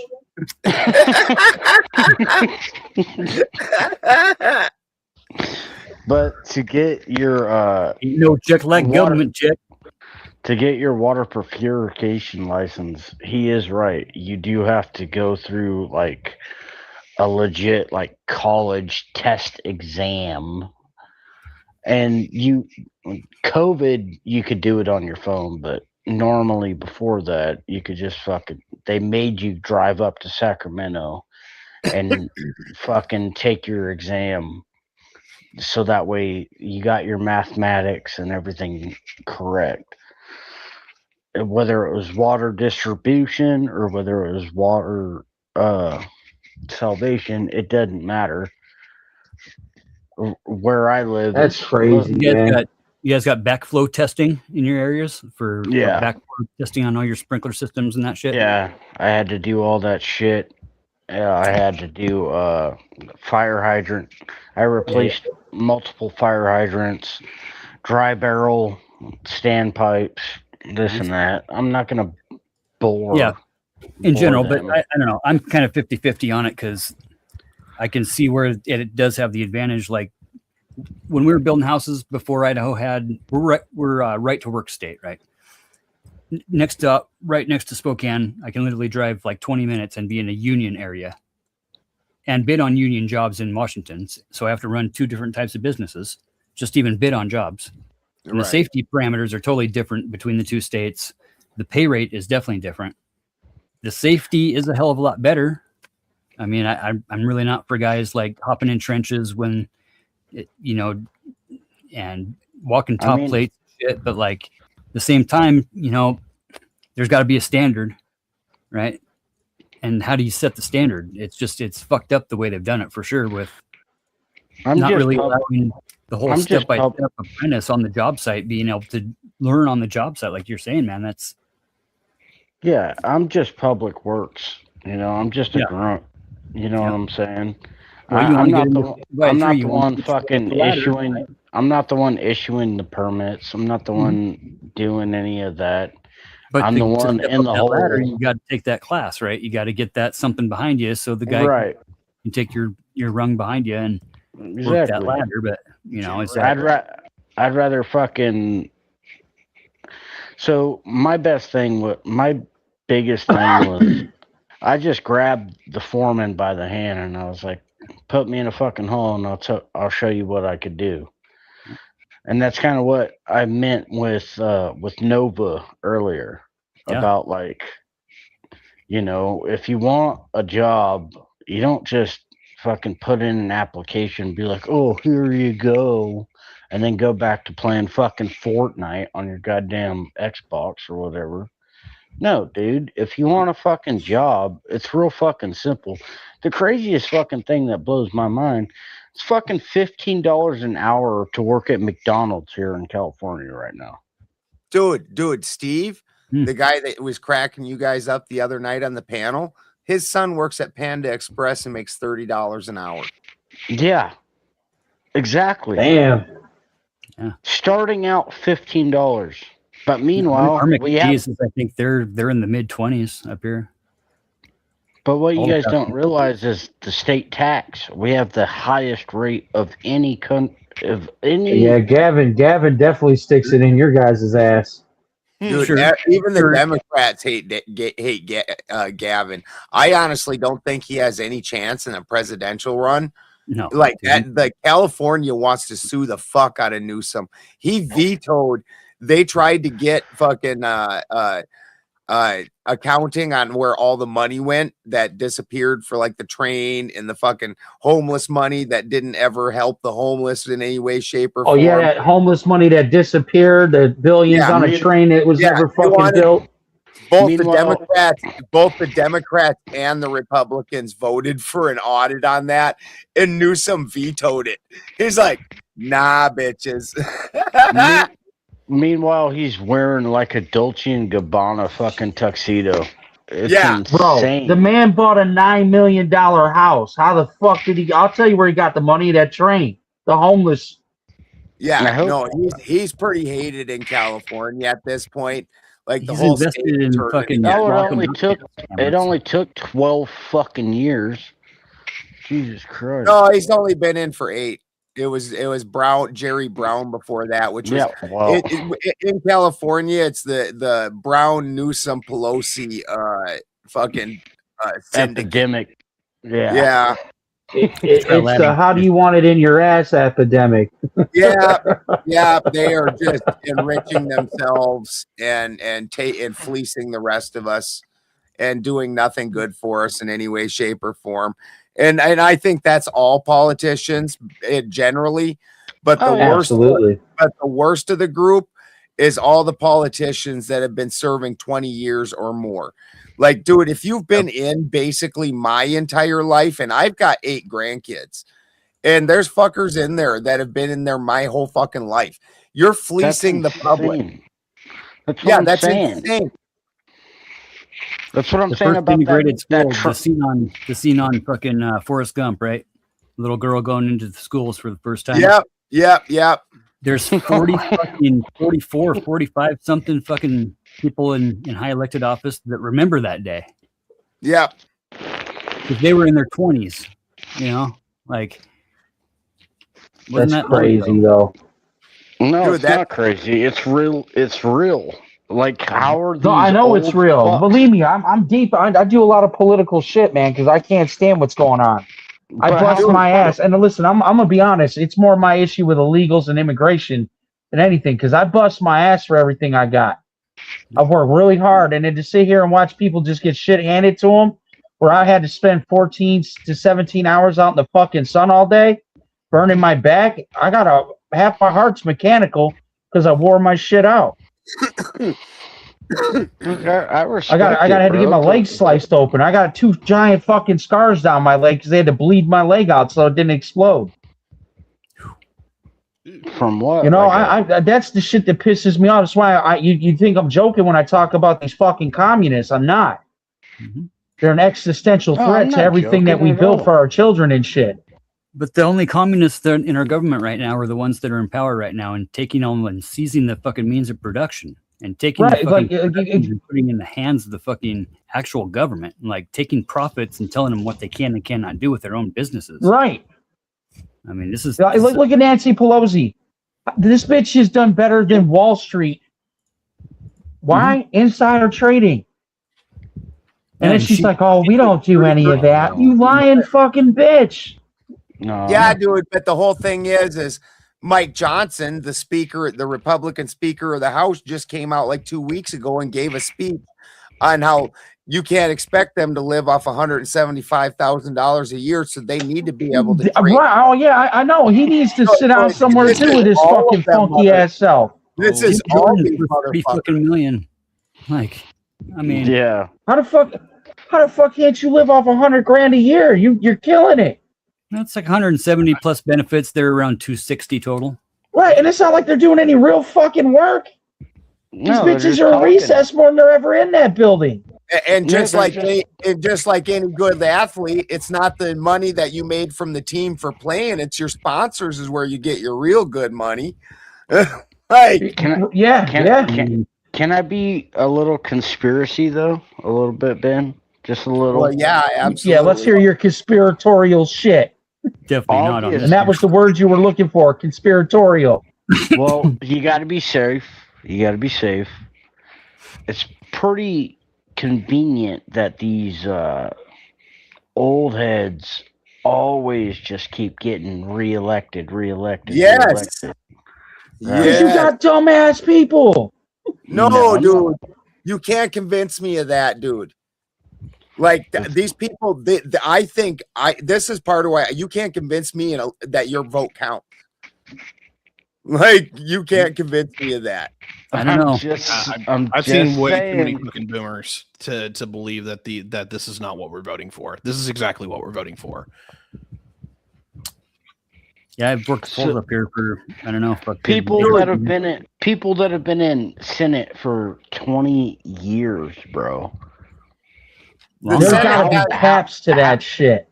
How is that possible? Dude, and when there's no cap. The Senate has like single digit approval ratings. Exactly, dude. Do we vote for what we want, or do we vote against what scares us the most? Let me hit this for a second because we're dancing around one of my most unpopular opinions, but I want to hit the approval rating. Nationwide, like Congress is usually bumping around the mid-20s, right? Like depending on if it's a really bad day. The problem is once you poll your local constituents, right? Whenever it's like, hey, you know, this guy from the 8th district over here or this senator over here, what's their actual domestic approval rating? They're all over the 50s. Almost every single one of them are over the 50s. So it's not that we don't like our guy, we don't like their guy, is how most of this boils out. Right. Yeah. The other part is and this is where I can bake some bread with people who are really upset with how the government works, is crap, I'm losing my train of thought. Sorry about that.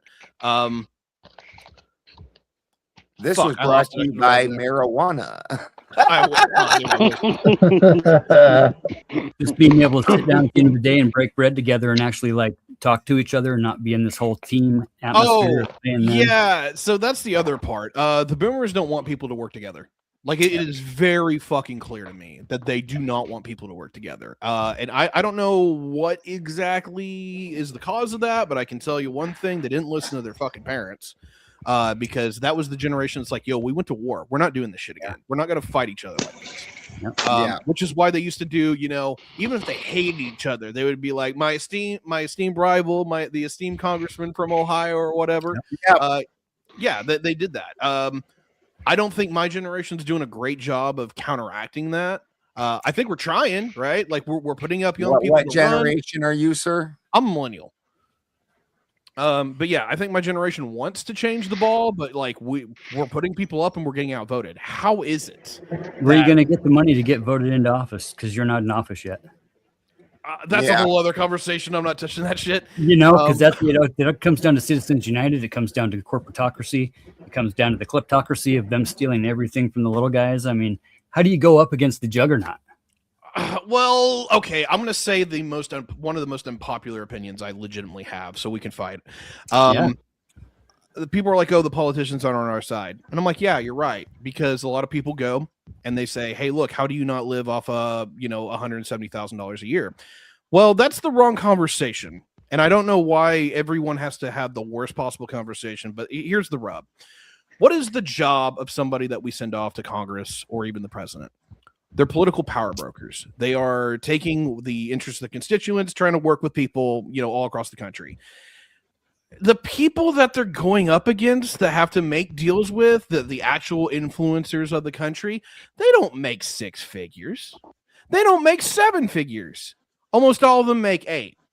So if I'm going up for a job and you're telling me you want me to go up against people who have armies of lawyers and make 8 figures a year and basically have an unlimited disposal, and then I come to you and say, hey, look, man, I'm making low 6 figures. Yes, I have a good benefits package and I'm doing a lot better than you, but you're giving me no fucking ammo, man. Like I can't hire an army of lawyers to go after these people. I can't hire for a political ad campaign to say, hey, look, this is my legitimate message. I think fucking ExxonMobil sucks, or, Monsanto or some shit, and say, hey, look, this is what we're trying to push for. This is what our billing is. It's all funded by corporations either giving money to that person or backing up the people that they want. And then the American people aren't throwing money in. A lot of people just think that voting is enough. No, guys, democracy is a lifestyle. It is not a decision-making process. And you can check this by the numbers. How much money does the average person actually put into political donations? It's fucking nothing. Like nothing. we left. That's my point. Yeah, we left the corporations to run everything. It's all private. It's all privately funded. And why is that? Their own politicians by owning the fucking means of production and I'm not specifically targeting APAC, but they do just Monsanto alone substantially. Yeah, dude. You got to put it as APAC and friends, because then there's always some jackass that's like, oh, APAC only gives this % of the money to the politicians. And you're like, yeah, there's other agencies that are fucking sister agencies of APAC also donating. I know. You know this guy Syed, right, or Syed, whatever, that just got offed over there in Europe. One of Epstein's buddies or whatever. He was the biggest donator to the fucking Heritage Foundation. Yeah. Really? Excuse me. I am in one of those spots where I'm having a real hard time because I've largely actually been pro-Israel. And I usually haven't had a lot of problems with AIPAC up until it was this year with the Massey election. You're telling me you guys can throw $21 million into one it's a federal representative from Kentucky, and you threw that kind of money behind? All right, you guys used to be my friends. I now question your motivations, because that for me, while they'll say that most of that money is domestic, and technically it is, that is a massive amount of foreign influence that is directly involved. And I'll say another potentially unpopular opinion. Don't tell me that the Trump of 2016 wanted this war. There's no fucking way. Like, we were supposed to be getting out of these wars. We were supposed to be doing any of that shit. And then all of a sudden we're bombing Iran. Like, don't get me wrong. I don't like Iran, but this is Israel's dream come true. And how does this actually help the American people? I don't fucking follow that shit, man. Like, I am so goddamn lost on how it seems like Israel runs our government more than the American people do. I gotta say, though, the Trump of 2016 wanted this war to happen 4 years ago. Yeah. This a lot of people didn't seem to realize this because the harm of it hadn't hit home yet. But people don't remember the shekel that was made of Trump. Literally, Trump's picture on a shekel. They called him the King of Israel, God Emperor Trump. During his first administration, he was so pro-Israel. I remember that shit.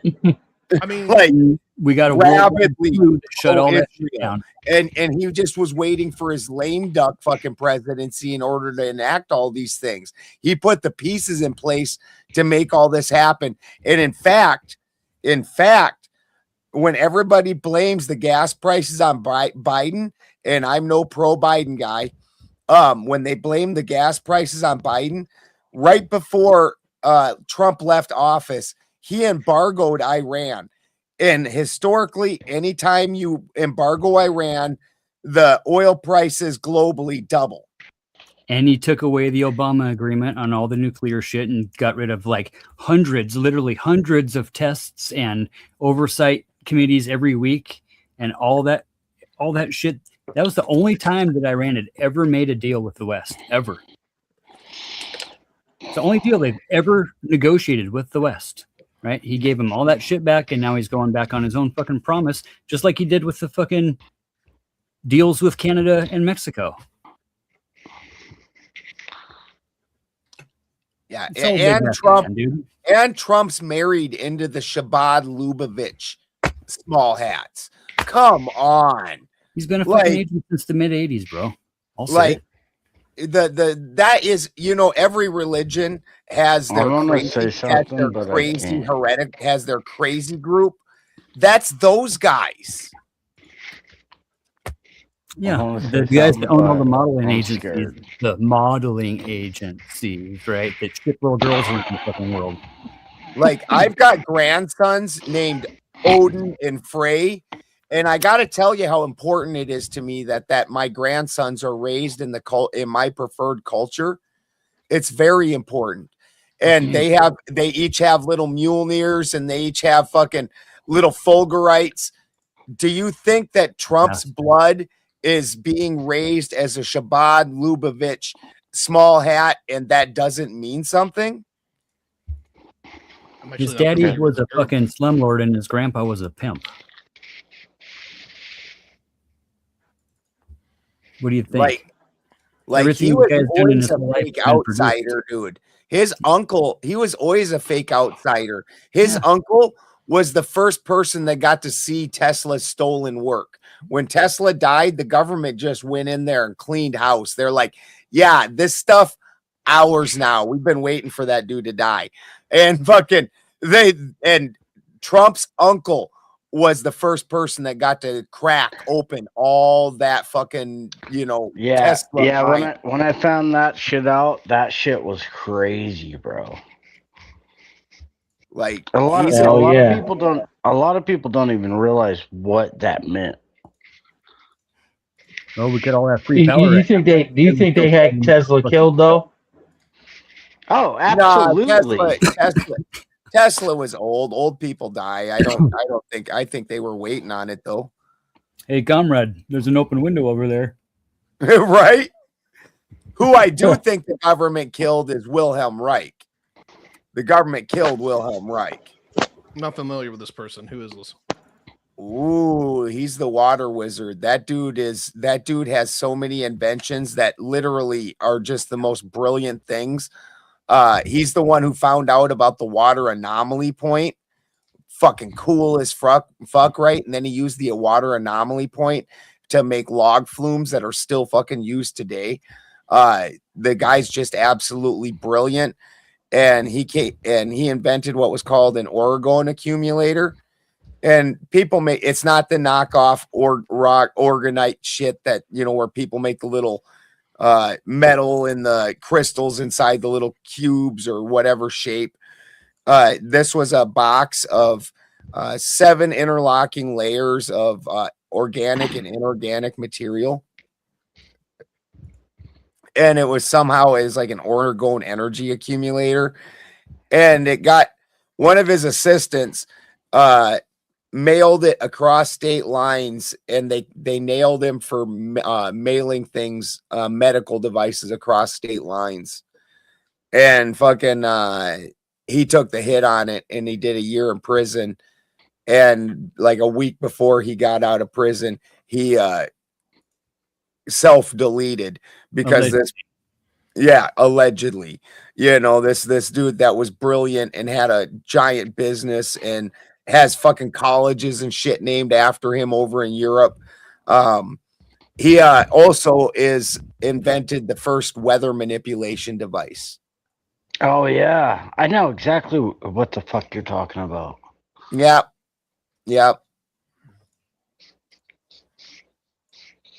hydrogen. He was doing hydrogen engines and stuff too. Yeah, Reich was absolutely brilliant. Like I said, over in other countries, there's universities and shit named after Wilhelm Reich. But in America, nobody knows who he is. Yeah, Edison sure was a hell of a guy, though, inventing all those things. Yeah, the things that he invented, none of, but took all the credit for. And Westinghouse is now the biggest fucking atomic provider in America, right? Well, there's the other problem. They all had to get broke down from the 20s from the freaking antitrust law shit. Those were all companies that got busted down in the dynamite fucking split offs and shit for the mining dynamites. Dude, the mining era, the heavy mining era was so dirty. Like the stories, like where the miners tried to try and get a decent wage and actually make something for themselves, and they fucking would have the cops come in and shoot them for fucking refusing to work and shit. Like, people don't know those kind of stories, dude. Yeah, dude, there was over 300,000 Chinese up here pre-World War I, between the late 1800s and early 1920s. Thousands, bro. Thousands and thousands of miles dug through these hills up here by hand, pre-World War I. Yeah, there was Chinese in South Dakota, also over in the Black Hills. Oh yeah, for sure. The gold rush over in the Black Hills. Yep, in Colorado and everywhere, basically, until that jackass Hearst. He's the one who did a lot of the bullshit in South Dakota with the mines, because he had all the power out here as the senator in California. Yep, Hearst Castle, bro. Mm-hmm. Yeah. And now they flooded that mine because the natives were winning a lawsuit about the Black Hills, so they just flooded the fucking mines, and then the natives quit fighting with them about it. So you're like, so you guys really just wanted the mines? Like, the lawsuit just went away, dude. And I'm not saying that those people weren't mistreated. Well, they got the casinos and trade. Yeah, dude, we've broken every treaty ever. They've gotten fucked. But when people act like they're all spiritual and all that, horse shit, they are. Horse shit. Like, every tribe is suing the fuck out of every other tribe.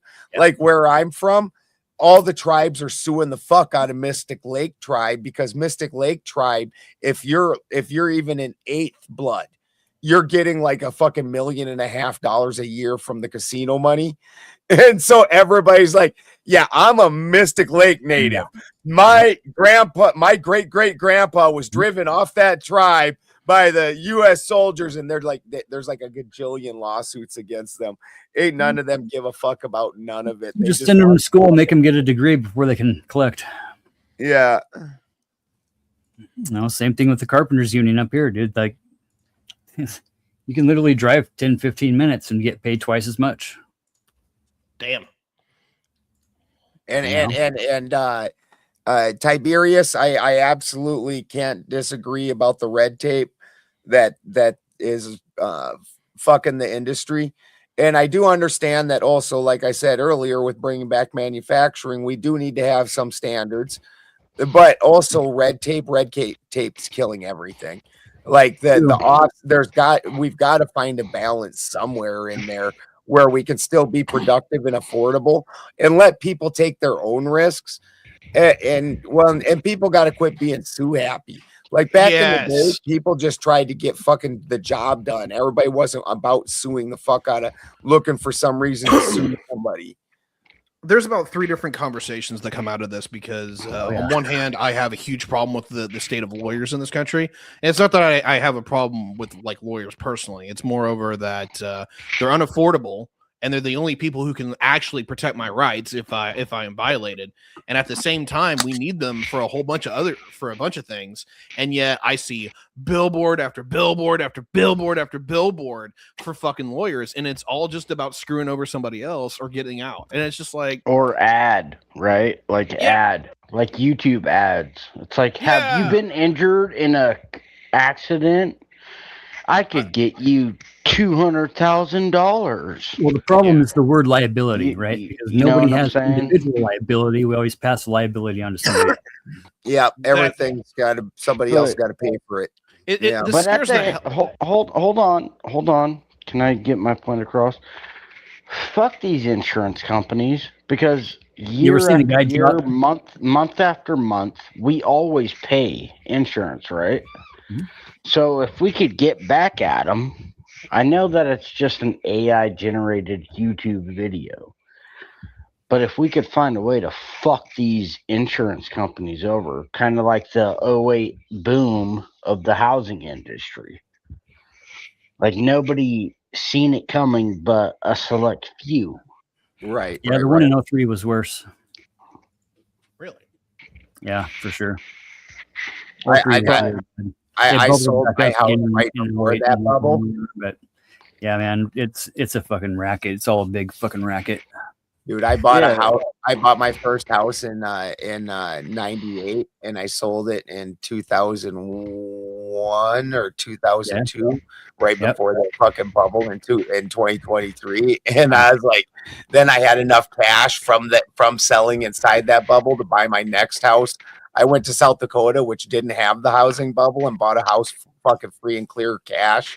Like, I've done that ever since. Like, now, once you own your whole property, like if I sell a property, I'm just buying another property, and you just transfer it over, which stops you from getting capital gains tax anyway. Did you do a non-revocable trust or anything? It was like SPOs, right? Is what it was that saved the stock market, because the entire housing economy. It was we the people that paid that fucking subsidy to the unbreakable too big to fail system. we fucking paid. Yeah, we bailed them out. And all the car corporations and all the fucking steel smelting plants that are non-existent now. Right. Dude, that defaulted on all the fucking promises to their workers. People discredit me because I'm 33 and I'm young, but I do my research. I'm not set up like you guys with a fucking mic and cam and all this and that. I'm just on my phone. It's the best place to be sometimes. Yep. I'm not haggling you for quality control. I've only had this mic for like 2 months, Jody. Maybe 3. Sell out. One of my fans donated a soundboard thing because I sounded horrible, and everybody was able to overtalk me on panels. So I got donations for a sound, or I just did an Amazon wish list, and somebody got me a soundboard and a mic and all that shit. Based. I don't even stream, bro. I just like to come up and bullshit with you guys. Mm-hmm. Like I said, I work hard. Yeah, man. You know. Just fucking don't never take the fucking first thing that somebody's telling you. I would say that, dude, because there's always somebody else that's fucking back there pulling the strings. I'll tell you guys straight up. You said a little while ago, Ben, you fucking never seen a real life fucking KKK member or anybody in a hood or anybody like that. Those guys used to march down my fucking main street every summer. Did you say you're from? Oh, you're from? No, Hayden Lake, Idaho. Yeah, hey, the fucking Church of Jesus Christ Christian was just right up the road here. It's the Indian church. They fucking listed by the Southern Poverty Law Center was the ones that came up and help us fucking take those fuckers down, bro. For real. And then come to find out that they are also the ones paying for those groups to be active, though, because I just don't think that. So what they're doing is they're paying people to be undercover agents. Dude, they're straight up. This is 1984 shit all day, dude. 1984 shit all day. And I can understand paying agents and going undercover and doing stuff like that. I don't think it's. How could you explain Senator really Byrd? the system, What about Senator Byrd? Here's how it goes, dude. The fucking guys with the suspenders, the red suspenders, and Doc Martens would hang out in our fucking parking lot at high school, right? We'd go up to the those kids, those guys I have seen. We'd go hang out. Those guys I've seen. Yeah, and then on the weekends, the old guys would dress in hoods. And dude, we've had 3 fucking cross burnings this year up here in people's front yards. You think you hear that on the news? To this day, when I lived in Denver, we had the Doc Martens with the red laces and the red suspenders. Fucking then you had the other punks that were like, putting put big fucking red crosses across big red fucking anti-fucking signs across their shit, and realized how stupid that shit was. So like we had a kind of a dual scene, right? But it wasn't like it's just how it was. Like we You're had in Idaho, right?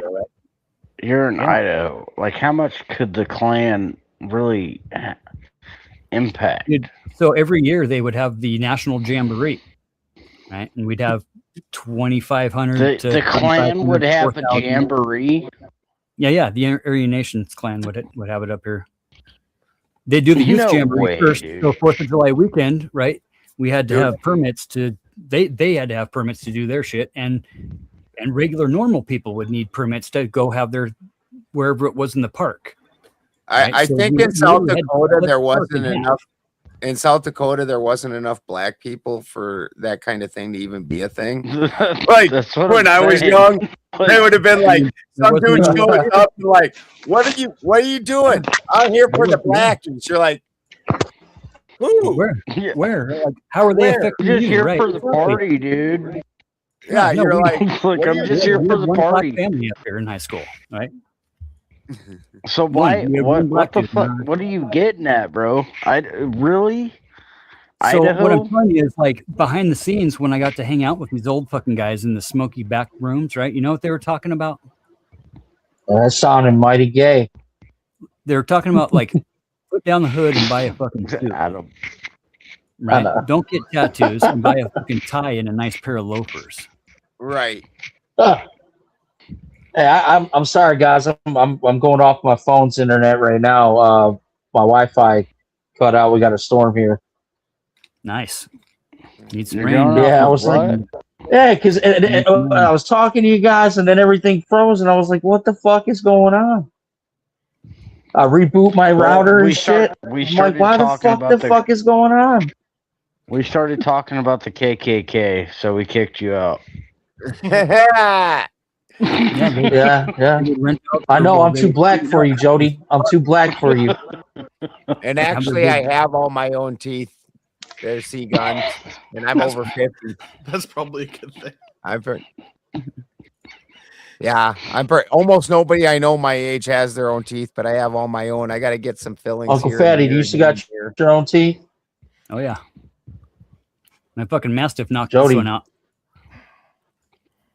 You still got your own teeth, or are you Gumby? I only got 3 fillings. I'm Gumby for you, baby. Well, I got all my teeth. I mean, I've lost a few over time, but I got all of them. All the ones that matter. Have all of them. You can't say I lost and say I have all of them, and then say I lost. Well, I mean, you know, the ones I still got, they're my own. They came with the package, bro. There's no upgrades here.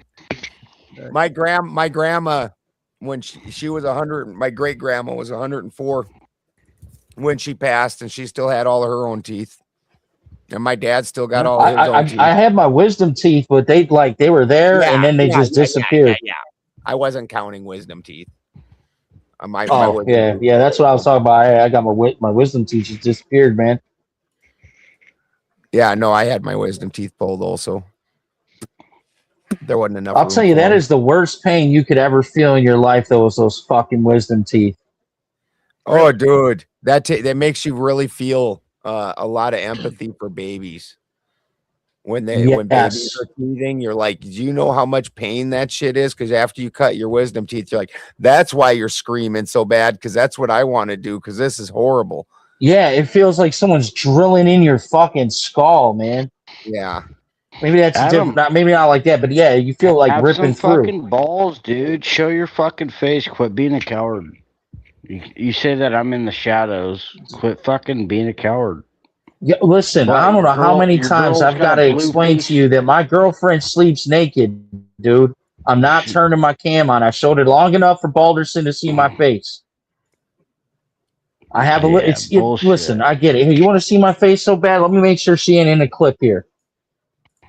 There you go, boy. You happy? You like that beard? Oh, you like that? That's a man's beard. No, that's a man's beard. You hear that fart? You hear that fart? That's a man's fart. It sounds like a girl, dude. Fucking pube. Fucking pube face. Oh, fuck. Go baby face, dude. Buddy, I got a beard going on Balderson shit right now. My shit's gonna be as long as his in like a month or two. Either way, I wanted to talk with. Okay, that's that high testosterone. I know you little you next gen motherfuckers don't know about that shit.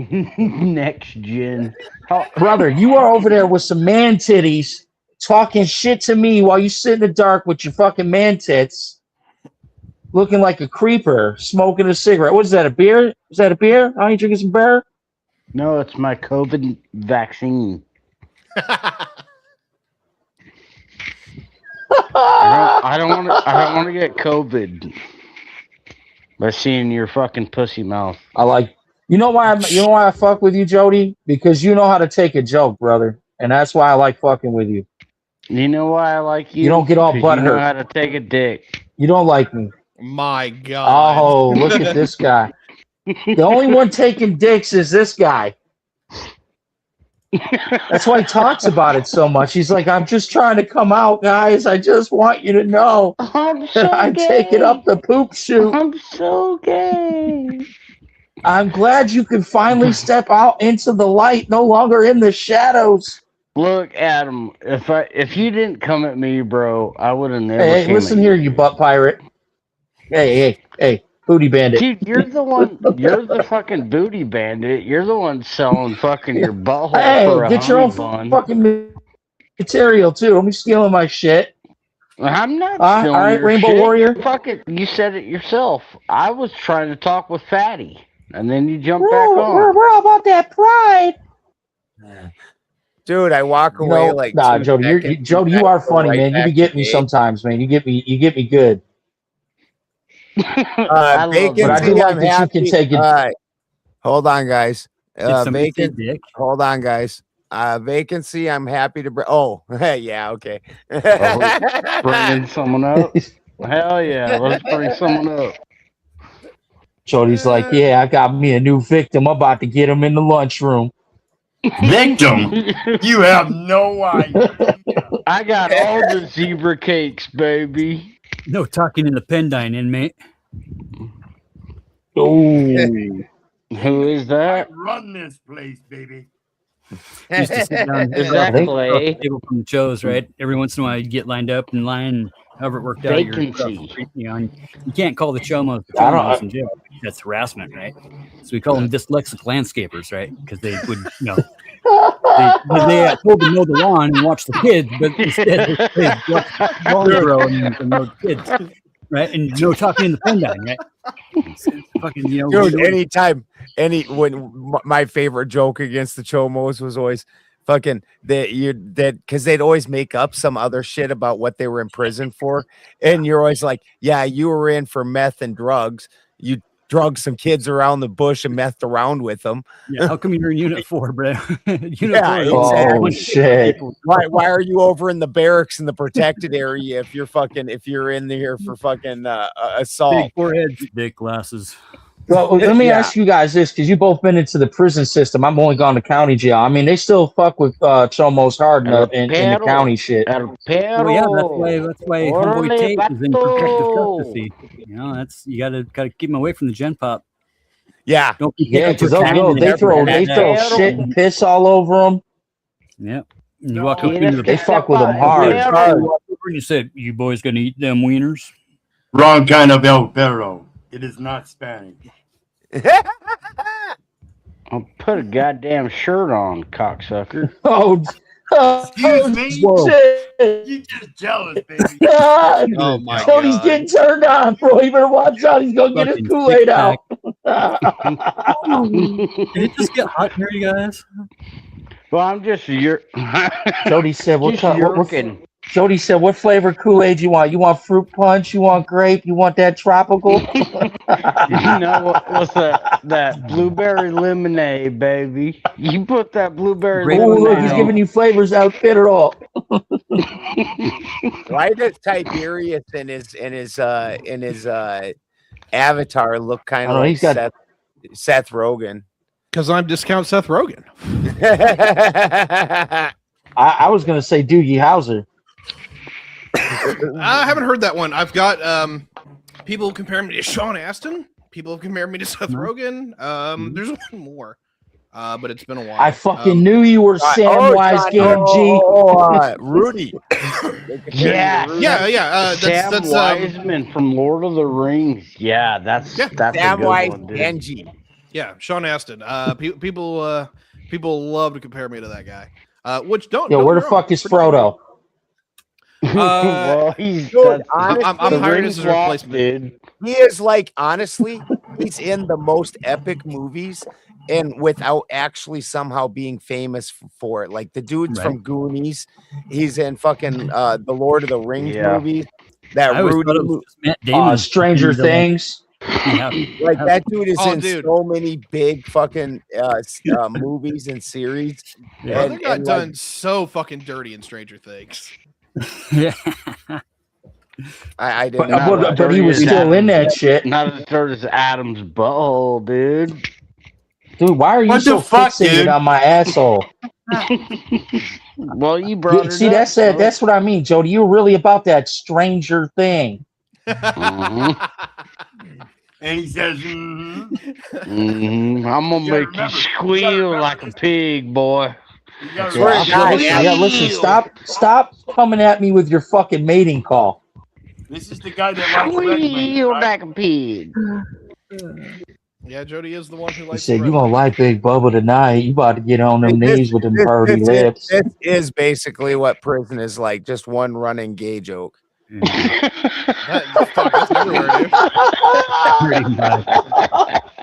You're not even lying, Balderson. You're not even lying. Some Jews are so in their fifis about being a man that they don't understand how gay they come off. It's not quite so gay like Benjamin Balderson was saying. It's normal down in the penitentiary. It's even normal that they go in there with titties. Oh, dude, did you read that article where they said that they found that violent prison, they cut down the violence by like 800%, and it's because they started giving the inmates that would behave cats, and the fucking the whole prison just changed, right? Because they let these guys have cats, and they're like, yeah, if you misbehave, we're taking away your cat. And like, no. Yeah, see, that's how much. That's not a bad idea though. That's like that really helps. But that's how much men strive to protect and provide pussy. Just saying. Here's Snowflake. You're stroking my pussy. Is Joe here? Oh, fucking Jody, look at you summoned the fucking slaver. Trust the government. Based. No thanks. How many of you trust have the government?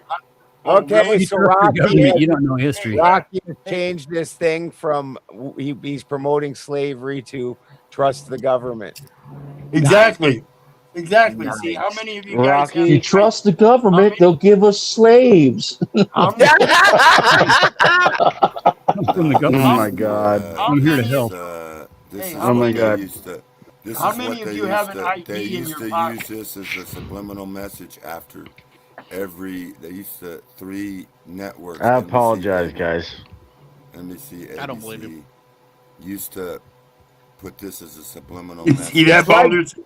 It's like, what's that, Peril? You see that? I apologize, guys. Yeah, it's like Beetlejuice. Jody said it. Yeah, he said his fucking name 3 times in a mirror. There's no place like Rocky. There's no place like Rocky. I fucking apologize. I mean, it's like going in the bathroom and saying Bloody Mary 3 times. You know, the bitch is supposed to pop up, and that's what he did. He went in there and was like Rocky. You say crack. You say crack 3 times real quick into the mirror, and Mike Pillow shows up with a fucking box of soda and a roll of foil. Oh shit! I wanted to bring this up the other day. Did y'all see the interview between Nick Fuentes and Hunter Biden? Yeah. No, I did not. Oh my god, that was great. I won't ruin any of it for you because it's hilarious. It's pretty good. Maximum level memes.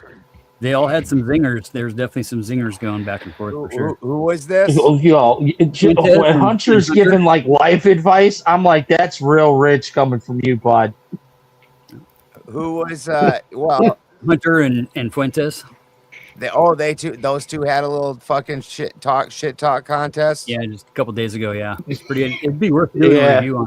There's some good zingers there and some good back end knowledge to be gained. The fucking original crack baby against the fucking Jay. The original crack baby against the gay hard right winger. Well, and that's what kills me about Nick. He wants to go on and on about masculinity and all that. Buddy, you've never even graced the walls of a vagina. How are you going to tell me how to be a man? Totally not gay. You never went to the temple. You've never prayed at the mount, He's my like, guy. I'm only going to have sex to impregnate a woman. What the fuck? Did you go through puberty? When I hit puberty, it was like that thing was like a fucking compass. Any vagina that walked by, like whatever. My shit was like a fucking heat-seeking missile. You damn straight. North was whatever good-looking girl was closest to you. That was the compass. Now, meow. Hey. Your shit sounded like a submarine. It was just like boop, boop, boop. Yeah. Your fucking cock has active sonar? Okay. Hell yeah, it's looking for those deep depths. Dude, I had goats, they have like bionic dicks. Like I had a goat that he just loved peeing on people. I don't like where this is going, bro. I do not like this at all. This dude, you'd be sitting there petting him, and all of a Johnny, sudden, just right up your aisle. He'd go, and he could control it, and he'd go brrr, and aim that fucker at you while he's petting you sideways, and all of a sudden you feel something wet on your leg. You're like, you motherfucker! Oh, it pissed you off. It pissed me off. Oh, so dude, bad. that goat would have been fucked. He'd have been a steak. Adam, you're such a fucking piece of shit. Just changed his name to breakfast. That goat just nutted on my leg. His ass is going to be on the dinner table now. He peed on my leg, not nutted on it. Oh, I thought he said he nutted on your leg. I was like, raw. No, he used to hump. No, he used to hump. We had my kids had taken the third seat out of an old Tahoe and fucking put it out in a field and would sit on it. And that goat used to hump the hell out of that fucking third seat on the Tahoe. Did you? I mean, this was a long time ago, but you guys ever hear about the chick that banged the horse? Oh, no. Yeah, your mom. Which listen. All right. Yeah, whoa. That wide open. You left that wide open. I mean, TOS. Just like your mom's ass. Oh. Give me another layup. Damn, bro. You can't be talking about someone's mom like that. Okay. I'm getting fucking sang by the gay hobbit. The gay hobbit. Yeah, dude was up fucking Frodo's ass like, oh, Frodo, please don't fucking go. Anywho, so the story goes that, yeah, the chick did. She got a lot of shit for it. But then there was this gay dude who got like really pissed off. Like, oh, well, if a woman can do it, I can do it. And this is all true story. You can look all this shit up. The dude let a horse get him in the rear, and it pierced his fucking chest. That did not happen. Yeah. Yeah, I swear to God. Things that didn't happen for 200, Alex. It was like somewhere in like Washington, I think. That was true. That did Where, like, not PC happen. Yeah. Man, you Yeah, did. I hate to do the liberal thing, but citation needed. Yeah. Hey. I don't want to saw see it. I'm just going to firmly stand I saw the on that article. What, in the back I mean, of a still, but the point is, it's like, what the fuck is wrong with people, Not only man? that, but then a few years later, he got busted doing it again. And I think the dude died. I'm pretty sure, yeah. I thought he died. Eventually. No, he ended up getting caught again for it. Oh shit! So he lived. Oh, I thought I was under the assumption he had died. He's gone through that with sheep in Montana stuff as well too. Montana. Yeah, but I've never heard of the dudes letting the sheep hump them. I've heard of dudes. That's always the running joke, you know. Like, are you trying? I was trying to push the sheep through the fence, and you great, you Velcro gloves and shit like that. Velcro gloves. Yeah, Your belt somehow undid itself. Somehow your dungaroos were at your ankles. Oh god. That's gross, though. I mean, I this is more recent, though. I did see a chick. What do you mean that's gross? Hold on, hold the fuck on. Fucking a sheep, dude. That's nasty as fuck. Hold on. The guy who brought up the story of a dude getting boned by a horse in his butt says that's gross about humping a sheep. Like, that's what I think bestiality period is gross. Taking a horse dick in your butt is not like the worst thing you could imagine. That was just That's what stupid. I'm saying, dude. Adam's gay, bro. Extra gay. Oh, I am not gay. Bro, you're the only one that's been talking about my asshole all night. I think you're fucking gay for me. Dude, you are gayed up. Yo, you just keep bringing up my ass, bro. You keep asking me to get on cam. Why do you want me on cam so bad? So if you look at Joe, you want to keep coming at me, buddy. Why do you want me on cam so bad? Because you're gay for me. I got this. Now you two can make out. So if you're looking back, it was actually. Oh shit! He's putting us in a 1v1. It was actually. No, I put you next to each other. It was actually reported by Seattle. Oh, yeah. There you go. Yeah, I thought it was. See, look, now you got Balderson doing gay shit for you to put you next to me, you fucking Fruit Loop. Hey, you're prime teabagging position for me, brother. Yeah, I'm gonna start calling you Toucan Sam. You're pretty quiet, Pero. Pero, I can barely hear whatever you just said. Unmute your mic for a second. Let me adjust your mic. Oh, you're all the way cranked up. Yeah, it was a little low still. So I just put some information. There you are. There's Rocky. I just put some information in the back. It was evidently reported through the Seattle Times, Enumclaw, Washington. Enumclaw's over here, kind of by Spokane area. Yeah, 2024. Yeah, this is a new one. See? Yeah, yeah. My apologies, 2005. Okay, there you go. Yeah. Yeah. Well, all right, he didn't die, but he did suffer like massive internal injuries. No, he did die. But you. Oh, he did die. Oh, fuck. But What? okay, though that was he'd gotten busted before that as well, though. So there was something about that. But it didn't pierce his chest. It just says it tore his rectum and shit, which I believe that part. That's not unbelievable. look how hard Jody is cheesing right now at the fact that the man had a torn rectum. He was like, hell yeah, that's easy. Baby, I'm a fly You're on a it. coward, bro. You're a coward ass bitch. I totally believe the ruptured rectum and all that shit. Like, it was the. I don't even understand how that would be possible, though. As soon as the sphincter blows out, I'm gonna take a piss. I'll be back. Yeah, you're going to take a piss, all right. Man's going to spank his monkey. Speaking of which, why is Mike Johnson's wife so concerned about monkey fuckers? Say what now? Speaker Johnson. Mike Johnson's? Yeah, she's what's his wife worried about? Monkey fuckers. Isn't You know that Matthew like Broderick movie? literal people Yeah. fucking monkeys? Yeah. No, that was he's Remember when that's what they blamed the AIDS epidemic on back in the fucking 80s? Yeah, they tried to. Yeah. El Pedro's killing me with the pictures, man. Pedro's hilarious. Yeah, no, for real. He's invested in those fucking. What was that Matthew Broderick movie? Back in the day? Dude, Testing I lab. remember that. I remember You that. know? Philadelphia. Something like that, yeah.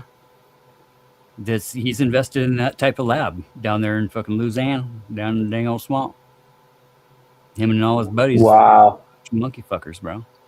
What the fuck? Yeah, you didn't know this about Speaker Johnson? No. Hell no. Not only That's is he news to clear as me. fuck, not only does he keep track of his son's porn with the same app, but yeah, he's a fucking total fruit. Monkey fucker. This is the type of shit that Steve knows, and I ask him if I want to know, but I usually don't want to know. I just know because Steve told me, even though I didn't ask. Damn. See, they're all into weird shit in government, man. I'm telling you. Well, There's because something wrong with all of them. they won't let somebody in that isn't, because then you're not controllable. It's the whole. I believe that fucking 100%. It's the whole mutual destruction clause thing. If they can't I control, partly think that's why they won't release the Epstein files. Is partly that because, well, it's not just our government. I think it would destabilize a lot of governments. Dude, Chick came out and flat said that it would fucking demolish our system. Yeah. If our system is built so heavily on pedophiles and people who SA women, then let that fucking blackmail, let that burn. We will be the phoenix that rises from the ashes as a people. Get rid of those fuckers, though. Eat the rich. I absolutely agree. You know where the whole adrenochrome thing originally comes from, right? Yeah. From the essence of the other man, you know, Roy Cohn, bro. This is all Roy Cohn tactics. Everything that this shit and this whole group. Well, is doing. the original adrenochromes before that, the original adrenochrome was paid for by the CIA. They were like part of the startup on that, and then that it was a few different substances that they were testing on that. Then that kind of got dropped, and then it got brought back in a couple other times. Then you started seeing it in things like Disney. There's Disney things with adrenochrome in it. There's some speculation whether on Clockwork Orange, whether it's adrenochrome or acid that they're dripping into his eyes. Damn. And then you got like, even in that, the basic idea is that Monsters Inc. And that was really fucked up that Monsters Inc. was during this whole time that the whole adrenochrome thing was becoming at least underground mainstream. They produce a movie that's literally about scaring little kids and sucking the energy out of them. I'm like, Jesus, that's a little on the nose, don't you think? Yeah. Yeah, cheeses reminds me of pizza. Remember when they used to advertise along those missing heels. children on the back of milk cartons? Yeah, the milk carton kids. Yep. Yeah, that's crazy. I never thought about it like that though. With the Monster Inc. thing. Well, imagine like being just a normal run-of-the-mill citizen and learning that your entire government is based off of all the secret shit they do is that right there, and it's every government. Is all of them. Transylvania is where the vampires were, and then they. Oh man, we're talking about PDFs, and he's talking about fucking Dracula. Just happenly, trans. That was awesome. That's the bridge you're gonna build right now, brother. That's why they have the United States is on Transylvania Avenue. Right. Transylvania. Transylvania Avenue. Listen to it. Trans-ill-vein. Yeah. Oh fuck! We're gonna need to get Omar in here for some vocab I have lessons. smoked We need just to vocab enough this weed fucking and thing dabs down. tonight for this. Is that Hebrew or is that fucking Anunnaki or what? What kind of language is that we're talking here? They just Penis Valia Avenue. Penis vanity. What the fuck? Avenue. It's all about the trannies. They rule the world. They're all fucking.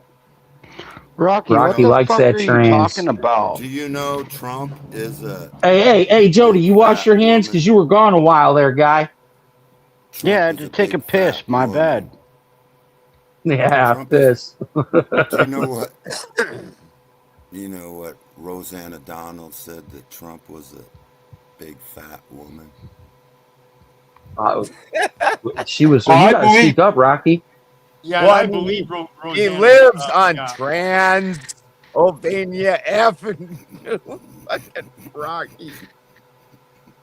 Oh my God. You guys Yeah, can't dude, handle the Rocky, truth. drinking. You guys can't You handle have the to truth, excuse man. Rocky.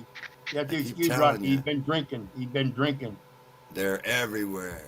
Those trannies. They want me on that wall. They need me on that wall. But see what you guys don't understand.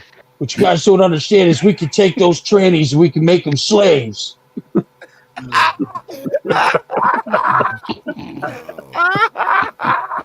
They made you slaves. You said That's it. I was thinking That's it. why all you guys are always talking about gay shit. Every time I come on the panel, you're always bringing up. And when I was fuck each other in the ass. Don't That's why I call them bitch ass slaves. Oh my God. Oh my God. Every Rocky. time I listen to you guys, you're always talking about gay Turn your shit. fucking ears off. Is that why you come up on panel every time? Yeah, He wants to join the exactly. combo. Yep. He's like, gay talk. He's like, check. I heard Let there's me in, discussion let of me in. man meat. Let me in, coach. Let me in. Yeah, He's like, they're gay. I want to come in. I just He's like, yeah, let me join That's that what- sausage fest. That's what summoned him. Anyway, you know. It's not the slaves. I promise I'm not racist. I'm just gay. But I the don't Rocky want walks in the room. He's slaves. like, I you just slay want- queen. I just want to slay, not slave. I shared a video. It's about the subliminal message. Hey, don't be sharing your I've videos. watched- We don't want to see I've that shit. watched the documentary They Live, Rocky. I've watched it. Oh, Pudding this is time, a- children. this It's is pudding time. It's pudding time. How could you eat your pudding if you don't eat your meat? Pudding. I like the pudding. You guys with don't the even. pudding. I bet nobody gets that fucking reference. Rhonda Besides Ben. Sanchez eats her pudding with her fingers. No, that saying. You can't get your pudding if you don't eat your meat. Anybody on wasn't panel. that like Quiet Riot or something? Yeah. Fucking quiet riot. You fucking moron piece of shit. You should get kicked the It's fuck like off. you fucking hobbit, sis. Oh, that was Queen, right? That was Freddie Mercury. Who- Sorry. No, you cocksucker. Jesus Christ. Eddie Van Halen? Oh my God. Frank Zappa. It was definitely Zappa. Ben.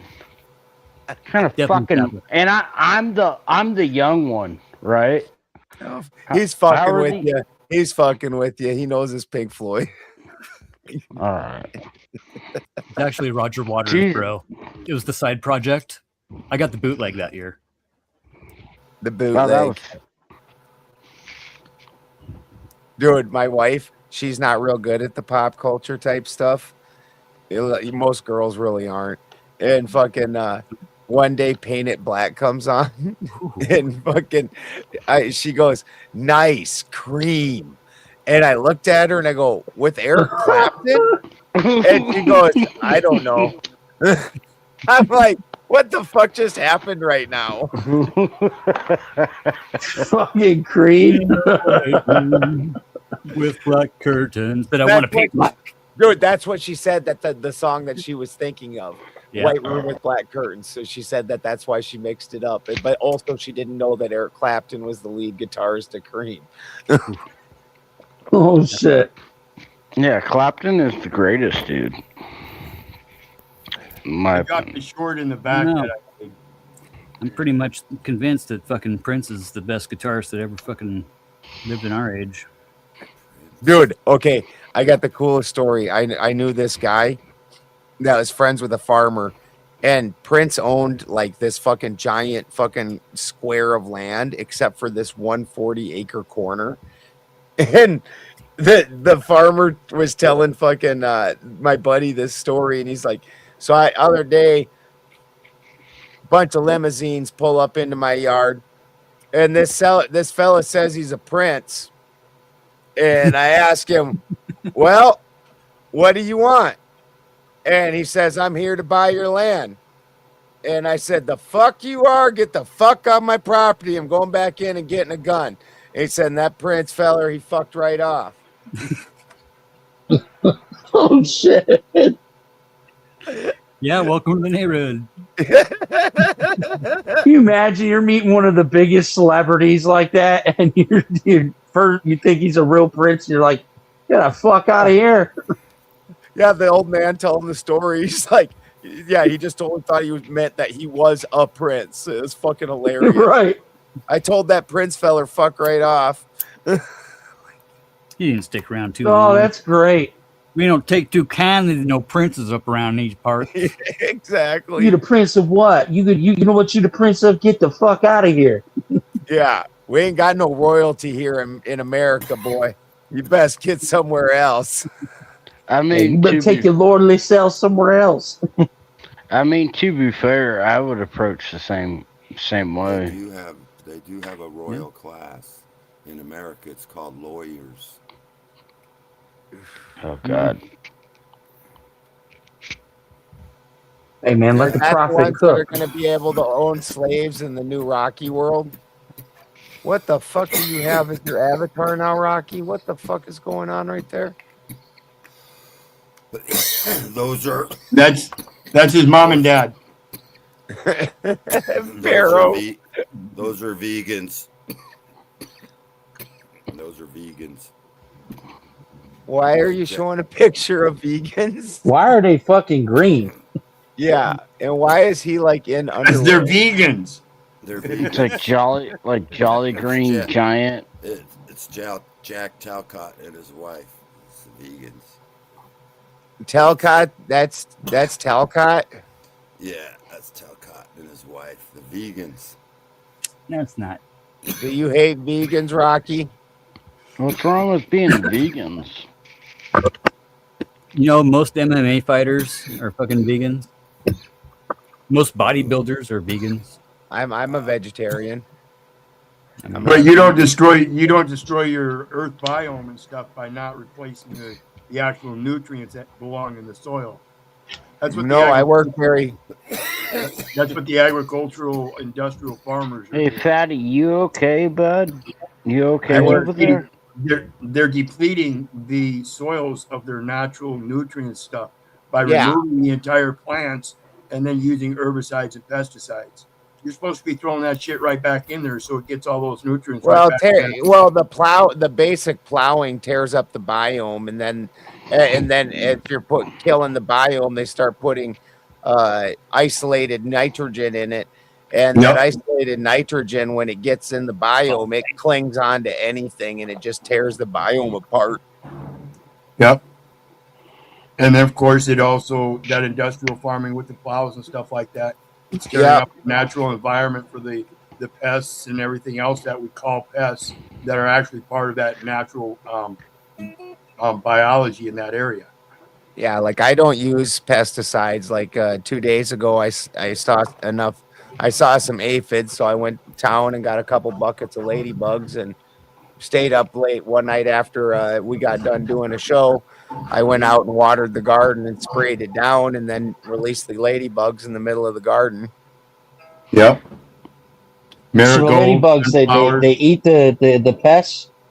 Oh, dude, any soft-bodied insect, ladybugs are like ninjas. Marigolds repel like gophers or. They repel a lot of things. And then, of course, you've got your sunflowers. They'll repel other things, as well as attract the bees and stuff for the pollen harvesting. I use daisies. I use And this- daisies for aphids. And I this use- is because the ladybugs always fly away. I use and this is why it's important to understand your local biology and stuff, particularly when it comes to things like honey. Your local honey that's unprocessed directly from the hive, that's going to have your natural biome. If you've lived in that area all your life, and you've been using your agrarian style from your local producers and stuff, you're going to have a much healthier body than anything you get from the stores. Period. Yeah. Raw honey. Absolutely. Yeah, absolutely. I agree with you. Yeah, we get. That's why I like buying stuff from the Amish. We go right to the honey people, and we can get the unprocessed stuff for $5 a pound. We like a 5-pound tub for $25. Is there a difference in taste? Oh, it's delicious. We get. You could get lavender. That's my personal favorite. Yeah, that comes from someplace. Yeah, that comes from someplace like in Georgia or something, and I don't know that they figured it out yet. Right. Well, no, I think it's in Georgia is where it actually comes from. I'll do my research again, but they don't know what causes it to be purple yet. But it's got to be from the local biology. Like I said, they're getting it from certain plants, and that would tell you why. And it's just regular honey. It's just different flavors. You can get. It's not colored. It's not colored. I thought you were talking about the purple honey because that's something you can find here in America. No, I'll look it up. You make lavender honey by the bees are put in near a lavender farm where they grow lavender. Yeah. Out here, there's a lot of because there's a lot of fruit farms, orchards out here, so we get a lot of different orchard honeys. And then the one I don't like is the star thistle. There's a lot of star thistle. That's kind of the shittiest honey. Yeah, the alfalfa honey sucks too. Oh yeah. I like the fucking white clover and the wildflower. Mm-hmm. South Carolina. My apologies. South Carolina. Yeah, the star thistle is I'll use it for like fermenting or something because it's cheaper, but I can't stand alfalfa honey. I don't like that at all. I'm on 5 acres, bro. Star thistle is a pain in the fucking dick. I don't want honey. I don't want honey at all. I don't want no anything. Anheuser-Busch has their hop fields up north of here. You get the fucking hop honey. Mm-hmm. They got out here they got tan oak honey, which is like a tannin honey. Fucking that shit's that's pretty different, pretty interesting tasting. They say that beekeepers live longer than anybody. Have you heard of those new buildings where they have beehives in them, and then you go in and you and the sound, it's supposed to be healing? Mm-hmm. Yeah, I have actually seen some things about that.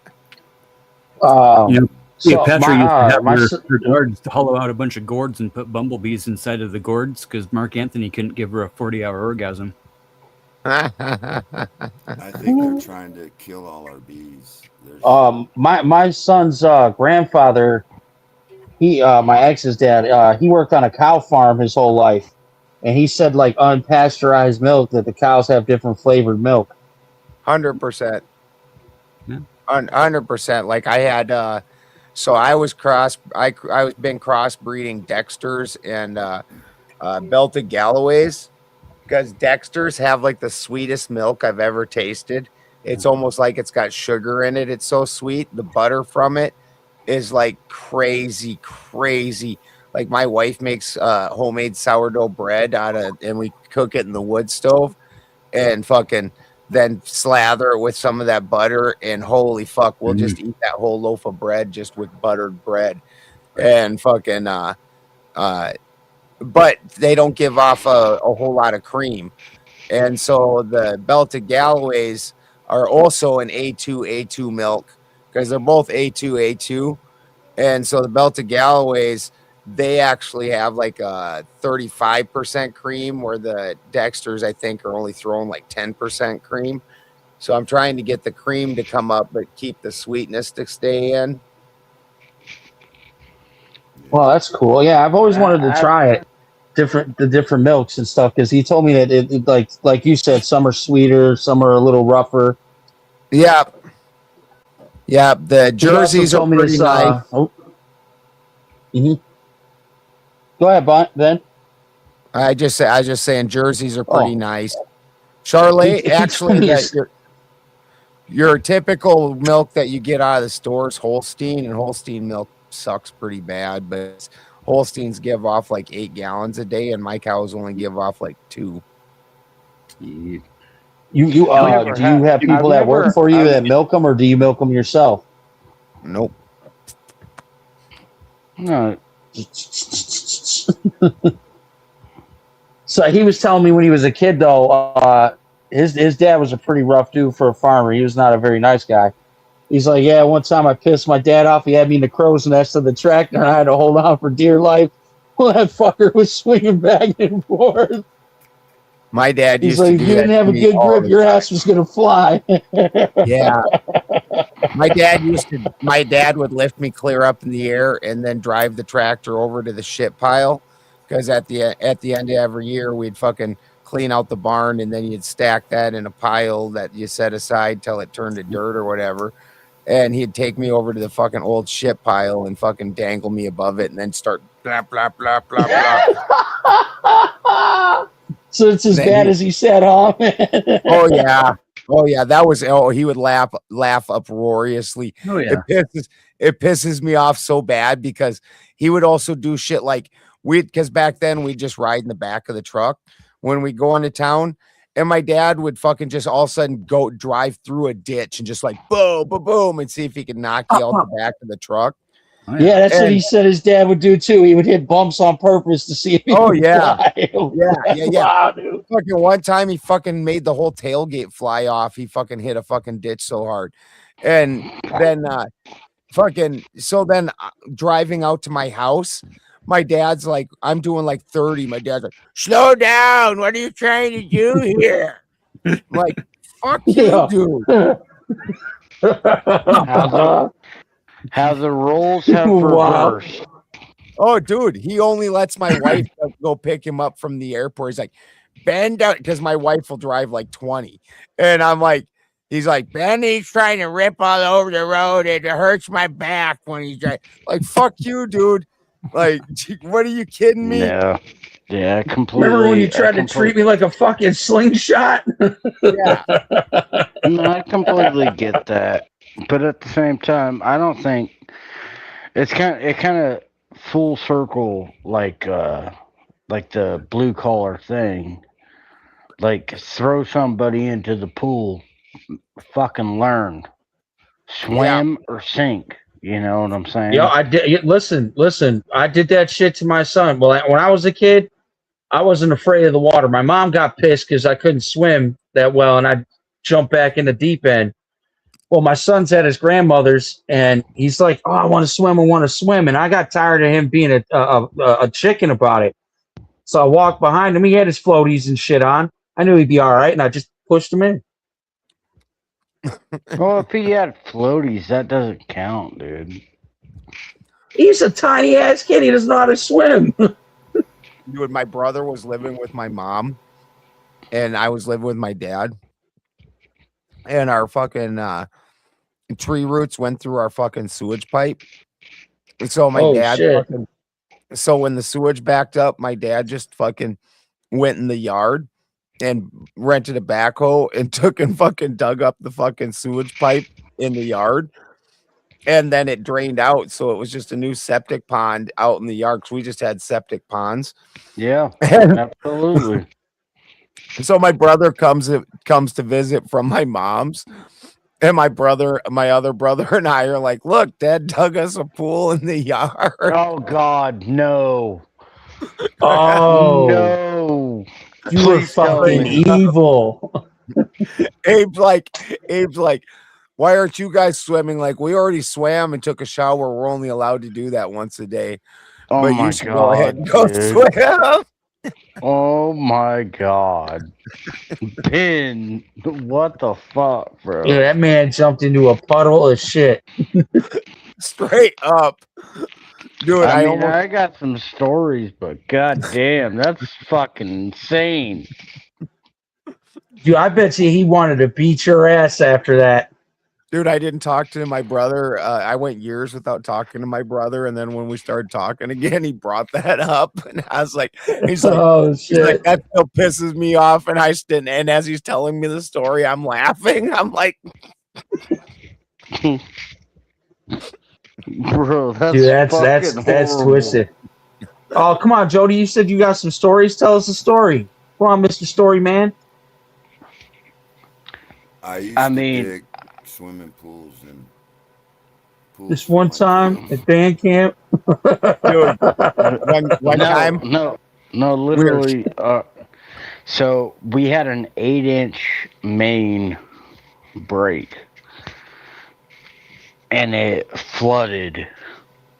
And the only way to get to the valve, I don't think that the guy's still here, that I could, pretty much, I had to dig up a giant sewer pipe for you guys, and it flooded an entire field. And I was knee high. I'm not talking about just one house. I'm talking about an entire city. Oh, Shit. oh, man. You literally got shitted on. Yeah. it was a turd tsunami. Yeah. because one valve wasn't turned.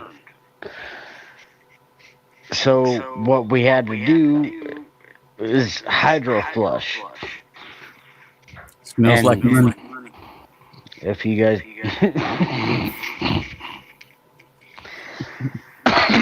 It flows downhill. Paydays on Friday. Don't write your pretty much we run a pipe to try to flush it down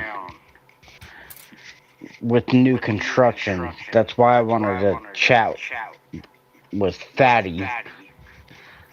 But yeah, I was knee deep in the city's fucking shit. Man, that'd have been the last day for me. And guess what? I was only getting $22 an hour. Yo, I'd have been went right back to hustling. Fuck that shit. Well, that's I got a story for you guys. I got a story for you guys. That's one of the requirements is you got to get your fucking your Hep C vaccines and all this and that. I used to be we had to do this. I had to do this landscaping job for this rich lady. She had a beautiful property, but she had a lot of brush and bullshit in the backyard. But she had this really nice creek that went through her backyard. So she wanted us to rip out all the brush and the old tree stumps and shit. So we were doing that. We got it all cleared out. So I tell you what, I rather roofed and landscape because the fucking bugs, dude. Wow. So we rip all that shit out, and it rained that night. So we come back, and we got this new guy, and he jumps in the fucking Bobcat thinking he's about to go gung-ho. And we tell him not to go into the fucking thing because it's all mud. You're going to get this machinery stuck. Yeah. And we're renting the shit. We don't own the fucking thing. It's massively heavy. And what does this dumbass do? He drives it right into the fucking field, and that bitch was stuck. We spent the rest of the day with 6 pickup trucks trying to pull this bitch out of the fucking mud because it was sinking. You're talking about just like a little Bobcat? Last time my back. Yeah, well, we used the Bobcat to rip up the tree trunks and shit. Like a little. And then we pull out shit, and then we go and fucking rototill it when we were done. Huh? Like a little rental skid steer? No, well, I mean, it's little to me, but it's like, it was big enough to get stuck and sink. It was not like one of those little tiny ones. Yeah. Let's say it's like medium size. It was a big. It was a big. Stuck. I picked it All up. right. Well, I call Let's. Hey, Hey, truce. Let's let Rocky do his thing. Truce. Well, let me finish Last your. time my Bobcat got stuck, I picked it up with my excavator. I used to be a tunnel operator in Houston, a 14-foot diameter tunnel for flood control. He worked for the Underground Railroad. Anyway, I was the only white guy. I was the operator. I bet you were, Rocky. Oh, dude, he set himself up.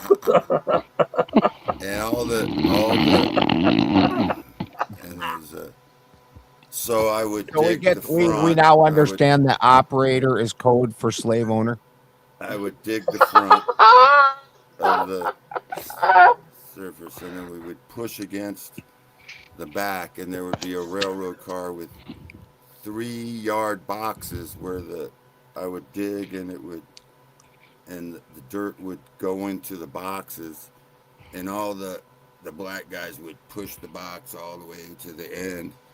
And oh my God! Crane would pick it up, dump it, drop it back in the hole, and then they'd push it to me. And it was my first job with this company.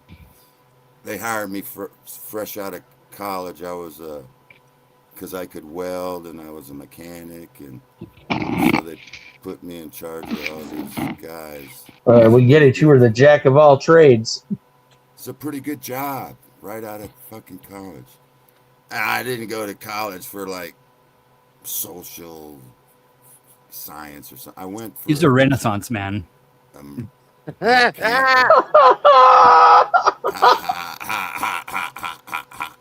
Jack Handy. The reason why we actually I speak 6 languages and have degrees in psychology, physics, and astronomy. We use the Chinese for the Chinese are working. They're our slaves now. They build all our shit. So now you got to be in the service industry. Hold on, Rocky. How is us purchasing things from China making them our slaves? This dude is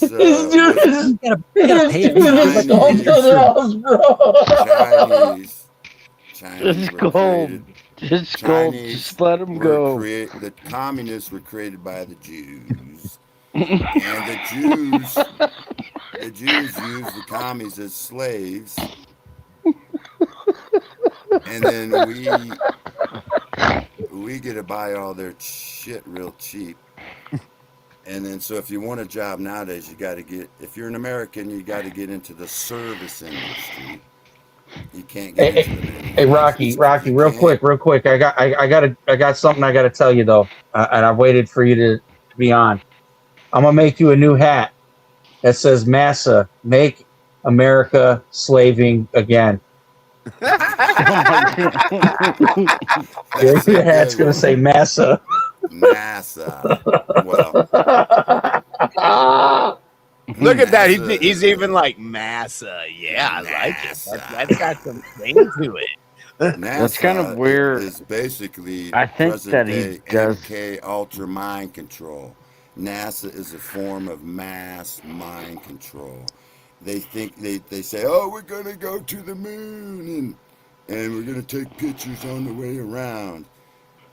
Okay, NASA, half the people believe in NASA. They actually believe that they went to the fucking moon, and it's basically a form of mind control, NASA. You really don't think they didn't go to the moon? That's why it was started by Germans, because Germans are very good at mind control.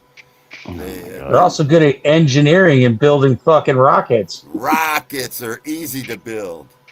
You dumb fuckers. They just go up and land in the fucking ocean. So when they say you must not have seen what Elon Musk is doing, dude, because that dude's landing rocket science. You think it means you're smart. Brother, Elon is sending rockets up and he is landing them bitches back down on the earth. That's CGI, man. You fell for it. All right, CGI my ass. I saw that shit in real time, buddy. What about when Elon Musk was flying that convertible car in space. You believe that shit too, don't you? Ah, shit. You talk about that? They sent one up there. That wasn't a real person, dude. Oh, Rocky, I know you like to live in conspiracy land, but buddy, those rockets are shooting up for real. Let me try to get this straight. You believe they sent someone and landed on the moon in 1968, and they took You know, Rocky, I might give you that one. I can't say for sure they did or didn't. It was before my time. I'd like to believe we did some crazy shit like that, but I'm not. You're not going to tell me what I seen Elon do. I seen the dude shoot the fucking rocket in the sky and land the shit. Oh my god, that was the craziest shit I've ever seen in my life. Were you there, or were you like at like a mile away filming? Yeah, man, motherfucker, I watched it live.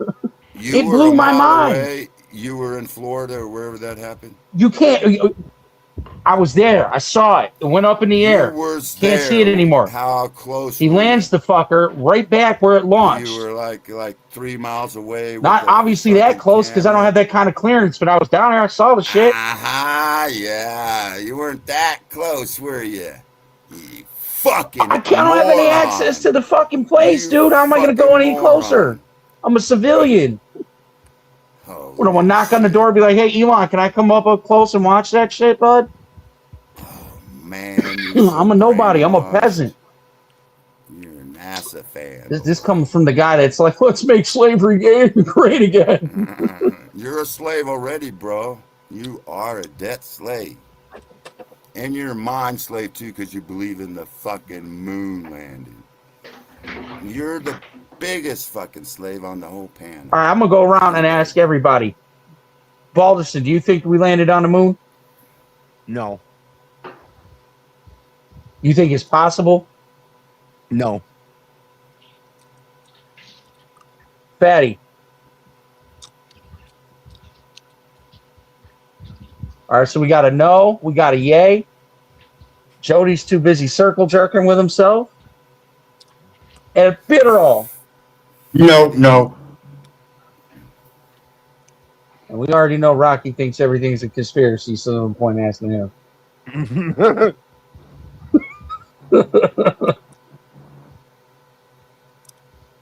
I don't know. I think we did, man. I think it's possible, but I can't dispute what I saw Elon do. That was the craziest shit I ever seen somebody. And the dude wants to go to Mars super bad. They go into low Earth orbit. They don't go to the moon. I'm not saying Elon's gone to the moon, but I'm saying I'm totally fine with a rocket going to low Earth orbit. I'm not calling Elon Musk a liar. I'm calling the people that say we go to the moon liars. Hey, and this is why you have to know. Well, I'm not calling like that the Earth Fatty is a liar. flat, I'm calling the NASA Earth is liars. flat, and there's a firmament. Right. I get what you were A saying. dome firmament that you can't get out. The firmament's the problem for me. You can't also. go past the dome. How do you explain satellites? Space is fakery. You need outer space. You need the Big Bang. You need evolution. You need the Big Bang for your evolution. Spinning ball. I thought you didn't believe in any of that shit. Spinning ball was created for the Big Bang theory. Oh, I forgot. I'm talking to a flat earther. Is this like those turd balls that Fatty was talking about earlier? Yeah, he's shaking his head. Yeah. It's all about space garbage, bro. You know, every place that humans have been, there's garbage, right? According to that's what I was just saying. Not only satellites are shit. The only reason when I we was did in go to Houston, those places, Texas, there was a big, huge building. It was an underground ocean where you learned commercial diving, because I wanted to be a commercial diver. And so underwater there was welding? this building, and it was huge. That's where they film the spacewalks. They've seen bubbles and fish, and then they came out with, how are we going to get our spacesuits? They got flooded. One astronaut almost drowned because his spacesuit underground commercial diving facility, which is like 4 blocks of just a flat building, 1 story, huge swimming pool in it. That's where they film. I was there. I seen it. I saw the building. It's real. They So you saw the moon filmed that hoax. shit. I was indoors. I seen the underground. They have a smaller section for learning for offshore drills. They need welders, underground welding, or cutters. They cut steel that gets tangled, or they have to weld a pipe. So you learn underwater welding. Gets paid big bucks, because the deeper you go, the more money you get paid. I used to know offshore oil rig employees, and the number one job is to be the number one paying is the welder that goes underground. And so I wanted to go to those schools, and I went to one school was where it just had a big water tank, and it was like 50 feet deep. You could only go to like 1 atmospheric depth pressure, because most of the cutting is done like 50 feet, but then the deeper you go, the more you get paid. But this school in Houston was just like, it was probably 50 feet deep. I don't know. I didn't get to see the big part, but they had an underwater diving training facility in Houston. You know, Houston's got a problem. They got a big problem. They got some Houston's. I lived in Houston for like 10 years. And in 1980, I was involved with a group. We knew about Waco, and we were pissed off. We wanted what Waco was an inside job, and how they used that and all that stuff. And so I was with a group, and we used to like, we uncovered Clinton when he had murder on that airport. He was sneaking drugs in. We knew all about that shit. And then there was this one guy that worked at NASA. He told me that if I was to tell you the truth about NASA, you wouldn't believe me. That was like in '89. And I never knew what he was talking about until I figured it out. Like, I discovered NASA in like 2015 when the Flat Earth came out. And 2015. That was the first time you heard of they were NASA was like- in 2015. The first time I knew that the Earth was flat and that NASA was faking this shit. Okay, In and 2015, real there quick were here, Rocky. 8 million videos out. Now you can Let hardly find Peril any. go, and then we're gonna shut it down, Rocky. And I was just going to interject. This is how we know that Rocky is one of the greatest of all time. He just captured everybody's attention for straight 5 minutes. No one said a fucking word. That's because I'm telling the Bitch ass fucking slave. truth. I'm not That's lying. That's why he's Rocky the Prophet. I don't lie. I'm not lying to you. He's not as dumb as the rest of you, like this fatty guy. He thinks fucking go to the moon. This fatty guy. The only reason we went there is to make sure that like Russia was there. No, the only had reason been they there. went there is to get a fake picture of the CGI ball Earth. They The only faked the reason we moon went there landing is so to they get could pictures show of you a Russia's equipment fake to make sure that they picture. weren't lying. CGI. It's all the fucking 7 different they went- pictures of the Earth. If if they really went on that space thing they just did lately, they could have turned the camera around and gave you beautiful shots. But what do they give you? They give you one CGI picture of the fucking ball Earth that they've had for. You know, they went up there to check out the dark side of the moon. Come on, guys. It's a plasma. It's a light. The sun and the moon are lights. They're not rocks. You can't. Hold on, Rocky. Let me ask you something, man. You really believe the Earth is flat and that there's these fucking ice walls and all this shit? Uh-huh. Yeah, all right, but we don't believe we can go to the moon and do fucking ice You walls. really believe they shot a rocket in '67 when they didn't have AC in cars, but they shot a rocket to and landed on the moon, took pictures, and then left the camera guy behind as it went back off, and it looks like it's made out of tin foil. And you think that they didn't lie to you back then, but Wasn't a they lie. lied to us back then, but now Elon, he's telling the truth. That wasn't even a thought in my daddy's nuts. Elon Musk's AI, he's got really I good thought you said you were CGI, 55. I bet you he's really got 42. good CGI, that Elon Musk. He can Oh, man, fake you're a making me moon super old, landing, bud. like, in the movies, Hollywood used to do better. They used to do better fake moon landings than I kind of NASA. agree with Rocky on one point. Like, I know that we attempted multiple times. I agree with Rocky to a certain extent. Remember that movie in Hollywood is about they were going to go to Mars and I'm not. I'm not interrupt the guy agreeing with you, Rocky. I know. I'm just trying to. I'm not trying to be all fucking smarter crazy, than most of but the people. The guy like Adam. Let the man agree with you, Rocky. I agree with Jody. Thank you, Jody. I was just showing about that. There's a movie. Sorry, Rocky. It's all good, man. I'm gonna believe what I believe. That's okay. You believe what you want to. Buddy, you believe the Earth is flat. There is no way the Earth is flat. They made a movie about what really happened on the fake moon landing. It's called something about Capricorn or. I don't need to watch a movie, Rocky. Where they I don't need to watch a movie. Where they faked the Mars landing, and the whole thing was about. I completely agree that it was a Cold War race. It was the Space Wars.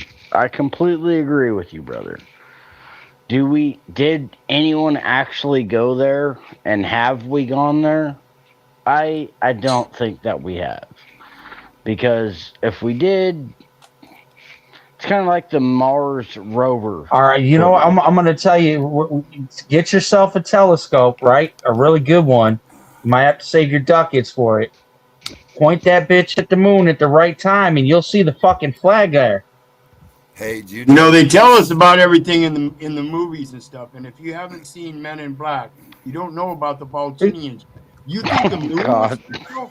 You Men in Black. Hey, you know That's right. That's right. Yeah. Men in Black. They told us the truth. You know, they sell these real expensive telescopes that have computer programs into where you can program to point at a star, and it'll automatically do it and show you like a planet. You want to know something crazy? You could buy a star. Downloaded CGI pictures. I've heard of that. When you do that, I think you get to like name it or whatever.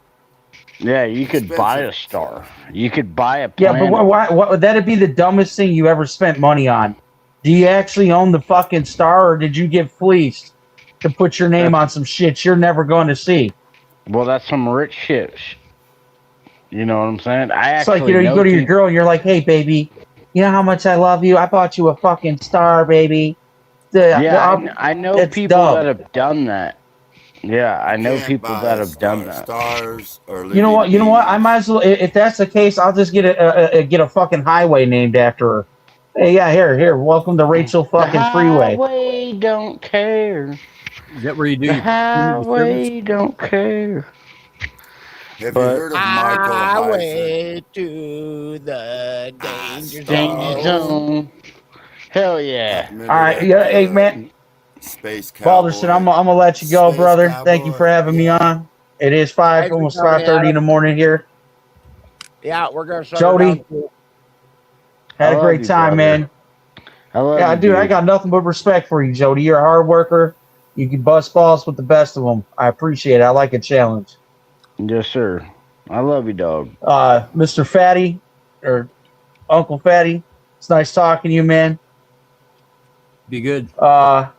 At Fitterall, put your dick. Thank you for the titty pics. Good night, Adam. Good night, Adam. Space. Good night, Massa. Don't worry, Massa. I got you, Massa. Massa. Call Massa. Adams a space cat. Yeah, I'm about to. I told you. Oh, you were in the bathroom, I think, Jody. I said, I'm about to get him a new hat. Instead of it saying "Make Christians Great Again," I'm gonna get him one that says "Make America Slaving Again." Massa. Oh, that's savage, bro. That's savage as fuck, dude. All right, gentlemen. You have a good night. Night, Adam. Massa. That's it. Any of you other gentlemen besides Rocky have something to say? Rocky has let us know his wisdoms.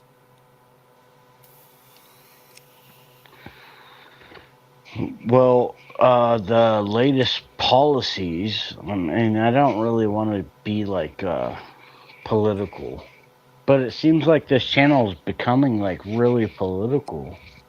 I wanted your thoughts on like on spirits, if you could help me. Well, this one was understand. set up by Spin. Spin is not a particularly spiritual person. Yeah. And I kind of wanted to touch with you and Omar on spirits, but I showed up late. We are doing that show on Wednesday, sir. All right. Because I just was wanting to, like, have you ever encountered a ghost, and do you think that ghosts are real? Ever seen an exorcism? I'm not talking about movies. I'm talking about personal like experience. in real life. Have you ever like been around any of that shit, or like? Yeah, I've personally experienced multiple things. Yeah. But it makes me not. I'm not talking about like demons or anything like that. I'm not talking about like poltergeist. Energy, right? It's all just energy, is what I think. I think it's all just energy. Right. And that's kind of what I wanted to touch on. And it's not just one religion or okay. Yeah. I believe ghosts. Rocky. Huh? Yeah. He agrees. You're agreeing with Jody now. Good deal. And I'm we can get into that on Wednesday, sir, or maybe even tomorrow. Yeah. I don't think Sarah's doing a panel tomorrow. You got anything to say, Uncle Fatty? My safe word is pumpernickel. Good one. Excellent safe word. You got anything to say, Apparel? Safe words are for BDSM. That's true. With that, everybody have a good night. Good night, guys. Spin City. Spin City on the screen, got the room on 10. Breaking news, panel smoke, then he does it again. The bass in the morning, debauchery at night. He steps in loud and he don't back right. Clip it, post it, watch the chat explode. One more take, then he takes the road. He talks that talk with a grin and a stare. The other side's talking, he already there. Hold up, here he comes. Hands in the air, let the verdict come. No more hush, no more shade. Spin City live and the whole place sways. Spin City, Spin City. He don't play it safe. Spin City, bringing fire to the face. MAGA on the mic, and he says what he means. Spin City, shaking up the scene. Panels in a circle, everybody wants a turn. He leans in hard, let the hot takes burn. Protest on the ticker, riot in the thread. He talks over the chaos with a raised up head. Yell a little louder, make the point land clean. Cut through the noise like a headline machine. If they come for the room, he comes right back. One more clash and the whole beat snap. Hold up, here he comes. Hands in the air, let the verdict come. No more hush, no more shade. Spin City live and the whole place sways. Spin City, Spin City. He don't play it safe. Spin City, bringing fire to the face. MAGA on the mic, and he says